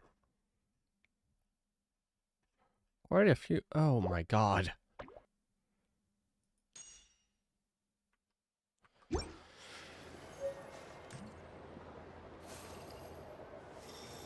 Okay, mischievous Dodoko.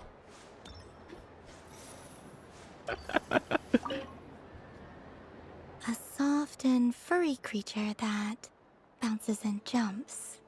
Welcome home, Moon Goddess. This one talks too. Allow me to introduce myself. I am a Dodoko from a distant archipelago, the most mischievous of all my Dodo brothers and Dodo sisters.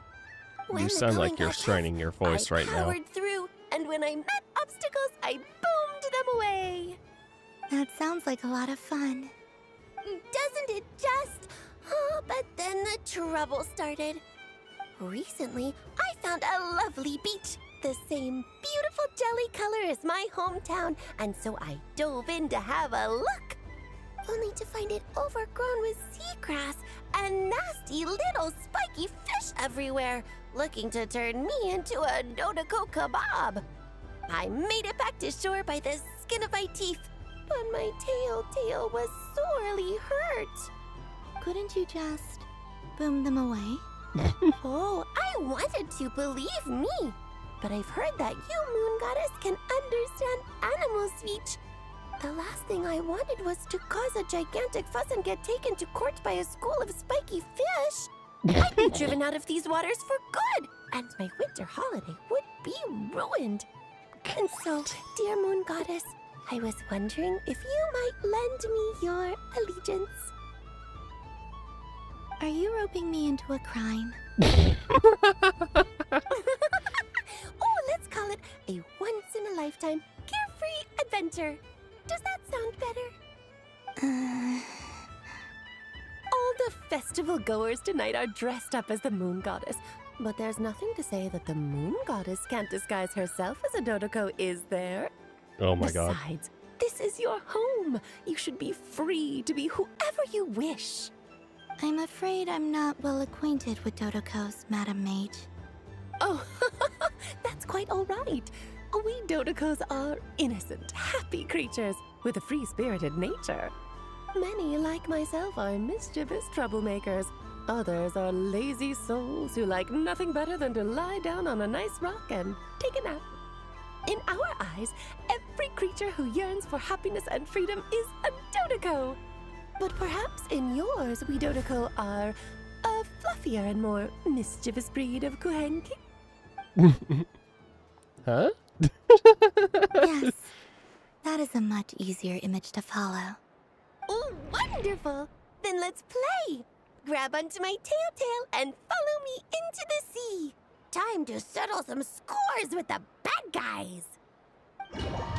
God. Oh, the bomb game.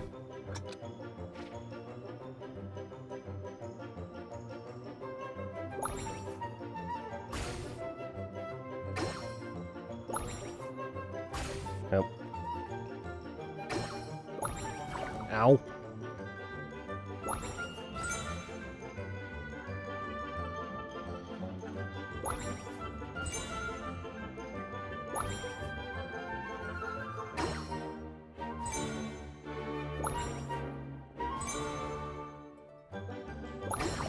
Ow. Ow.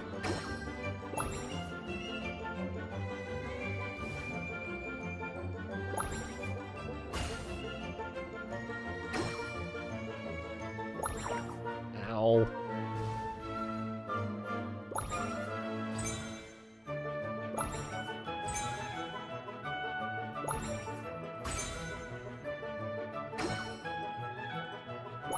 Ow.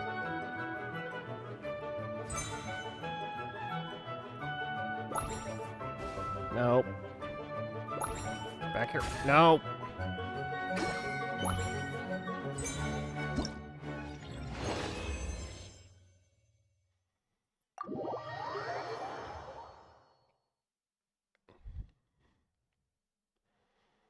Ooh, a remarkable talent!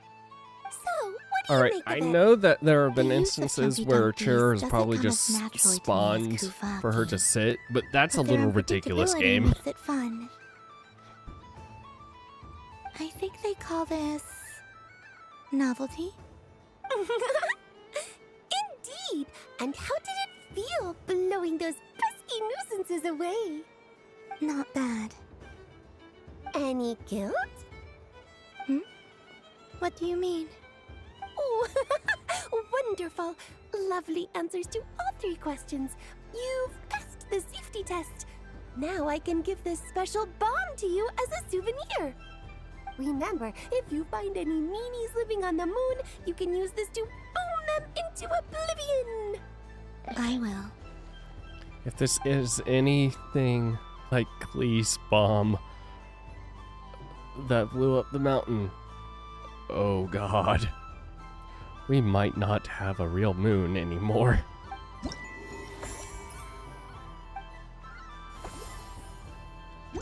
Also, talk to Varka and Albedo. It'd be rude to just leave without saying anything. But at the same time, I don't want to barge into their lively conversation just to announce that I'm leaving. I guess I'll just wait a little longer. Huh? Albedo? This sketch is for you, Grandmaster. Oh, a gift for me. Thanks. Let's see what you've done for me. The North Wind left in the lurch.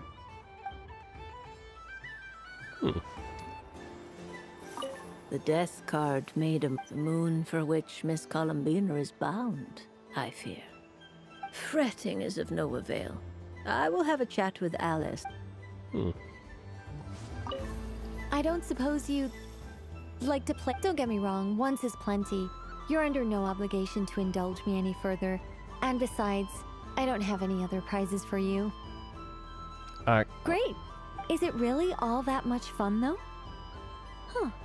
My taste must be falling seriously out of step with the majority. Also, of course, the one who is considered really old has the pinball.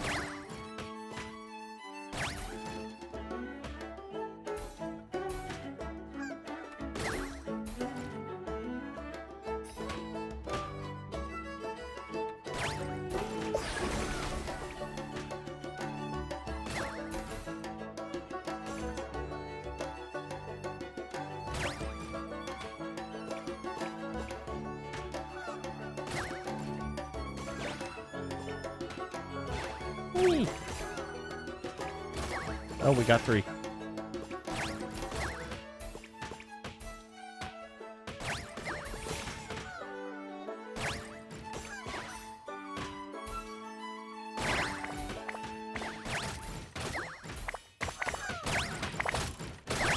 Oh. Hey.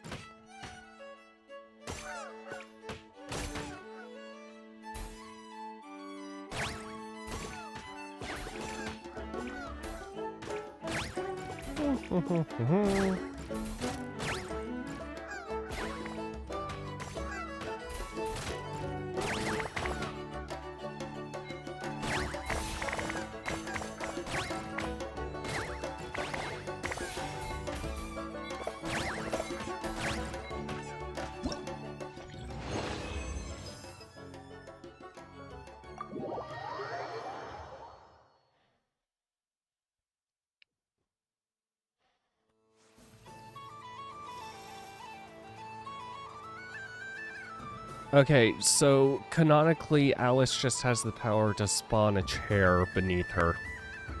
Awesome. That would be real nice.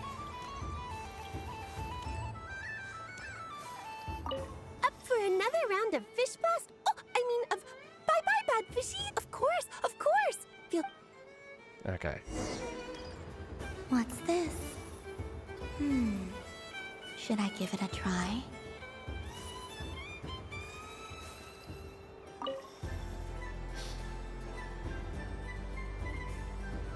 Come on, Citrus. One more round. Just one more. But my neck. Oof. It's acting up again. You should take a break. Health comes first. Yeah, don't push yourself. We'll find someone else. Hey, don't look at me. I'm the referee. What are we gonna do then?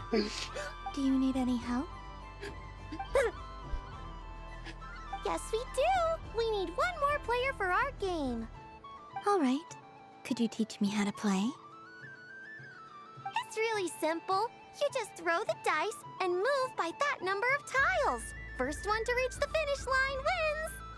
Rolling a hamster means you move 1 tile. A paper frog is 2 tiles, and a flying squirrel is 3 tiles.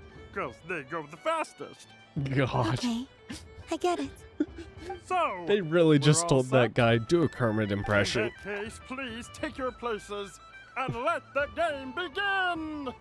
Kermit the Frog here.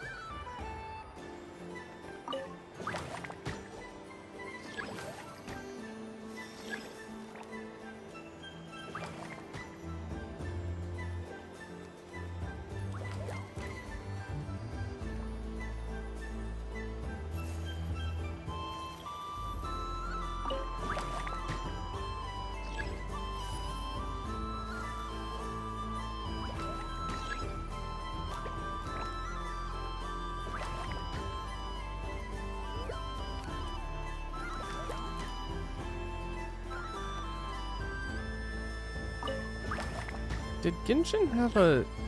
was it... And the winner is the Moon Goddess! Congratulations! I didn't even win 1 round. Woo, that was fast. Was it Genshin that had the... What game was that? I remember one game... I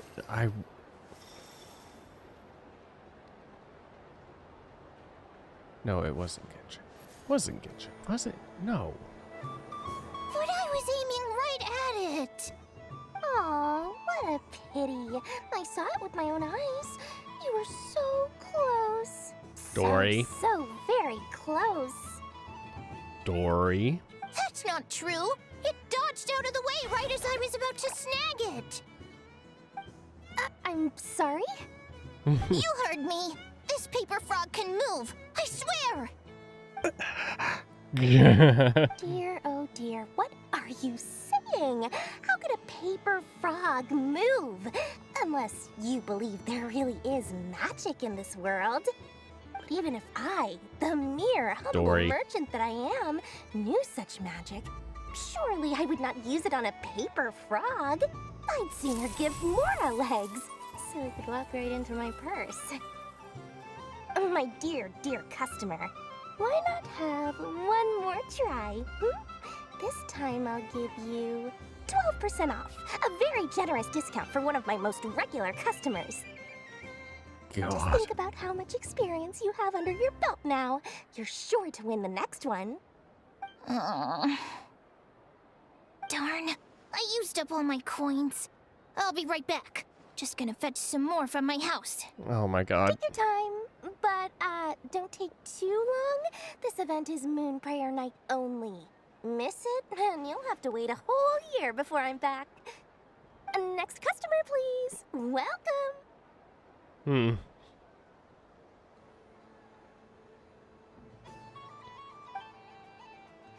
Hello. Whoa, whoa! What's this big one doing over here? How do I tell my employees not to go running around this time? Shooting them a glance won't work. I haven't known them long enough. Dory? Why, hello there, Miss Columbina. Would you like to play my ring toss game? The rules are very simple, and it's easy to get the hang of. How much for a round? Oh, first time's free. Not a single mora. After that, well, we can cross that bridge if and when we come to it. But with your sharp eye, sharp skills, I'm sure you'll win all the prizes in one fell swoop. That was an obvious enough hint for them, right? Right? No. You don't realize these things. Hold the button, toss.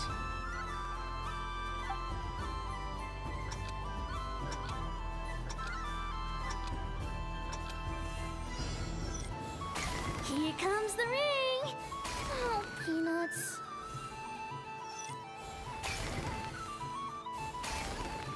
Change tracks. Roselle, should we move or not? Just a tiny bit. Oh, fuck you. All right, then I'll... Oh, sugar plums, not the clock hands. How do I move? Let's see now. Let's see. Wow, very good. That's the highest score we've had all night. And here's your prize. Now, how about another round? As for the cost... Happy Moon Prayer Night, Miss Columbina. Happy Moon Prayer Night, Durin and Hat Guy. Are you here to play the game? Yes.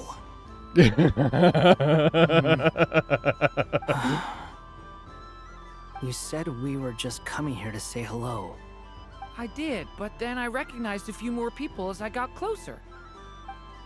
Do my eyes deceive me? Is that... It's our little dragon. He's all grown up. Oh. Someone's popular. Well now, since you came all this way, why don't you try out this lovely game we have going? First try is free. He'll have a go. I'll pass. It's only one free try per customer. You can't give your try to him. I'm aware. How has Elder Almond been lately? He's in great shape. He goes for a run in the forest every morning to stay fit and healthy. He tried to go boat racing with Firecracker a while back, but he couldn't even make it onto the Lotus Leaf. Firecracker was in fits of laughter. How about you, little dragon? Can you still fly? Yes, I can. But you've become less chatty. Has growing up been tough on you? We call that maturity. You know, the thing people sing about. The knight wields a sword of stone to defend those hearts that are made of gold. Stone is very heavy. That's what keeps him from talking too much. That's awesome! I want to be a knight when I grow up too. Ring, here I come!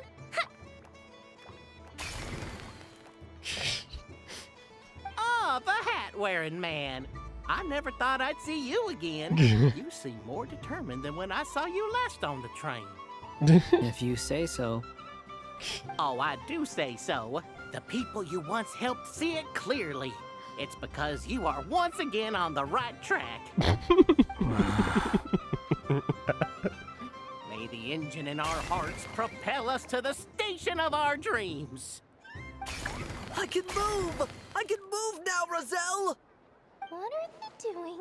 Running into the rings like that? You got them all so quickly! I have never seen anything like this in all my travels. Is this guy actually an old friend of theirs? But how? They're origami animals and clockwork people from a fairy tale. Getting to know them would be quite an arduous task, unless they share a hometown? I have to get to the bottom of this. Oh boy. Next time I see the great mage Alice, I shall demand answers. Thank you, Dory. I had a lot of fun. So, now for your prize. Where did I put it? Give me a moment to dig it out. Oh, sweet grand prize. How I wish I didn't have to let you go. Good thing I've already turned a profit from the customers earlier in the night. Otherwise, I'd have wasted all my hard work.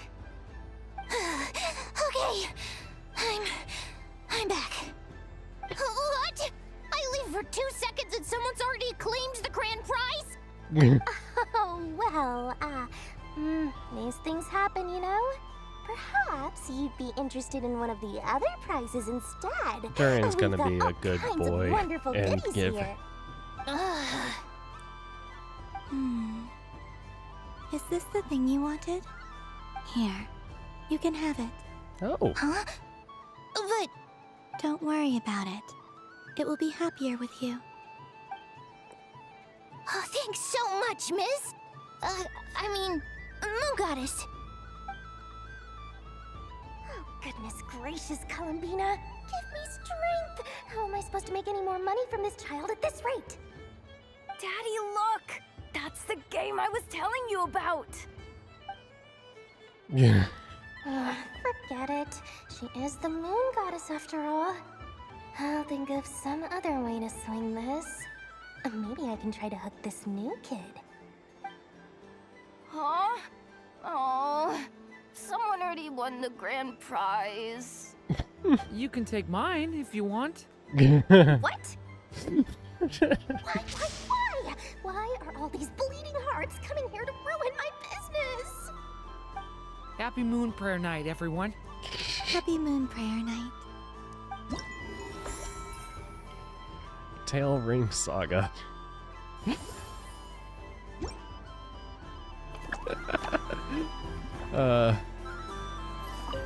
all the prizes are gone, I might as well close up shop for the day.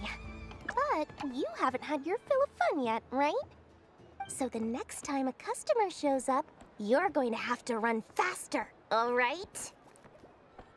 And remember, run out of the rings, not into them. Oh, at this point, just set up the one game. What was it? It was like try to capture them. Done being a do-gooder yet? Thanks for coming here with me, Hat Guy. Are there any games you'd like to play? It's your turn to pick. I'll come with you. Why does that hamster think you've grown up? You haven't changed at all. I know you don't mean that. You're just taking the opportunity to make fun of me, aren't you? Even if you won't admit that taking some time to compose yourself is important, I can see that you're doing it in practice. Otherwise, you'd have taken off your hat and flown away by now. Looks like Albedo's socialization program has been far more useful to you than all those Vahumana textbooks. God. Oh, I love it. So this is the Frost Moon Scions area. It feels very familiar. But everyone looks much happier than usual. Invite the deer to take a photo. Yes! And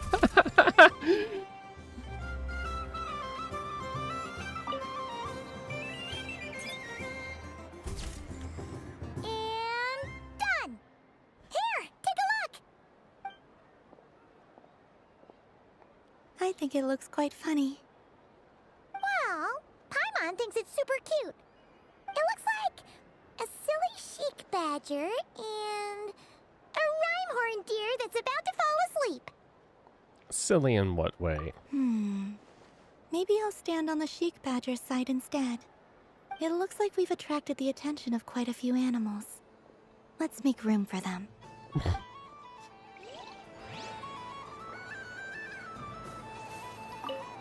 Llama? If this were any other day, I'm sure it would make for a great photo opportunity.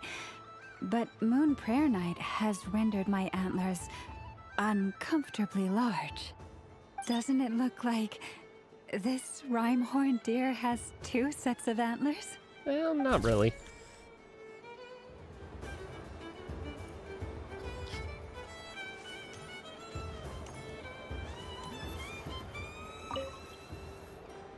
Fun ride, huh? You and Columbina looked pretty sad to leave. This isn't gonna make Paimon dizzy, is it? Oh, Paimon. As someone with family members that would probably get really dizzy on just that, I can kind of feel that. Yehoda! Wow, the Frost Moon Scion stall looks kind of plain, but it's pretty cool once you get into it. I don't go to Hisi Island much, but it's got that, like, old world cultural feel. And if culture means we get more festivals, I'm all for it! Hello, Yehoda. Columbine... hello, Moon Goddess. That was too close. I almost gave the game away in front of the staff. Oh, wait. What's the deal with her shoes? They don't make a sound when she walks. I could do with a pair of those. Do you like balloons too? Balloons? Oh, you mean those? What's so fun about balloons? I'm not a kid anymore. They're probably more up Aino's alley. Yes. The animals seem very curious about these strange flying objects. Yehoda has been the best addition for this I recently area. learned a fun new game you can play with balloons. So I decided to come and give it a try. A new game?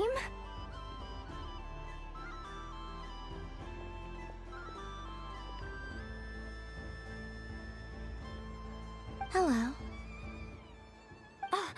Welcome home, Moon Goddess. Here to buy some balloons? Oh. Yes. Could you give me a few that haven't been inflated yet? Are you sure? I guess it's not a problem, but... Yes, please. Thank you. Uninflated balloons? But those are just little rubber pouches. What does she want with those? Would you like to play the balloon game, Yehoda? Huh? Sure. I guess. How do you play it? Wait here a moment. Time to get some water. Oh. This is so weird. What have I got myself into now? I thought I saw Columbina nearby. Uh-oh! That's the 4th Harbinger! Although she's helped us out quite a bit, she's good good people, right? Oh. Is she looking for Columbina? Oh, guess that's my ticket out of here. I'm not sure my heart can take being sandwiched between two harbingers. Okay. Which stall is she checking out? Oh, it's that other Frost Moon Scions one. Try on the headgear, see what it's like having antlers or animal ears for a day. Oh my god. I wouldn't be caught dead wearing that stuff. So embarrassing. I have enough gear to carry as it is. Wait, what? She put it on? How peculiar. This would take some getting used to. I wonder if this is what it's like for Lynette.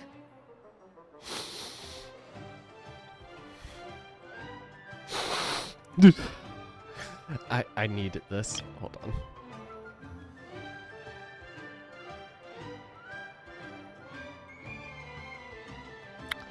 Yep, saved.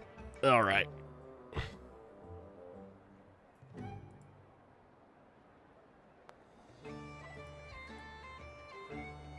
Also, that's actually really adorable that she's thinking of Lynette with those. It really suits you, ma'am. What is this? She was so intimidating a moment ago, but now, dang, she's really rocking those ears. How does she make them look so cool?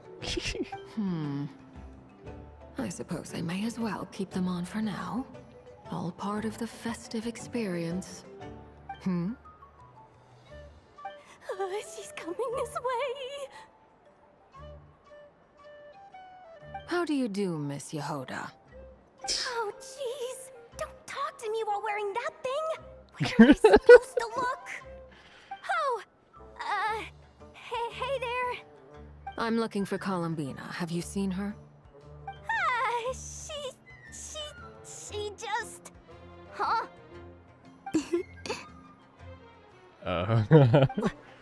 Oh, wait.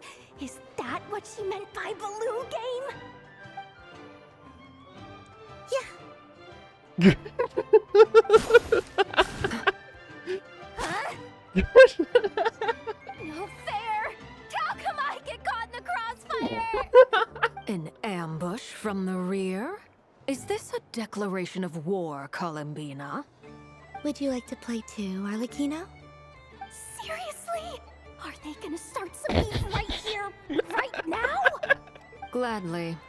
That said, I believe there is another who would like to join. Ooh. Boss Nev! Thank goodness! You've got to get me out of here. Things are kicking off big time. Hello there.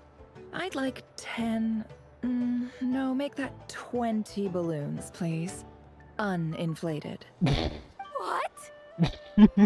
Miss Moon Goddess, I hope you're prepared to pay the price for assaulting my employee. Welcome to the game, Nefer. Just to be clear, let's keep this a fair fight, okay? No strange powers, please and thank you. Naturally. Don't just stand there, Yehoda. Aren't you going to team up with me? Huh? Do I have to? Of course. Don't forget, the Curatorium has a reputation to uphold. I knew something like this was gonna happen.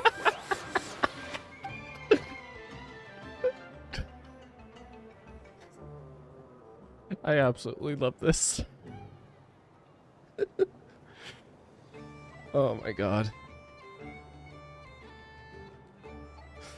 Between the ears, the slight smile, oh my... Never. Oh.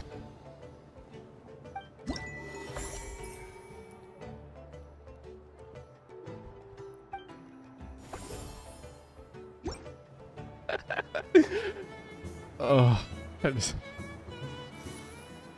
Yeah, no, that was... It's going to be hard to top that one. I've seen Linny and the other children play this game before. It would seem that it's not a bad way to relax, once in a while. You know, Lenny and the other... Yeah, I can see that. Wait, can I just...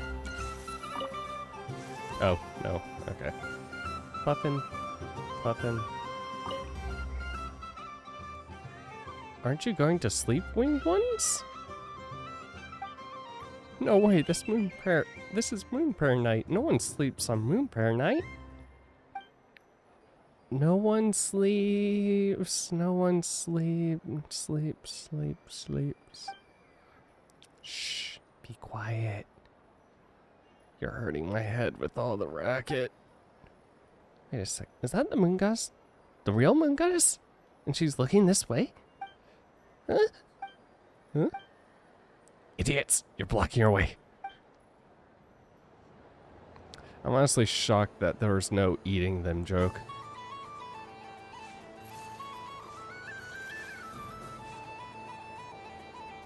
Sunny days! I prefer sunny days. Ah, well, you are as warm as the sun itself, Moon Goddess. Very well. I believe your spirit animal has to be this most adorable chic badger. Wow! Thank you, Mr. Talking Magic Lamp. Have a very happy festival, Moon Goddess. Flint? That's you, isn't it? Shh. It's our little secret, my dear traveler in Paimon. Okay, sure, but why are you here selling sugar sculptures? Everyone celebrates in their own way. After gazing into the abyss and spending time around gravestones all year, what better way to relax than to see sunny smiles on the faces of the living? Besides that, I like to think of myself as a fair judge of character. I dare say matching personalities to confection suits me rather well. That's not what Paimon was talking about. Aren't you afraid that your true identity might be exposed? Should I be? There is all manner of magic in the air this Moon Prayer night, thanks to the work of the great mages. Yeah? I see Miss Columbina is hiding in plain sight. Why should I not do the same? Why miss this rare opportunity to enjoy a special evening in my true form? Fair enough. You got a point there. People who don't know you will probably think you're just a talking lantern. Well, now that we see eye to eye, what brings you here? Not a search for your spirit animal, I presume? Ah, well, actually... Here, see for yourself! Ooh. Oh, this is... How wonderful. A beautiful idea. Yeah! We just met Varka, and he said that having everyone draw their own section was kind of boring. So, he did your bit for you. Ah, Varka. Ever the maverick. I see his artistic skills are truly one of a kind. In that case, I shall paint something on Mr. Albedo's behalf in a short while. What? Why not now? Ahem. Welcome home, Moon Goddess. Phew, that was close. Hello, Flint. She recognized you right away! Of course she would. What keen eyes you have, Miss Columbina. Especially considering they are shut. I did not see you. Rather, I sensed you. I can sense the fluctuations in Kuvaki all around me. One would expect no less of the Moon Goddess. Might I interest you in some candy? Yes, please. Excellent. I shall make some for you right away. Something the matter, Miss Columbina? What about my spirit animal? All the other children carrying sugar sculptures are talking about it. Wait, is she taking the test seriously?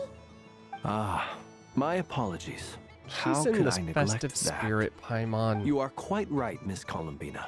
Every one of us has a magical creature living in their heart. Would you permit me to help you find yours? Yes, please. Probably a bird. Do you prefer the day or the night? Night. Which of the 4 seasons is your favorite? Winter. Think of a perfect day. What is the weather like? Sunny, rainy, or perhaps cloudy? Rainy in the morning, sunny at night. What kind of answer is that? Forests, lakes, and open seas. Which do you prefer of these? I like them all. Imagine you opened your very own shop. What would you sell there? Moonlight, I think. Wow! Paimon would totally shop there. How much would you sell it for? It wouldn't cost anything. You'd just need to visit. Aha! I believe I know what your spirit animal is. Here, for you. Oh, it's a Kohenki! Indeed. A free-spirited being with a deep love for all things here in Nodcry, who selflessly lends her aid to as many people as she can reach. It is the perfect fit for you, Miss Columbina. Thank you. Now I want to give it a try. It would be my honor. But you shall have to forgive me. We have known each other for quite some time. I doubt there is any answer I could give that would come as a surprise to you. So instead, would you accept this sugar sculpture as a token of our friendship? It's a lantern. Hey, why don't you two go enjoy your candy over there? Paimon wants to try out this spirit animal thing too. Right, Blintz? Come on, play ball. I get this drawing done. But I want to hear Paimon's answers. But it'll probably take ages. Paimon's a complex soul. And we don't want your candy to melt while you wait, huh? Oh. Okay then.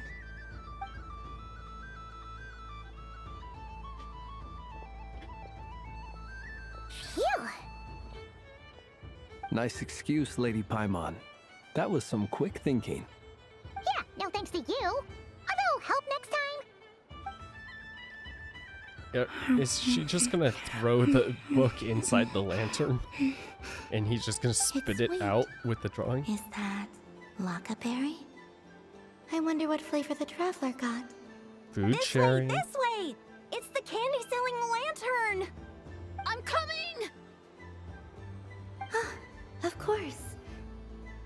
Traveler, maybe we can share? Share. Indirect kiss. Yes. I found out recently that people share their food sometimes, so I'd like to try it. Or is that a no? Just don't take too big of a bite. Thank you.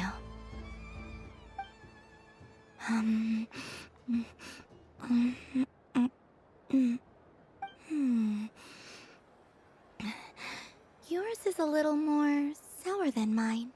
Here, you try it. Don't mind if I do. Amazing. What? My sugar sculpture has shrunk, yet my heart is filled with feelings of sweetness. I will remember this feeling. Would you like another bite? Sure.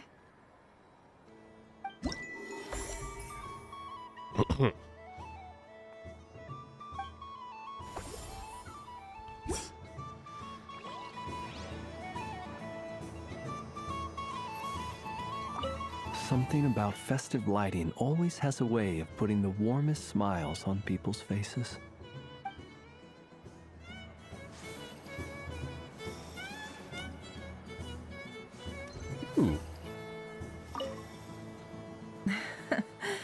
That was fun. It's a shame Ashru doesn't like playing with water, or I'd have roped him in as well. What's this? Should I give it a try? Hold up. I just had a water fight with 2 Fatui harbingers. Pretty scary, but also surprisingly fun. Not something everyone can say. Join performance. Whoops.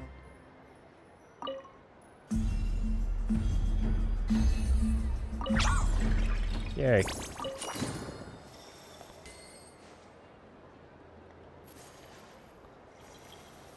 They're pets.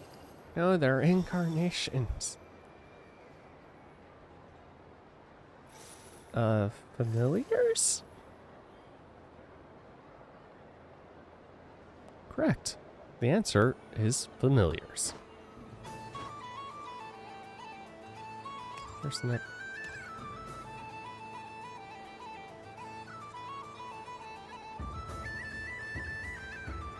Oh god, how long is that gonna go on? I wish for a never-ending supply of laka berries. What a humble wish. Probably written by a child.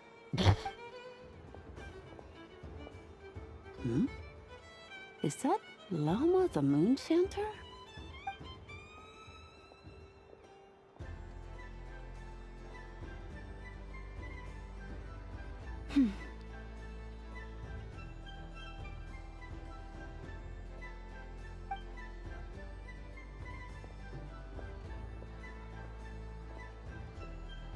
I wish that the long plume ibises would stop biting me.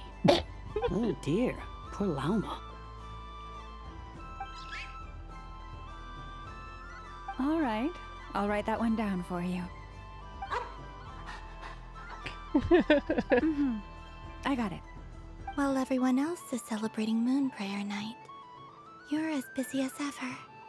I don't mind. It's rewarding work. A good kind of busy.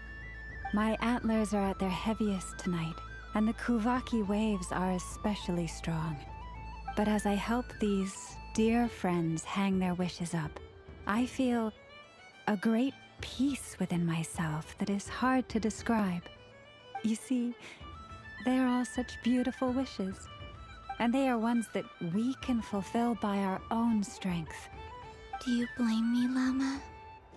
I want to hear your honest answer. It is by the help of so many people that I can return to the moon. But I feel as though I've hardly done anything in return. You've done plenty, Columbina. I say this in earnest, both as someone who knows your history, and also as a friend who has seen what you've been through. What about as a moon chanter? I feel proud to honor our moon goddess's wish. And I'm sure any moon chanter in history would have felt the same way. Thank you for your kind words, Llama. But... Since you asked for my honesty, I won't lie to you. My feelings are mixed right now. Besides pride, I also feel... I suppose it's... a reluctance to let go. Once you return to the moon, we will be far apart and separated by a false sky. I'm sure those of us left behind will gaze up at that sky, yearning for the moon once in a while, just as you used to do. I will miss you, Llama. I will miss you all. I hope to stay in touch. I will try and find some way to send messages down from the moon. Perhaps you could use Kuvaki. I've heard Yehoda say that signals can be sent using long and short waves, or strong and weak lights. That sounds a little complicated. What if we forget what the signals mean? We could prepare a codebook beforehand, but... You're right. It wouldn't really suit you. Still, whatever happens, I believe that you will find your own unique way of communicating with us. And now that I think about that, my heart feels lighter. Because you trust in me? Yes. I have faith in you, and in the power of truth. In my experience, the truth tends to be difficult. But that's what makes it stand out from what is false. So I'm confident that your thoughts and your love will shine through the curtain of lies. We will know it when we see it. Thank you. Now, could you help me hang up my wish? Is this? I wish that all who dwell in this moonlit world can find a place to belong. And I wish that I shall one day see my friends again. It's 2 wishes. I hope that's not too greedy of me. Not at all. And I think you speak for us all with the second one.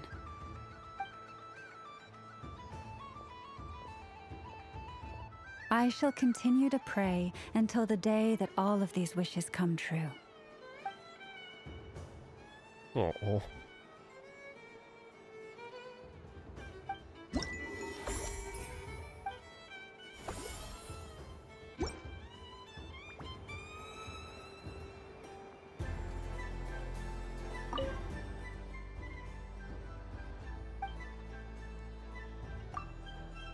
Really hope my boss gives me a raise. Really hope things go smoothly on the journey with Traveler and that Columbina's travel goes well too. Probably Paimon's. Wish the long plume Ibis would stop biting me. Only Miss Lilika. Okay, would notice me. I want to adapt to human society more quickly. Probably Durin? Hope things go smoothly on the journey. Okay. So it... Yeah, okay. Yes. May everyone's wishes come true.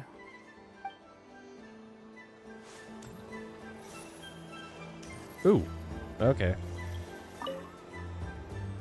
Miss Liliki! A kitten's been following you all this time. Oh, so it has. Hello there, little kitty. May the moon light your path. Did Lady Llama send you? Or was there something you needed? Oh. You'd like some moon prayer candies? No?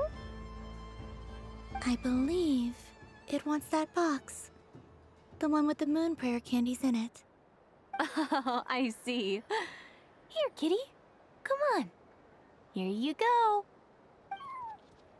Of course, the cat wants Thank box. you, Lady Huh. Mr. Cantor, did you see that young lady dressed as the moon goddess? When did she leave? Sorry, no, I was looking at, I was watching the cat. I see. The resemblance was uncanny. She seemed like the true Lady Kutar, the one who guides souls. Huh. Mr. Cantor. Sorry, no, I was looking at... I see. The resemblance was...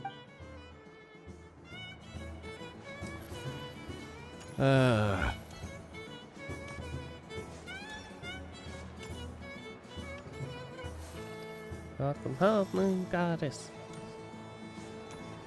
Alright.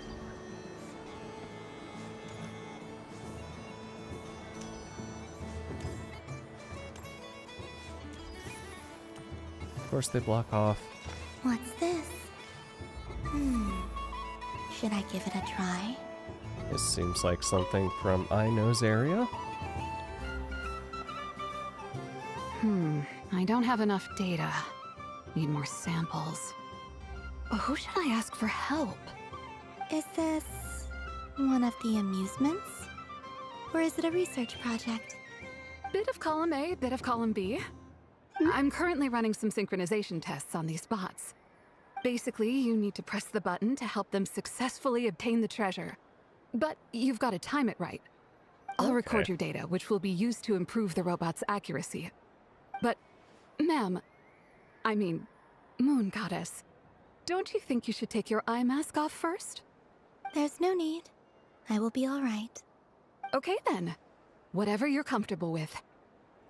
Great. Ready Then whenever let's you begin. are.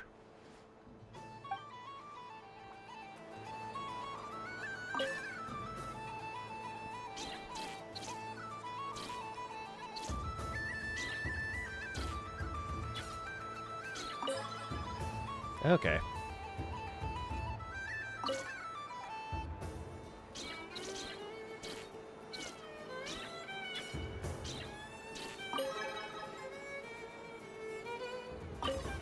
Gotta get faster?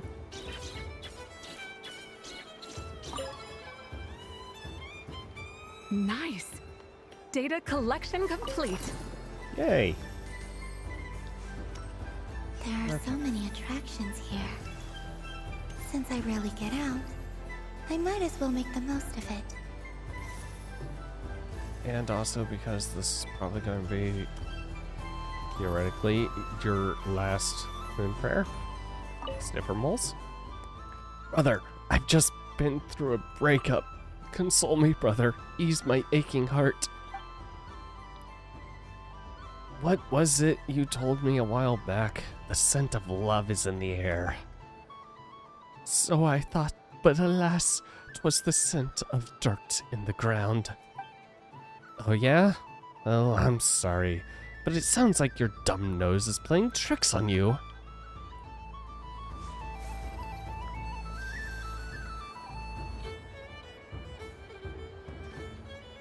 Oh. Alright, we are actually gonna save that one. This doesn't make any sense. How am I losing every single time? Wait, Inefa, you're cheating, aren't you? Yeah, that must be it. I am not cheating, I know. Uh-oh, sounds like Inefa's turning into a big baloney bot. I think it's time for some serious maintenance. Moon Goddess, help me. Miss Columbina, I know, is attempting to cheat. What the?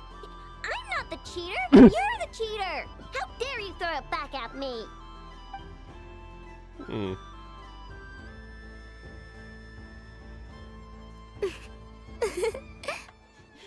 right, fine. Let's all laugh at I know. Just you wait till I get home, because I'm gonna make a game bot that can win 100% of the time. Let's see you laugh when I come back and beat your butts. You'll all have your heads covered in stickers when I'm through with you. We came to check everything was okay after all that yelling, but,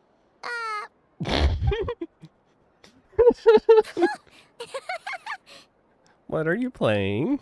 Whatever it is, it sounds like cheating is allowed. Kuhenki concentration.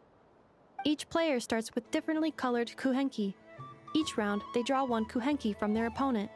When a player has two kuhenki of the same color, they make a pair and can be discarded. Any that can't form a pair must be kept. The round ends when a player can't form any more kuhenki pairs, and that player gets a sticker. Little bit like Old Maid. ooh, can 4 people play as well? That is fine, so long as the turn order is fixed beforehand. Alrighty then. In that case, the 2 of us will join as one team. Okay, but if you lose, you're both getting stickered. I don't want to hear any excuses. Sure. And if we win? If you win, only one of you gets to sticker someone else.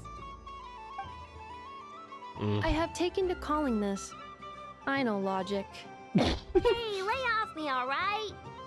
Okay, so we're starting the game from scratch again, which means all my stickers so far don't count. Looks like Luanatar is the Kuhenki of honor for this game. Anyway, let's go clockwise, starting from Inefa.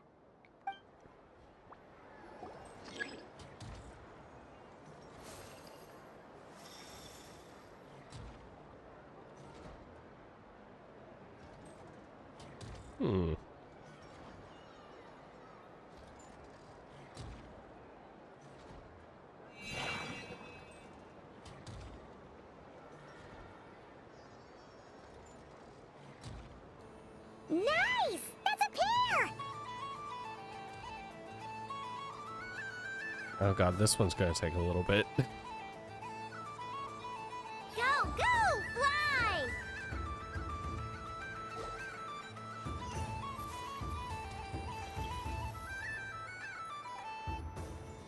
Purple. The one I'm not in front of. Good. Go on.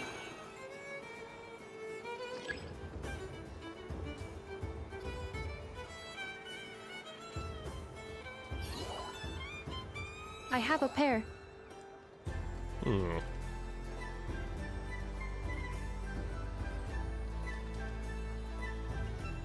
Uh-oh! We gotta pick up the pace!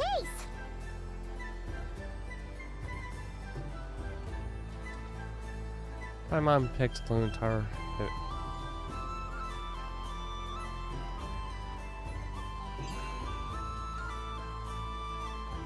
Seems I know couldn't form a pair with.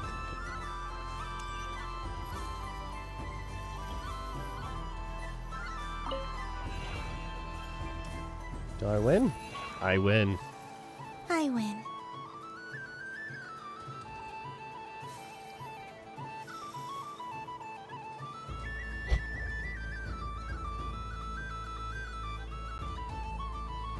Phew, that was too close. I thought I was gonna lose. Good luck, everyone. Aw, we're out! Time to sticker, you guys. Let me pick a good one. What's it gonna be? You're looking very pleased with yourself there. What happened to being a huge Grumposaurus? I won. Duh.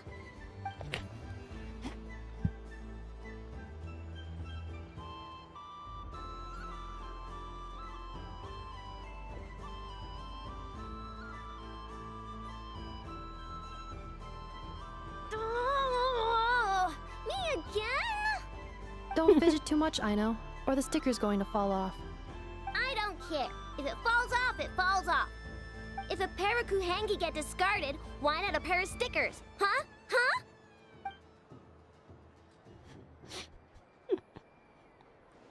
God.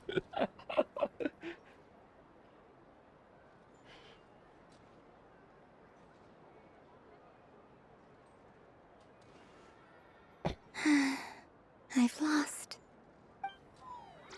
Oh. Sticker, sticker, sticker! Here it comes.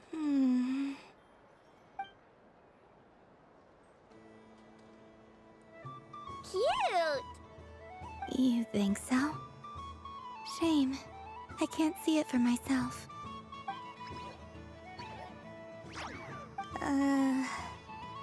What did Luanatar say? She said it looks so cute that she wants me to lose a few more rounds. After many more rounds, everyone's heads are covered in stickers. Except for one. Who put these stickers on Paimon's eyebrows? Ugh, she can barely see! Alright, now, I think we got enough evidence to prove that there's a serious problem here. Agreed. Yes, I agree as well. The culprit is... Inefa! Culprit? What did I do? Quit acting dumb, Inefa! You're not wriggling your way out of this one. I've been watching you. Not only did you remember whose side Luanatar started at, but every time someone drew a Kuhenki, you were logging it and calculating every last possibility. Which Kuhenki pairs were gone, who had what color Kuhenki in their hand, even our facial expressions. You were keeping track of it the entire time. Ah, card Exactly! counting. What Aino said! Putting aside the fact that running calculations is not against the game rules, do you have any evidence to support your allegations? Your eyes were shining. But that's not against the rules either. So she admits it. She certainly does. Alright, everyone grab a sticker. It's time to get Nefa back. But... Take that!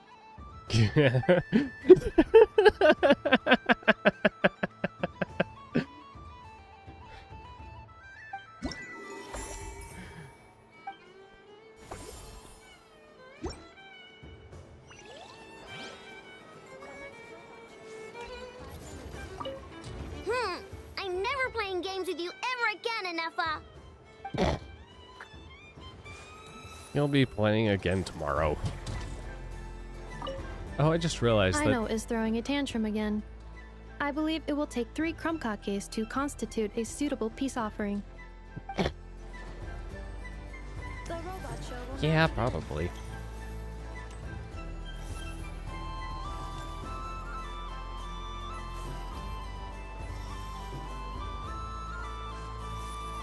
There's that one. But...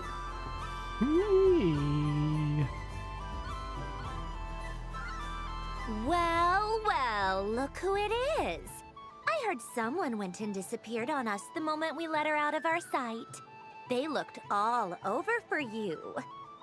Frankly, I didn't think you'd be back for Moon Prayer Night. Were you worried about me, Sandrone? You would like that, wouldn't you? Do you even hear what you're saying? It seems to me like you disguised yourself with festive headgear, just so that you could come see me on Moon Prayer Night and make sure I'm okay. You didn't even bring Polonia with you. You? I thought you couldn't see. I cannot. But I sense the confusion of those around us rippling through the Kuvaki currents. Based on what I know about you, let me guess what you're wearing. Is it cat ears? Shut up! I'm only here to protect the Fatui's interest in this territory. Running into you was pure bad luck. Really? But you were the one who asked Arlecchino to help everyone find my name. Columbina! Just one more word, and I'll unscrew your vocal cords. It's The best of Columbina friends. hyposelenia now. Tell someone who cares. I've missed you, Sandrone. The whole time I was gone, I was thinking. I hope I get a chance to say some ugly words to you. Is that supposed to be a joke? Anyway, let's go play that game. What? You mean that frostfin whale? Yes. It's some kind of game where you get bitten if you step on the wrong tooth.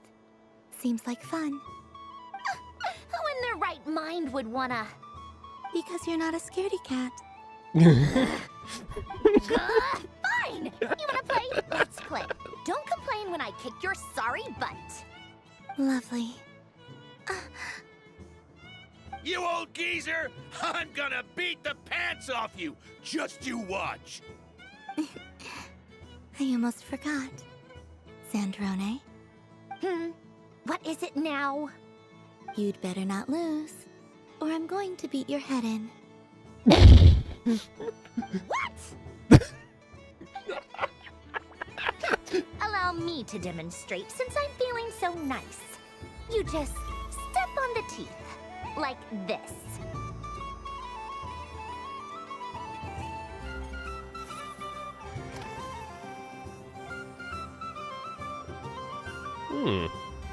Which should I pick? Your turn, Sandrone.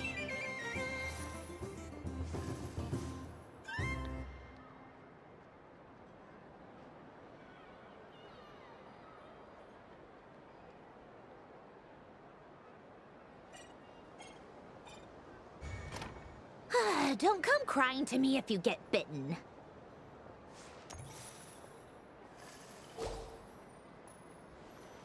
Come on. I'm getting a bad feeling from this one. Yeah. Sensing Kuvaki doesn't count as cheating, right? God damn it. I want to switch. There are less and less teeth remaining.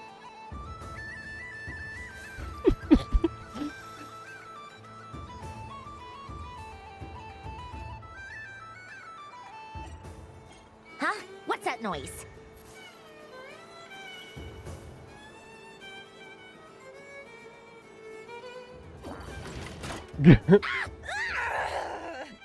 I think you might have picked a bad tooth, Sandrone.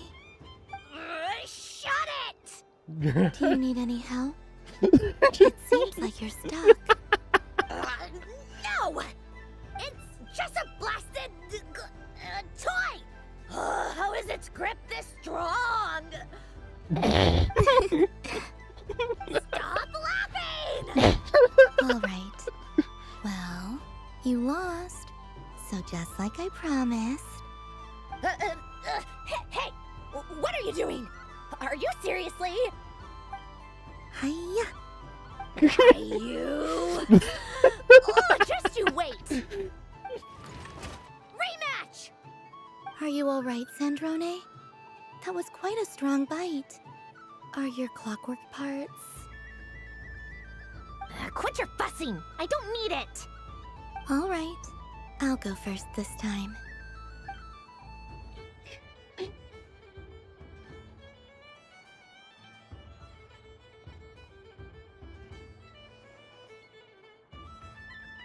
I see it now. She can sense which teeth are rigged. So I just need to avoid the same ones that she does.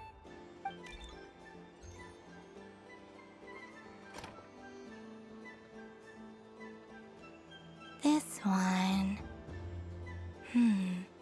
Seems fine. She avoided that one then? Now I've got you. All right, my turn.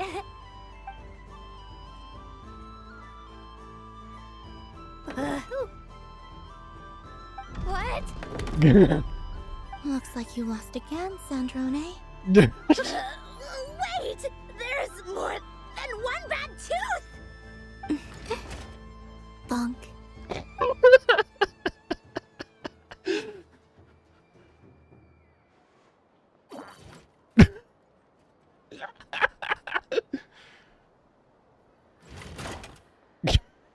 Stupid game! What idiot came up with this?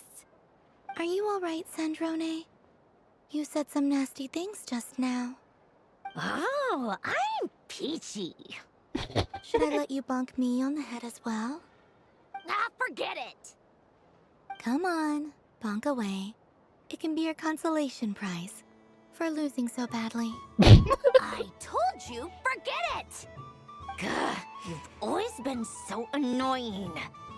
Singing right outside my door, inviting yourself to my tea parties, going AWOL. And now you're off to the moon or something. Of all my days with the Fatui, the times I spent with you, Arlecchino, and Rosaline, they were my favorite. I will not forget them. Just as I shall not forget this moment. We'll always be friends, no matter where we are, right? Who'd want to be your... Oh.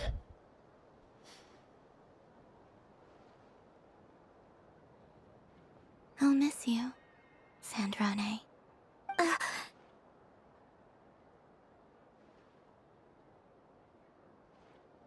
Oh.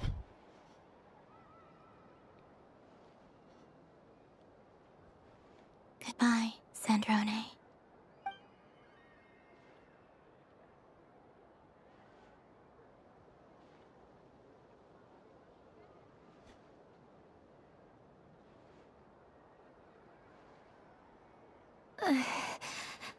I'll miss you too, Columbina.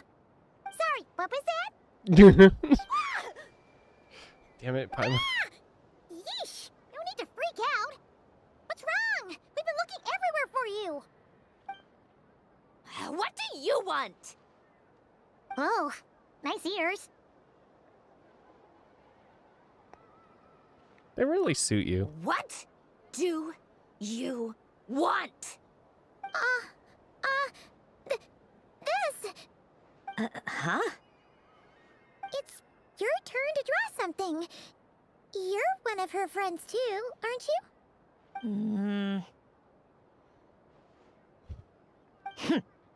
Doesn't know how lucky she is. Are you holding back tears?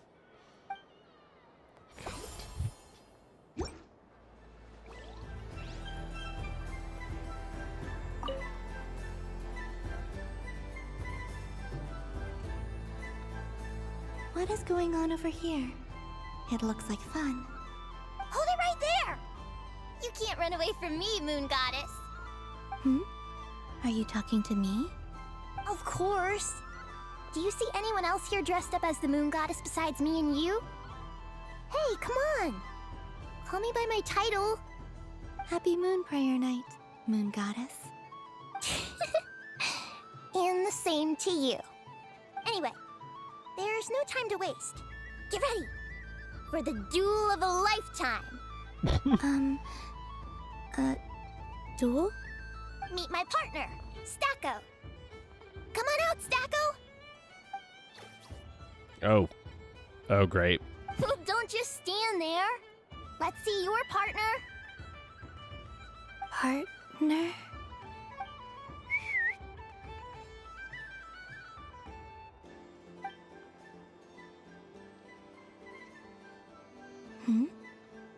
So I need to select a partner and command them in battle.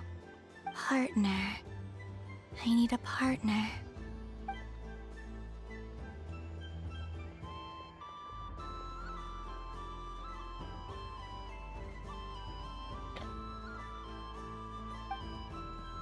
Oh, God. Whoa! Am I seeing things? Where'd you get a Kuhenki? They're super rare. That's great. But you can only bring one partner to battle against me and Stacko. No ganging up allowed. They all look so eager to be picked. Which one should I choose?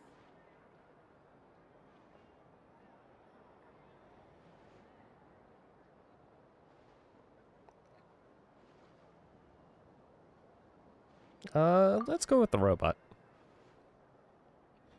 I'm not sure what this bot is trying to say, but it seems very happy.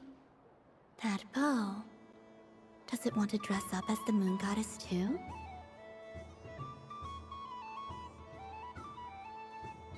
I choose you? I don't know. Testing! Testing! Oh, this is an emergency broadcast! An exciting battle is about to take place right here at the Nashatown Special Arena! In this corner, we have the Moon Goddess and her robot partner. And in the other, we have the Moon Goddess and her other robot partner. Worth it. This announcer stuff is harder than I thought. Why does everything I say sound so dumb? If I could cringe any harder, I'd fold in on myself. Oh my God, that is a Only mood. one Moon Goddess can be victorious in this ultimate battle of destiny. But who will it be? There's only one way to find out. Now, without further ado, let the Battle of the Moons begin! I don't care who we're up against. Stacko and I ain't gonna lose.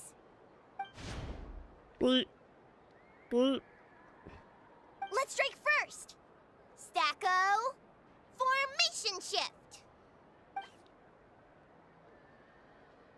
Ho ho ho! The robot has kicked things off with a change of formation. But how will this affect the battle? Nobody knows. Defend. Cautious play from the opposing team. This Moon Goddess has come prepared. Where will it go from here? Okay then. Stacko, maintain formation and enter your empowered state. Empowered state? There we go. Now we're talking. Absorbing the immense Kuvaki present on Moon Prayer Night, this lean, mean machine has greatly increased its offensive power. Attack. Good choice. Buffs count for nothing if you beat them before they can use it. Oh, it's a hit! But Stacko stands firm. The battle is heating up fast. I'm about to start sweating machine oil over here. Go for it, Stacko. Set Kuvaki to maximum. Can their opponents withstand this blow? And what will this moon goddess do? Don't be afraid. Fight however you wish. And it's the empowered state! Both robots empowered now! The attack comes in, but oh, attacks repelled! Opposites attract, but likes repel. And now you've seen it in action! What a powerful repulsion! The robot crashes into the wall! Can it keep going? Stacko! Oh, Stacko is down for the count! Our winner is the Moon Goddess! The slightly taller one, I mean. You did your best, Stacko. I'll take you to Inos for a checkup right away, don't you worry.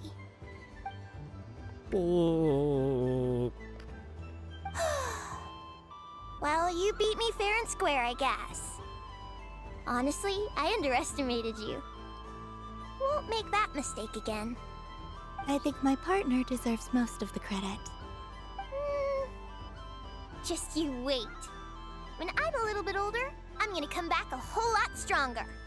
Be ready for a rematch.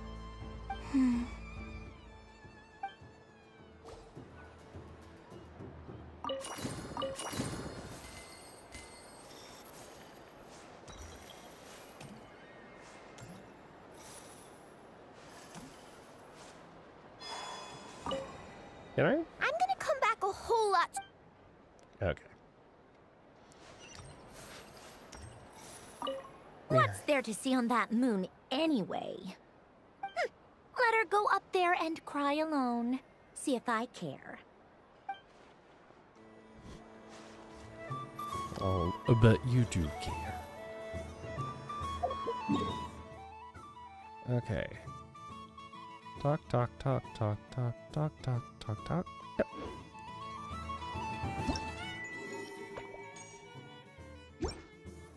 Oh, nope. God.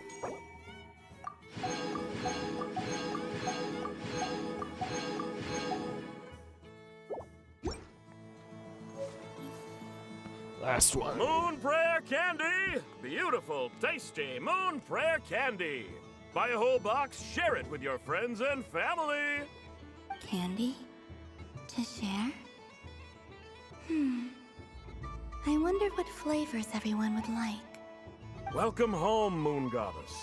Fancy a box of Moon Prayer Candy? Sure. I knew you would. Now, what flavor would you like? I'm not sure.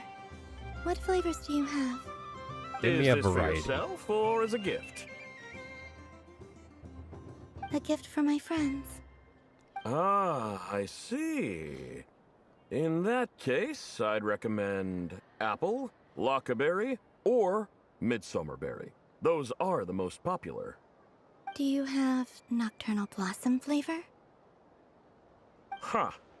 I've seen couples give those as gifts before, but I did not know they were edible. No?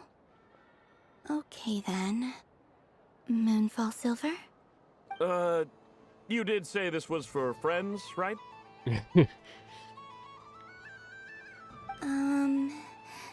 Maybe smetana then. Hey, now that's a creative idea! I've never tried it before, but if you're happy to wait, I can see about whipping up a batch on the spot. While we're at it, you got any other ideas? Green grass, kake, Extra strong coffee. Columbina describes the flavors that come to mind. The scent of a rock candy soon draws over the nearby children, who excited form a line. Before long, everyone is brainstorming new ideas for flavors. Smoked fish steak, berries and fried meat, rain-soaked moon prayer blossom. The stall owner, peppered with expectant gazes on every side, lets his courage soar free. The colorful candies are placed in the box one after another. Here you go. Every flavor you asked for is in there. Yay! Thank you. I should be the one thanking you! You brought me a whole bunch of new business. It's like a genuine blessing from the moon goddess. Also, I hope you and real your nice friends that you have a can just lovely night. immediately cook things up. Yep.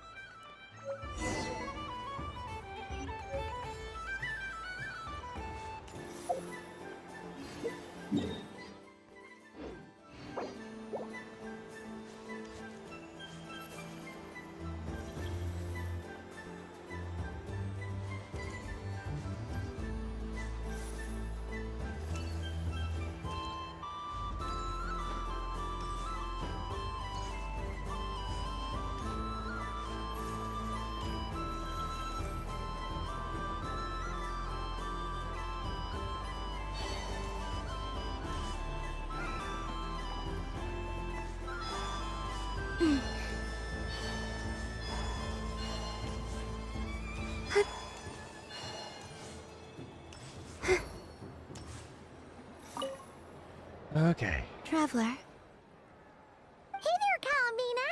Are you done checking out the festive amusements already? It's been like wanna look 2 around some hours, more? I think. You might not get another opportunity like this for a while. Right now, what I'd like to do is... Would you like some moonfur candy? Oh, candy for us? Thanks a bunch, Columbina. Don't mind if we do.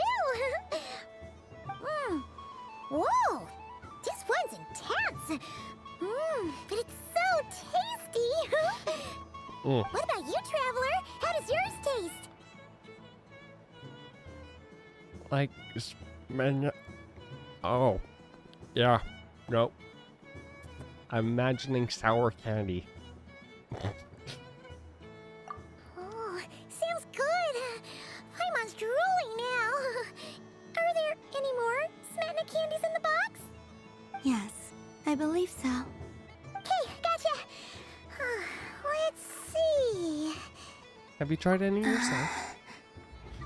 Paimon, could you pick out 3 Smetna flavored candies? Sure.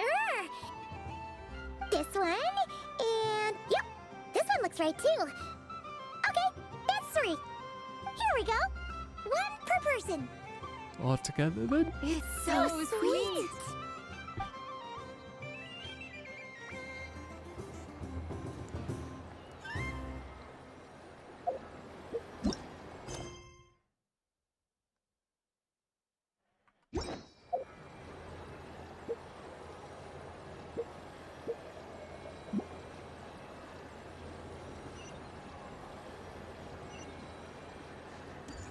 I want to claim the thing, but I guess I'm not allowed to until...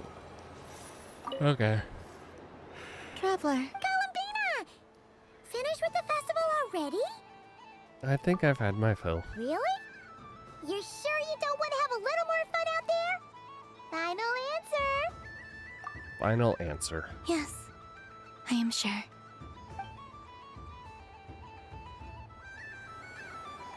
I've done and seen everything. Taboo. This was the most fun I've ever had on a moon prayer night. Everywhere I went, people were saying, "Welcome home," and there were friends at every turn. I only wish it could last longer than one night. Oh. Your friends will always be here. Yes, you're right. The moon prayer blossoms. Ooh, look! Look! Moon prayer night has come.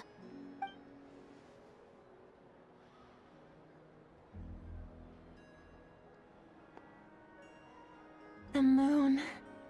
It's so beautiful. Happy moon prayer night, dear. Happy moon prayer night.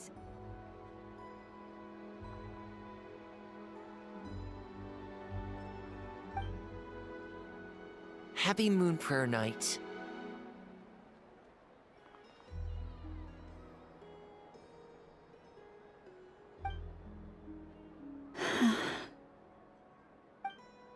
Aww. Huh.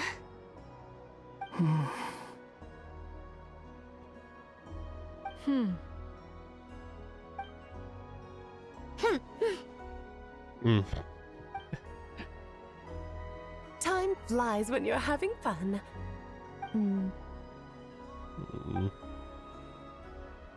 Oh.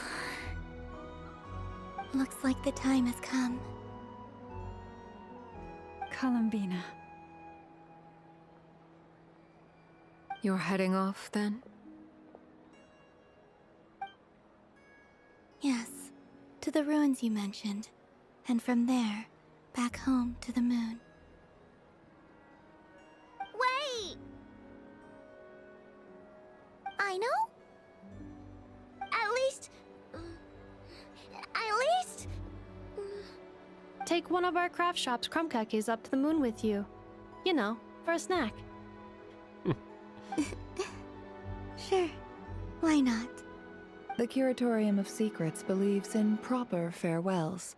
No story should be left without a satisfactory endnote. Never. Farewells are an important affair for the Ratniki, too. We never know when we might meet again. Haha! And here I thought grand farewells wouldn't suit tonight's mood. But I suppose friendly passion is not to be stopped, eh? We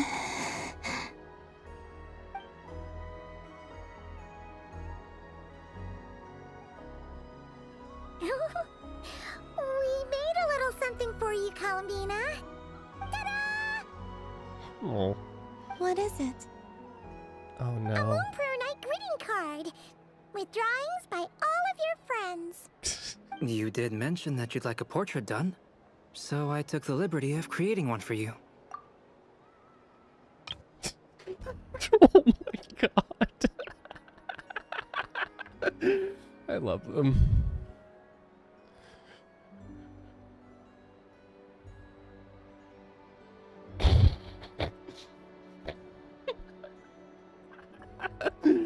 Oh my god.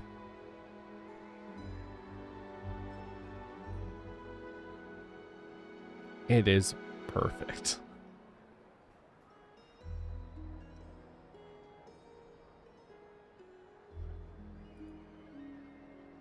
I, meanwhile, did the portrait of Mr. Albedo. And Mr. Varka did the same for me. I mean, I think my work was pretty true to life, don't you think? The picture of Ashru was my doing. The two of you seem to get along rather well. Wait, was I the only one who did a full body picture? That's so embarrassing. I did pictures of me and Anefa. I did my own portrait and one for Hat Guy. Plus, there's the two mages, Arlecchino and Sandrone. So, if you ever miss us, just flip the card open and we'll all be right there with you. I don't know what to say. Thank you so much, everyone. This whole moon prayer night was more than I could have ever asked for. It is the greatest gift I have ever received. Lauma, I figured it out. Figured what out? Remember how the Frost Moon Scions used to use milk as invisible ink to write hidden messages? That was a very long time ago. Oh, are you saying? Yes. When I miss you all, I shall use moonlight in the same way to write words that only you can see upon the moon itself. Wow, that sounds lovely. Quite. But how will we see them? Simply open your windows on nights when the moon shines bright, and the moonlight will naturally flow towards the words I have written. That sounds most fitting indeed. Very true to form. I'll try to write them in places that won't disturb your sleep. I, for one, would sleep all the better for having read one of your messages before settling down for the night. Exactly. So don't worry about disturbing anyone's sleep. Just promise you'll write to let us know you're okay, alright? Writes lyrics to Saldrone. Alright. I promise. Constantly wakes her up.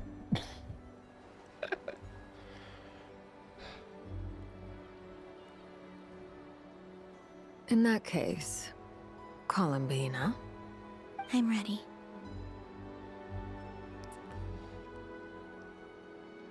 We'll stay with you till the end. Very well.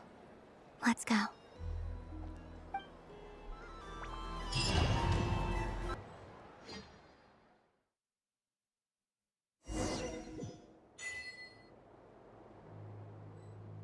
In just a few moments, I will be gone.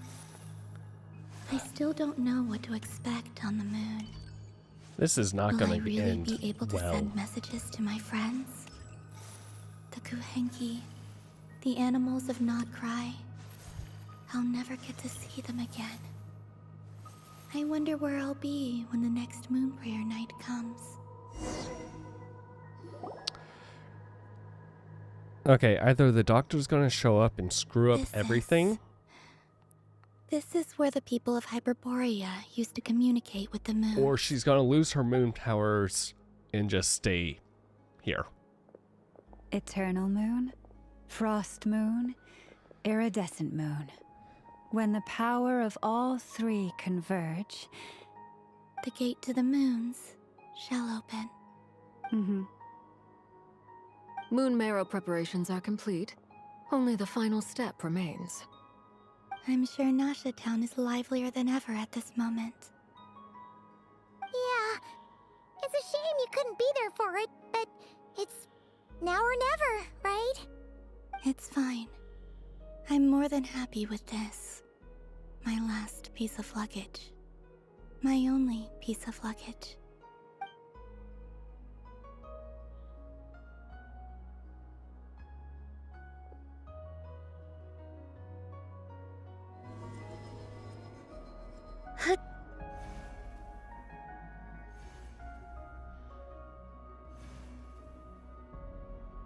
I can already feel the moon calling to me.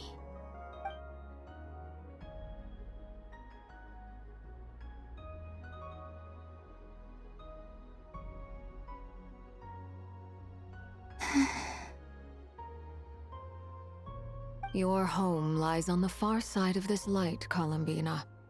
From now on, we will at last have a reason to pray to the true moon. Columbina. Yes? I'm listening. Be sure to come back and see us when you get the chance.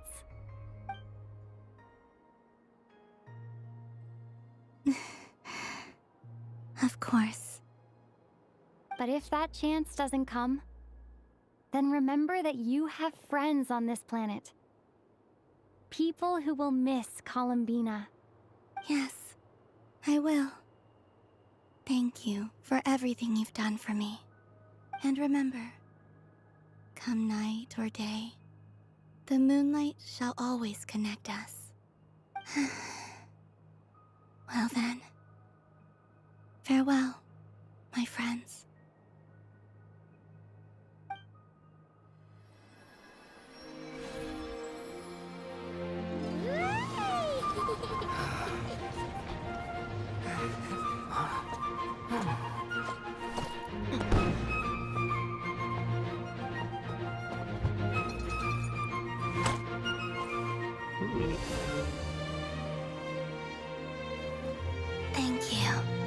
This was my happiest night in Tevat.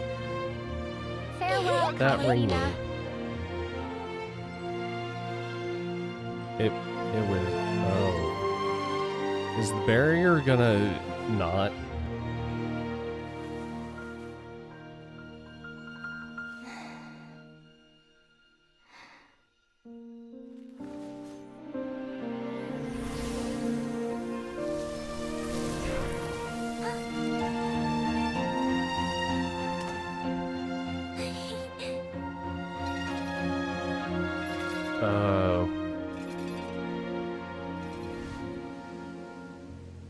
I don't like that.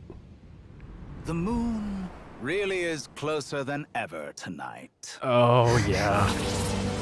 Oh, yeah.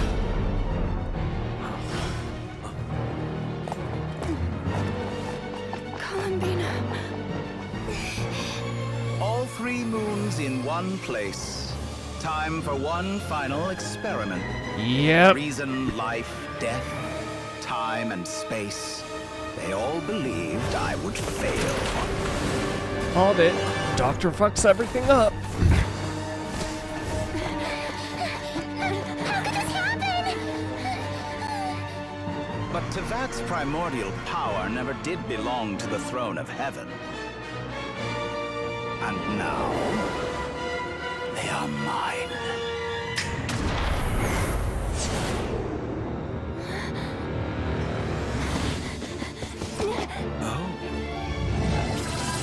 I ain't part of that bitch.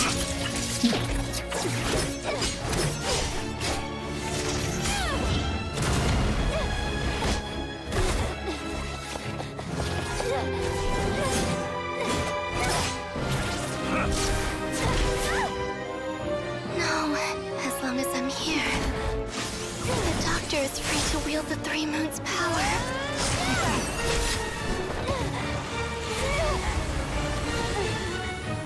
It's the only way. Oh no.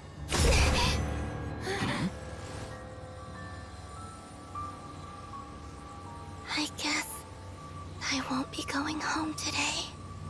Columbina! No!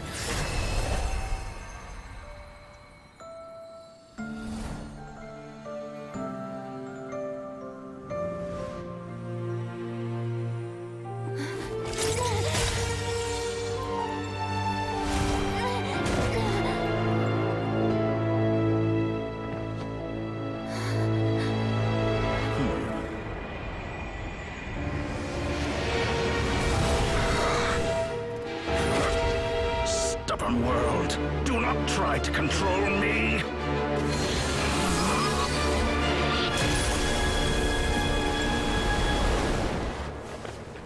Columbina. Oh no. We still have the book.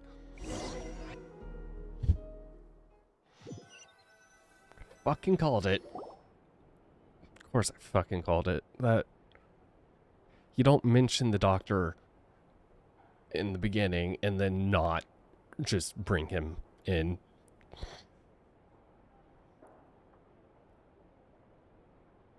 Are you all right? Do your wounds still hurt? Physically, no. Mentally, yes. I had someone prepare a little medicine that could prove effective.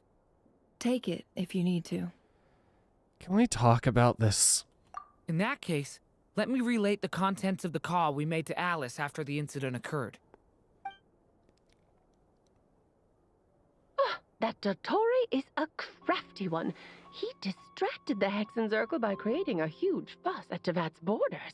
I'd assumed that the cause was an abyssal intrusion from the outside world, which in fairness is a rather common occurrence.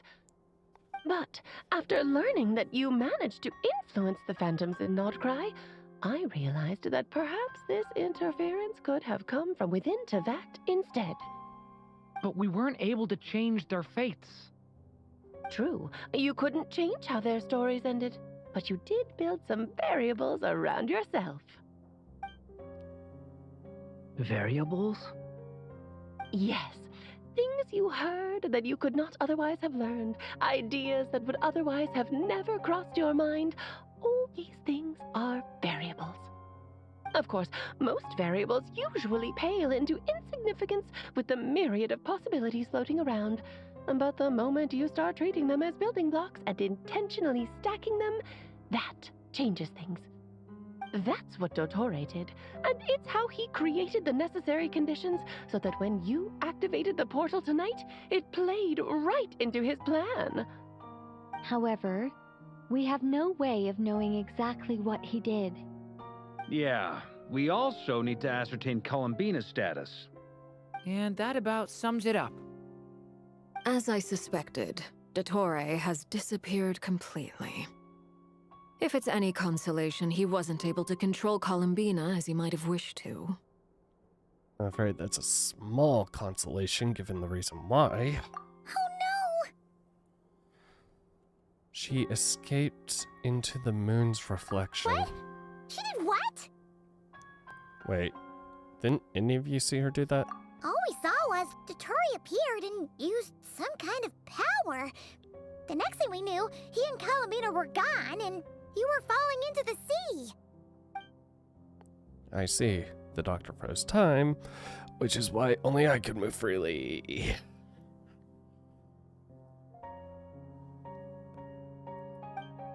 From their perspective, the battle and Columbina's decision all happened in a single instant. So that's the power of the three moons. But why wasn't I affected? Is it because I'm a descender? Probably. Or the abyssal powers inside you? So, Columbina intentionally opened the moon gate and escaped into the same mysterious world as Rerir and Thalindus. Sounds like bad news.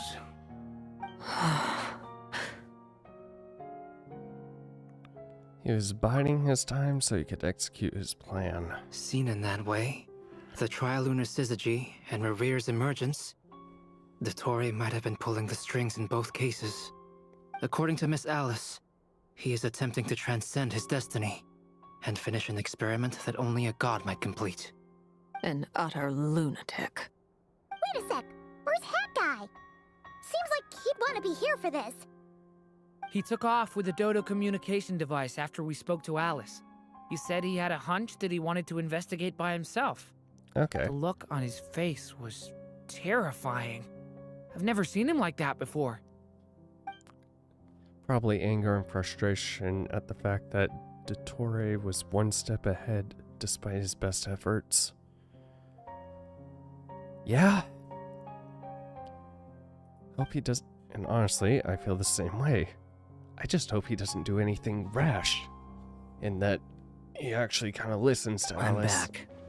Ooh. Hat Well. Guy! I went to look for the Hyperborean phantoms again. I think I've gotten to the bottom of it. I got them to talk to Nicole on the other end of the communications line. Turns out, the history they describe is different from how Nicole remembers it. Really? But how? Surely Nicole can't have been wrong. Because the phantoms are the ones who are deceived. They speak of a savior who appeared in their history. One who never should have existed. This savior promised to create a new moon within the false sky, and even bring back their moon goddesses. The he they were talking about. Foolishly, they believed in him, and told him everything he Yep, wanted to know okay. about the moons. It's obvious that this was Dottore's doing. Now you mention it, the first time we entered the Hyperborean ruins, we heard the phantoms discussing their history, and I remember Nicole commenting that something sounded a little strange. But Dottore shouldn't have been able to get in there in the first place. He didn't. Nicole said that this was an anomalous state triggered by disruptions in the causal connections between phantoms from the same era. The variables that Dottore put in place were substantial enough that they even affected phantoms that he never met. So it's not that their memories were unclear. They'd been tampered with. That's exactly the possibility Dottore was trying to manufacture. He turned these variables into knowledge and engineered the situation so all that knowledge would fall into his hands. Then, he harnessed that knowledge on Moon Prayer Night to truly create a false moon. How is that even possible? To be precise, he exploited a weakness in the way the spell works. The spell senses Kuvaki to detect the moon's location. So, as long as the false moon more strongly resembled the moon than the frost moon beyond the skies, the gate would teleport Columbina to the false moon's location. In other words, to Dottore side. Once he had her under control, the teleportation spell remained active, and he manipulated her power to seize both moon marrows. At that moment, the moon marrows disappeared right before our eyes. It was already too late, even as we were leaving the ruins. By then, Dottore had already amassed the power of all 3 moons. So, where does that leave us? What do we do now? I'd certainly like to know what Her Majesty thinks, now that the concerns I expressed to her have come to pass. But we cannot simply sit and wait for her to decide the matter. And in any case, it is not the Fatui Harbinger Damselet who sees us as her friends, but rather Columbina Hyposelenia. If, even in such extreme circumstances, Her Majesty will not lift the prohibition on Harbingers drawing steel against one another, then I will do as my heart demands. I will fight as Peruware instead. Oh, Arlecchino! Time is short, so I'll make the first move. Stay in touch. Give us updates. Whew. You do you. Even Arlecchino seems to be losing her cool now. I'm sure she feels partly responsible for this, and so do I.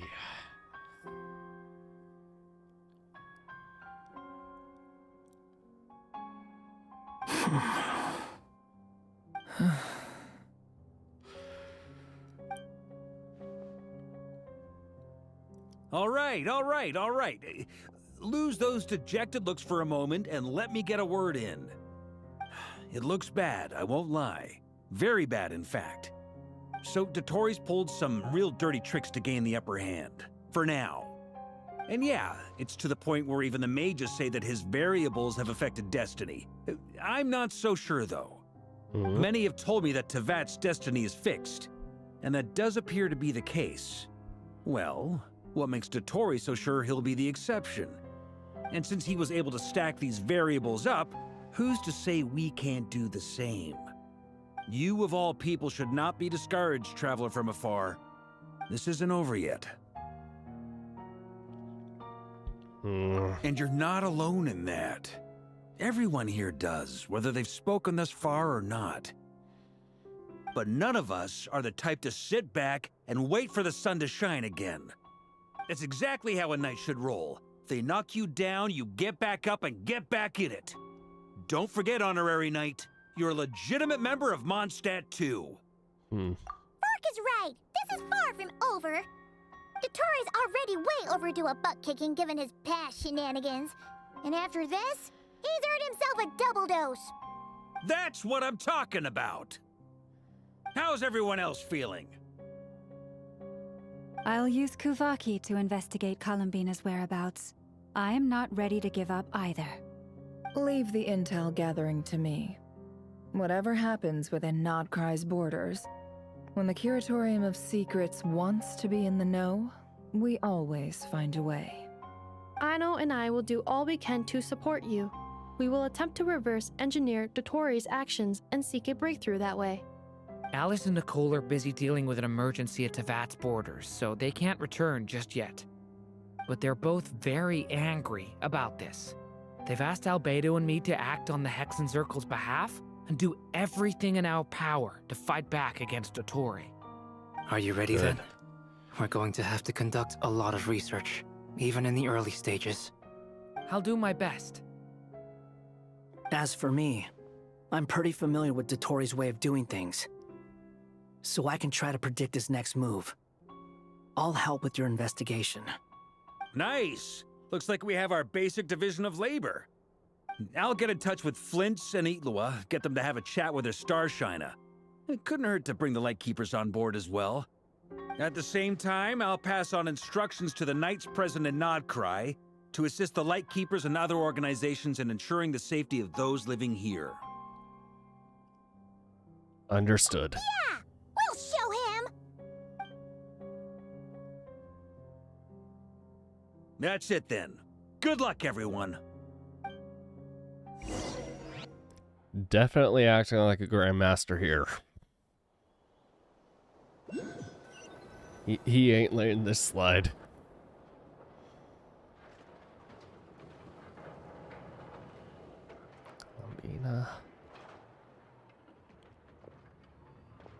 I never thought that Columbina would become my real name. It went from being a Fatui code name to something my friends call me. And remember, come night or day, the moonlight shall always connect us.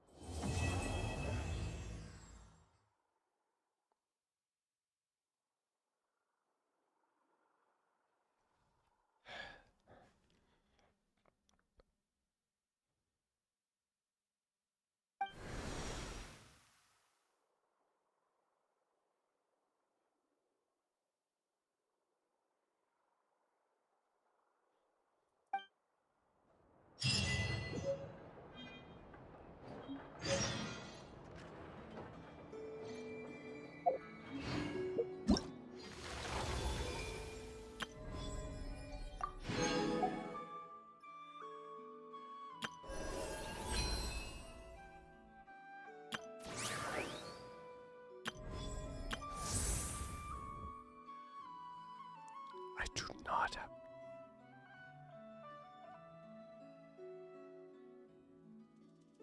You'll need 5 calendar days? Holy shit.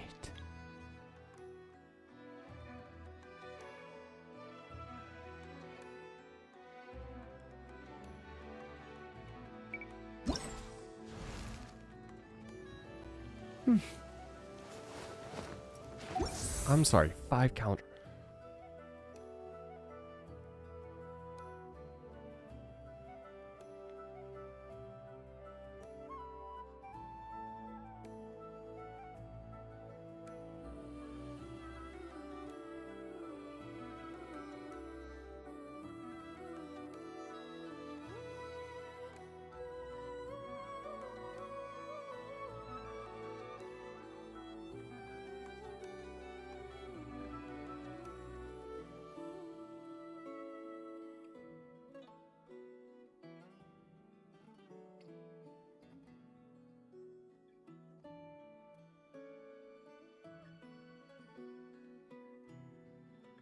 Oh my god.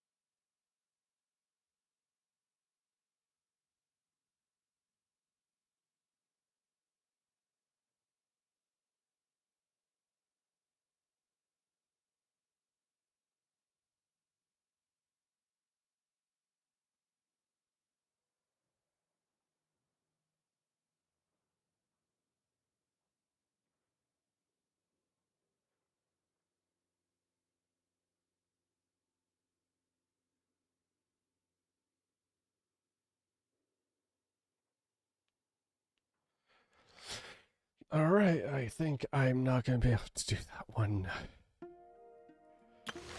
in a decent amount of time. Yep. Yep.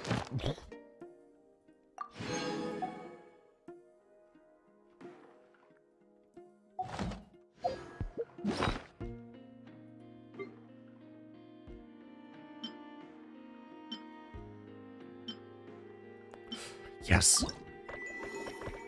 Give. Ugh. Okay.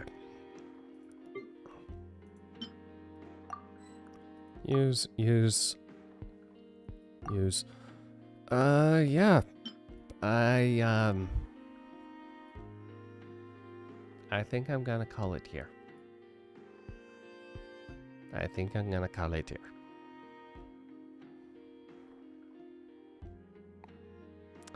I really want to kick Dorte's butt. I really want to. Anyway. Later.